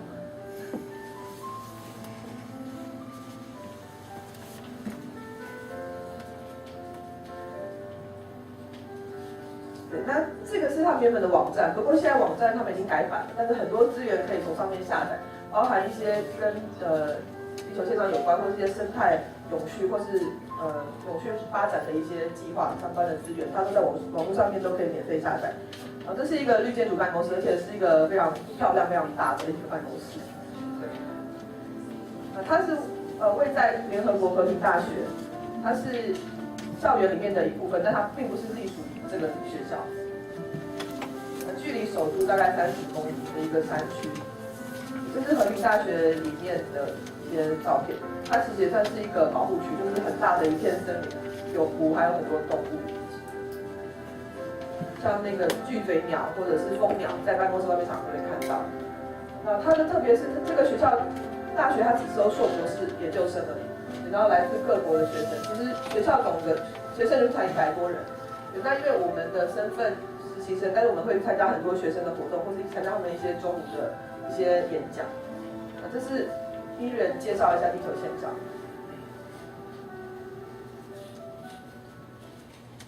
So your charter could be seen as two things. In one hand, is an international movement that brings together institutions and individuals that have embraced their charter vision or the vision of sustainability and peace that their charter articulates. And we here function as the international hub or secretariat of this movement. But their charter is also an international declaration that articulates the values and principles or the ethical framework to guide humanities towards a more just, sustainable and peaceful world. Their charter functions from the University for Peace campus in a semi-autonomous way. It functions as a specialized research center. We have a very specific area of work, of focus, which is on ethics and sustainability, and more around how to bring sustainability values as articulated in their charter into the processes of transformative learning and education. 那我补充一下，就是他刚刚讲到说，他在我们在那边的地球宪章总部在和平大学，那他的关系有点像是说，他必须配合学校的一些工作，比如说交通的时间啊，或者是学校开放时间。如果学生不在，然后寒暑假可能他们的时间就会改变，或者是配合我在那边遇到哥斯达黎加的总统来到学校借场地，因为他跟那个和平大学总统的校长是好朋友。所以他借用了我们的那个环境研究中心，所以就会有很多安检人员，然后就是一个比较严肃，哇，好难得，你在那边3个月就有机会看到我们总统。对，就是他会有一些配合学校的一些活动，或者是学校有时候可能有些课程，就是他们定期都会由地球宪章跟秘书处他们开设一些课程。我可能后来会讲到，就是我们会去参观一些地方，带学生去参观，比如说资源回收中心，或者是一些跟永续发展有关的计划这样。那后面有点长，我就待会用投影片讲这个。我到时候会把这个影片连接放到网站上。然后，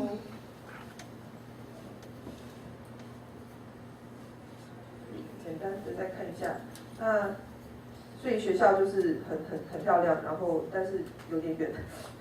好，然后这都是网站上面的资讯，他们每年都会出一份年报，就是 annual report， 所以他会讲说我们秘书处有点像是一个中心的连接，所以它有很多，比如说签约的单位或者其他的一些委员会，他们的顾问，或是像志工，或像我们 TESA 属于它的 affiliate， 对，还有一些其他的伙伴，或是学校，或是一些青年的团体。对，那他有一些简单的报告说他们大概每年做了哪些事情，大概一个统计的数字。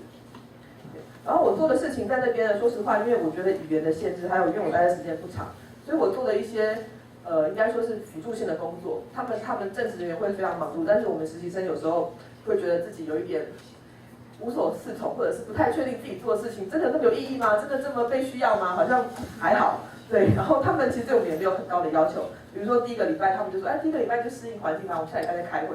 我想我才来几个礼拜，你就让我第一个礼拜都在休息这样子，就觉得有点奇怪。对，可是可能他们的生活风格跟他们的生活方式、工作方式就是比较轻松，对，并不是他们不努力，但他们就是会比较强调人际关系，或者是不是那种很紧绷的方式这样。对，那我做了一些他们的像平面设计，然后撰写一份报告。那这报告就是我收集很多资料之后，把它汇整起来，然后排版啊，然后整理那个年代表啊、分类啊，然后还有他们有一些就是网络的那种网络的研讨会，然后我帮忙做那个平面设计跟宣传，然后也参与那些会议，或做一些活动的摘要、记录、整理这样。然后另外是因为我们TESA 有跟另外一个组织叫 DEI， 就是国际环境守护者组织，然后它是一个中学生的一个环境教育的算是一个网络。对，那我因为去哥斯达黎加的关系，我在那边就碰到了 CEI 在哥斯达黎加的联络人，然后就是重新连接这两个机构，就是地球宪章跟国际环境守护组织，让他们重新合作，然后有可能他们也许以后会承办那个环境教育研讨会。对，那因为前半段我讲地球宪章，那后半段我想要讲一些就是我去那边的一些文化的一些冲击跟调试。可是第一个就是我还没去之前，他跟我说他的地址，然后这地址的意思呢，这地址看起来很奇怪，他的地址就是说我的地址是住在这个镇的那个墓园西边800公尺，北边90公尺，然后就没有门牌号码这样子。我说他们这里都是有门牌号码，就非常神奇。对，可当面发现真的大家都没有门牌号码，对，他们，然后大概位置是这样子，就是他在圣河地带中间嘛，然后他在旁边21公里，然后画了一下我的位置，所以我住在这边。然后每天走山路走1.6公里，走到镇上，然后搭公车，这个就是那个墓园，所以就是800公尺的。然后再坐那个非常颠簸的车子，交通车到那个大学，然后沿路是很多的咖啡园。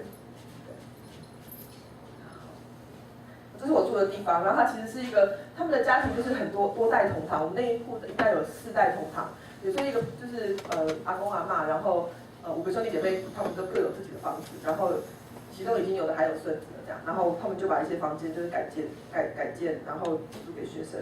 对，然后我走的路就是很多是这种没有柏油的地方，然后遇到下雨天的时候，有时候就很痛苦，或者是就会搭计程车。然后那个阿公还有养2只牛，然后这是我觉得路上最美的一段风景，就是早上出去的时候会看到这只马，也就是这个山谷，在走在山路上。对，然后它就是路上的样子，就是他们的房子的样子，就是他们的国旗。对，所以虽然是有那个街道牌子，可是其实都没有人在用。大家都是说你在教堂前面等我，你在教室哪边等我这样子，然后哪个公园，他们都是以地标物来讲。可是另外一方面，他们的手机其实非常发达，他们手机全部都是4G，然后网络其实用的，我觉得比我在台湾还快。对，所以就是有点矛盾，他们邮政系统很差，可是网络资讯还不错。然后他们有做资源回收，然后一些文化中心就是很多涂鸦这样，还蛮漂亮的。然后这是他们刚好碰到国庆日的时候的活动，还蛮有趣的。然后我放在照片左边那个谷里面有一只猴子玩偶，我觉得还蛮可爱，就是他们就是很轻松，因为你觉得在比较正式游行场合，你不应该会有这么欢乐奇怪的东西在里面。那这是美洲的市集，它有蔬果市集，然后也有有机市集。那我也跟那些其他和平大学的学生去采访原住民社区。那但是去的时候也因为在台湾也参观会去原住民部落，会有一些原住民朋友，所以在那边我也觉得很有趣。然后的确有一些就是对于文化跟自然有一些不同的想法。那这位先生他就是引导我们，然后带我们看他们的社区跟一些他们刚刚那个是这个是墓园，他们的墓园跟一个祈祷，这是墓园，那这是祈祷的一个地方。然后这是一个榨甘蔗机，就是用手操作的。然后他摆了很多东西，我们可以买。可是你就会有点吓一跳，因为觉得好像他在那边等我们来买东西，对。可是你就不知道到底那些我们缴的钱，我们参观好像一个人可能缴了500块钱吧，然后就是大概4个小时，对。可是你就会觉得好像有点太官方化，而且不知道那些钱最后好像是他自己拿走了，还是用什么方式分配给那个社团、那个社区。那边的话，物价比台湾，我觉得比台湾高，就是要吃东西的话，对。然后住的话，就是房屋的情况就是不一定。然后交通是最不方便的，因为它的没有铁路，然后也没有地铁，然后它的公车站牌就是一个地方就是一个站牌，然后有座位，可是没有任何指示，就是没有路线图，也没有票价，然后同一个路线不同车子票价不一样，然后他也没有告诉你要去哪里，就是非常考虑。然后我甚至没办法从那个小镇自己坐车到首都，因为我怕坐错，而且我怕治安不好。然后所以我最多只能够坐公车到一个 mall， 然后那个 mall 就是一个欧美的 mall， 就是你就觉得很奇怪，就是你在那边就是变得很无能，对，然后就是交通变得是最大的阻碍，对，然后他们对于外国人收的门票就是会跟本地人是不一样的，对。那我在那娱乐活动其实周末就是有时候会去逛市集，然后跟其他学生可能就安排去一些景点，可是我们可能就是要么他们有人知道路，或者是会讲西班牙文，我们可以一起去，或者是我们就委托就是类似旅行社的朋友帮我们代办这样，不然的话自己去是很困难的。然后这是一些食物，然后右边是红豆，他们其实吃很多红豆，可是呢，他们红豆都是吃咸的，然后就是他们的食物，然后是一种就是咸的豆泥这样子。然后在学校其实吃饭就像这样子一餐，我觉得比台湾贵，就是在学校的餐厅简餐这样子一份。对。然后如果自己带便当，就自己带午餐就比较简单一点，对，就还好。然后就是晚上在 homestay， 它就是可能晚餐就是不一样的东西这样。好，然后我讲一下自然生态，其实你刚看到他们的钱呢，就会发现他们很多动物的就是在上面，所以很注重生态。然后看起来大家都很有钱，每个人都是百万富翁，因为它的币值就是1块美金是500块左右的可隆他们的币值。对，那比如说我搭一趟计程车从小镇搭到我住的地方，大概是大概1000或是1200，就大概台币70-80块这样子。搭计程车5分钟的话，对啊。然后这个时间够吗？我很想放，因为我觉得它这个还蛮有趣的，而且等一下哦，这个。好，我放这一篇好了，其他就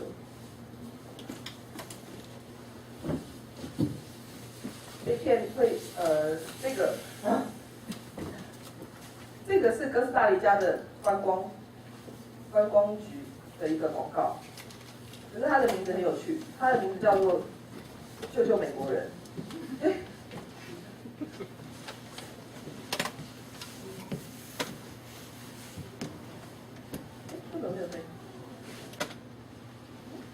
In the jungle, the city jungle, the human works tonight. 因为它离美国很近嘛，然后其实很多美国加拿大人都会去那边度假，或是退休就在那边养老。然后他就在讽刺北美的人很努力工作，很可怜。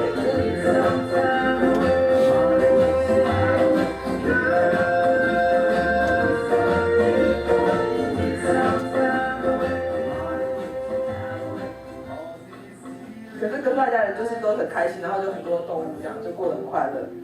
但他们其实也是在吸引，就是那些美国人要来这边玩，来这边花钱。我觉得这还蛮有创意的，就是以一个观光局的网站来说，而且观光局网站，然后先连到一个救救美国人，然后 Save American， 然后点 ORG， 我以为是一个人权团体，然后结果是 ORG 嘛，结果点出来其实是另外一个广告这样。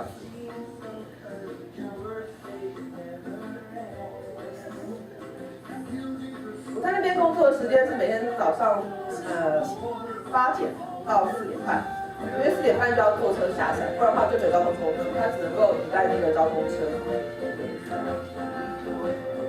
但是其实一般人工作时间并没有那么短，因为像我homestay他们的就是父母爸爸是一个在银行工作，他大概也是5点或5点半下班，回到家也是6点多。然后他们学生上学，国中、国小大概是7点上学，然后下午3点放学。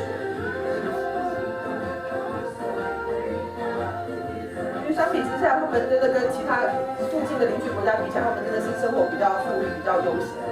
然后大家其实过的房子都没有很华丽或者什么，但是就是基本的过得很简单的生活，但是生活品质都还不错。也就是他们的那个巨嘴鸟。蛮开心的。好，那我来快点讲一下。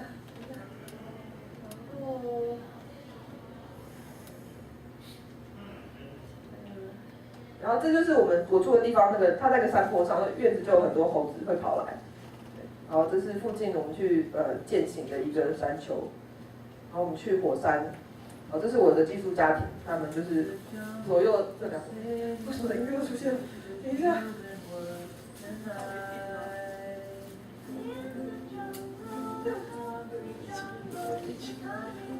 当背景的。对呀。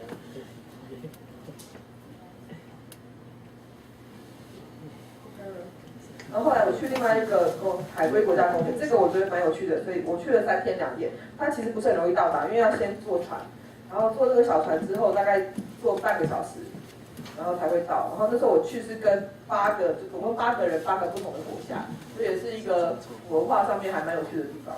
对，然后都是和平大学的学生或是实习生，然后海岸非常漂亮。那边有个海龟的保育中心。然后就看到，其实还蛮震撼，就是那个我没有看到那个鳞皮龟，可是鳞皮龟它就是看得见吗？太黑了，它就非常非常大。那我们有看到绿蜥龟，但是鳞皮龟可能会长到2.5公尺。那这是里面有一个保育员，他是西班牙人，但他里面就是讲解给我们听，那是一个模型。因为真正在看海龟生蛋的时候，我们是在晚上，而且不能够开灯，所以他就是告诉我们说，我们看到的现场会是什么样子。然后这是他们就是下蛋的样子，我们从它的尾巴后面观察，因为不能够让乌龟看到我们，所以让它不会受打扰。然后有一些志工会在那边就是做记录。就是说每1000个蛋里面，其实只有1只会孵化成熟的海龟，所以其实比例是很低的。他们在孵化过程会长大过程当中遇到很多危险，但是他有鼓励就是可以认养海龟。刚好我们同学有一个他是海龟专家，他曾经做过很多海龟研究，所以他跟我们说这就是海龟的痕迹，就是其实那个鹿它的就是很大只，所以看到那个鳍很有力这样爬。那有些海龟上岸之后就没有孵蛋就走了，因为可能找不到合适的地方。这是海龟的痕迹，然后我们再看它的，这是那个蛋壳。糟糕，你们，我都很想放下，我好像放下，就是我觉得很可爱的，就是我拍的小海龟的影片。就是我们终于在早上6点的时候发现一只小海龟，因为其他可能就是都已经离开了，但它就是很，我们看到唯一的一只我们有看到的，就是它早上孵化之后，它奋力的游向大海。对，它还蛮小，大概这么小而已的。然后那时候我们去听解说，所以他警告我们说，我们看到小海龟的时候不能够帮它放到海里，就是一定要让它自己爬，不然它以后回不来。它必须要有那个知觉，说它是怎么到海里，要怎么回来这样。那我们就是帮它把一些障碍物移开，可是我们不能够去碰它，就是让它赶快，希望它可以顺利的到大海去这样子。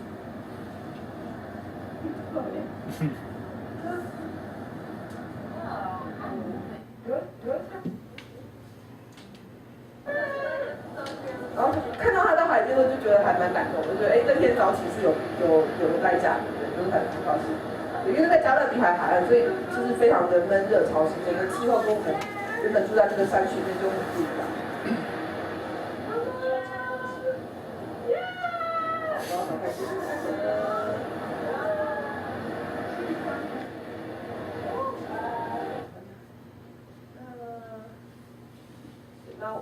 然后我就是反省到说，我们气候变迁这个主题啊，其实真的是影响到人类的生态系统。因为我们看到就是原本就是这个是一张地图，就是海龟在哥斯达黎加的分布，所以其实你看到它不管是太平洋海岸或者是加勒比海海岸，它有各种不同的龟，然后在1年4季，这些海龟其实都是要么是产卵或者是孵化的季节，所以它算是一个很著名的海龟的保育的地方。可是呢，在那时候9月的时候，有这张就是震惊的照片，就是我不知道你们有没有看到，就是很多国际媒体就发现说，为什么那么多人然后在干扰海龟？因为这个海龟比较特别，它是会群体的一起上岸，叫那个阿里巴达他们的一个就是西班牙文，就是说海龟会成群的上岸，而且它在白天的时候生蛋，所以变成对人类来说，它是可以不像我在晚上的去看，它这个龟是可以在白天的时候看到的，可是不会这么恐怖。对，然后但是这个海岸呢，它为什么会变这样？就是因为在过去以前不会有这么多人，因为这个这个海岸其实他们有严格的控管。所以只有几个入口可以进去，然后他们也没有派很多人驻守，因为每到雨季这个孵化季节的时候，事实上一般人进不去，因为整个路线都会中断。可是因为气候变迁的关系，就是在我们那一年的时候，它的气候变得很干燥，就雨季没有那么多雨，所以那些路都没有被阻断，所以反而游客可以非常轻易的进到这些地方，然后就完全失控，因为原本设置的人力根本不够去掌控那些入口，所以就是上千的游客涌进这个海岸，然后就是跟海龟照相啊，就是抱海龟啊，骑海龟啊，就是拍很多 selfie 的照片，就很夸张的，对。不过就是当时因为闹得很大，所以大家政府有出来道歉，然后赶快就进行一些补救措施。对，可是就是因为我觉得这是气候变迁的关系，导致说，就是雨季没有那么多的水了，所以反而大家可以肆无顾忌的跑过去。对，那好，但是我觉得他们还蛮注重这些生态保育，就是在过程当中。这些导览员都会跟我们强调说，一些控制啊，或者是时间的规定这样。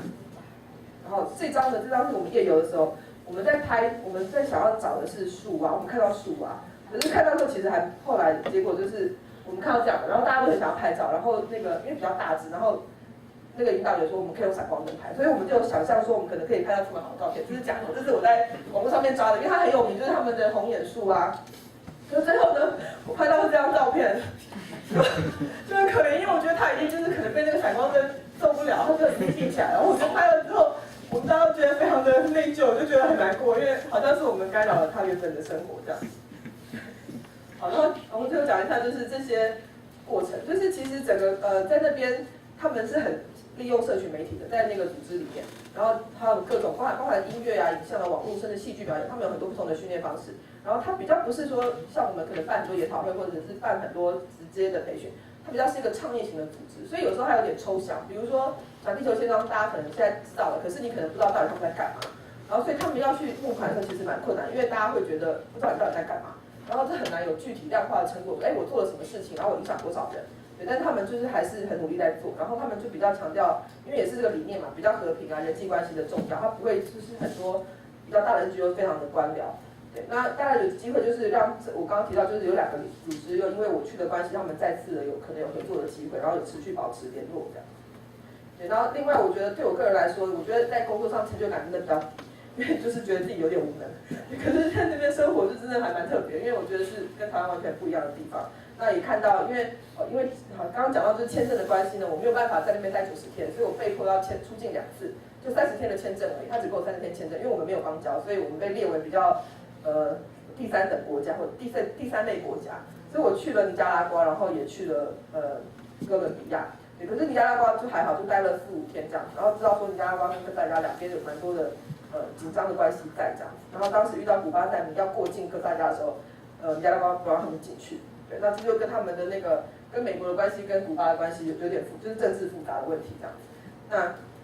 那在台湾的话，就是也会想说我们之后要怎么样继续推广。那还有一个比较矛盾就是说，目前他们因为跟联合国算是有一点合作关系，所以他们并不把台湾认为是一个国家，他们必须我们只要在网络上面的资讯都要被他们列为是中国的一部分，所以就有一点尴尬。对，可是我们还是说我们会就是翻译好那个繁体字的地球宪章，希望他们可以一起放在网络上，而不是只有简体版的。然后就感觉到很多就是办公室或是生活文化工作上的不同的差异。对，那真的去的成本还蛮高的，所以我觉得我们后来评估结果，我们今年就没有再说要派人过去。那主要就是因为这个时间还蛮麻烦，然后行动和治安的问题、语言的问题都是一些限制。好，我最后这个是我们外交部的建议啦，那大概大家可能刚刚这样听得出来。那我最后讲一个跟这次主题公共卫生有关的，就是我觉得我们的防疫漏洞。因为呢，我去哥伦比亚找我朋友，就是这个台湾人，她嫁给哥伦比亚人，然后在那边呢，原本我要去5天，我回来的时候呢，我在机场就不让我登机，他说你不能回哥斯达黎加，因为你没有黄热病疫苗的证明。我说可是我来的时候没有人叫我要给黄热病疫苗，他说你来没有关系，但你不能回去，因为他们要求你要有黄热病证明，因为你来过哥伦比亚，这是疫区。然后我朋友觉得很奇怪，他说可是我从来没有打过疫苗啊，他说那是因为你没有去哥斯达黎加，所以你没有疫苗没关系。但是呢，因为我朋友他觉得很怀疑这件事情，他觉得他要联络一下那个台湾驻哥伦比亚的办事处，结果办事处的人最后跟他说，其实我们台湾也有要求啊。然后我朋友说，他跟他先生来台湾的时候，他先生有被要求要出示那个证明，可是我朋友没有被要求出示证明。那他们同样在那边住了8年了，所以其实他们得病的几率应该是一样的啊。但台湾的那个办事处人员说，因为人太多了，所以我们只能够管那些外国人。那你是台湾人，拿台湾人护照进来，我们就不管你在国外到底待了多久，就是没有被要求检验那个疫苗。对，所以你那时候会觉得怎么会这样，很奇怪吧？然后我在那边经验就是最后我就不能够回去，然后我在那边要打疫苗，然后打疫苗之后要等10天，等疫苗生效我才能够再回去。对，所以我就是我的哥伦比亚本来从4、5天就变成了2个礼拜。对，那就是一个很惊魂的状况。不过后来，对，反正后来就可能是因祸得福吧，就看到一些哥伦比亚其他的东西这样子。然后我也听到，虽然说他们哥斯达黎加的边境管制，就是如果搭飞机他不会让我回去，但是我后来听到有别人的例子是，他跟我一样回不去，结果他就走陆路，他就经过巴拿马，然后就是坐公车，就坐巴士，又坐了可能两天的时间，然后从陆路进去，结果就进去了。所以就觉得，到底这个就是在讲说那个国境啊或边界的管控、公共卫生，我觉得好像不管是哪个国家，好像都会有漏洞嘛。然后对，感觉上好像我们不是活在一个很安全的地方，很安全的情况。我讲完了，讲的有点匆忙。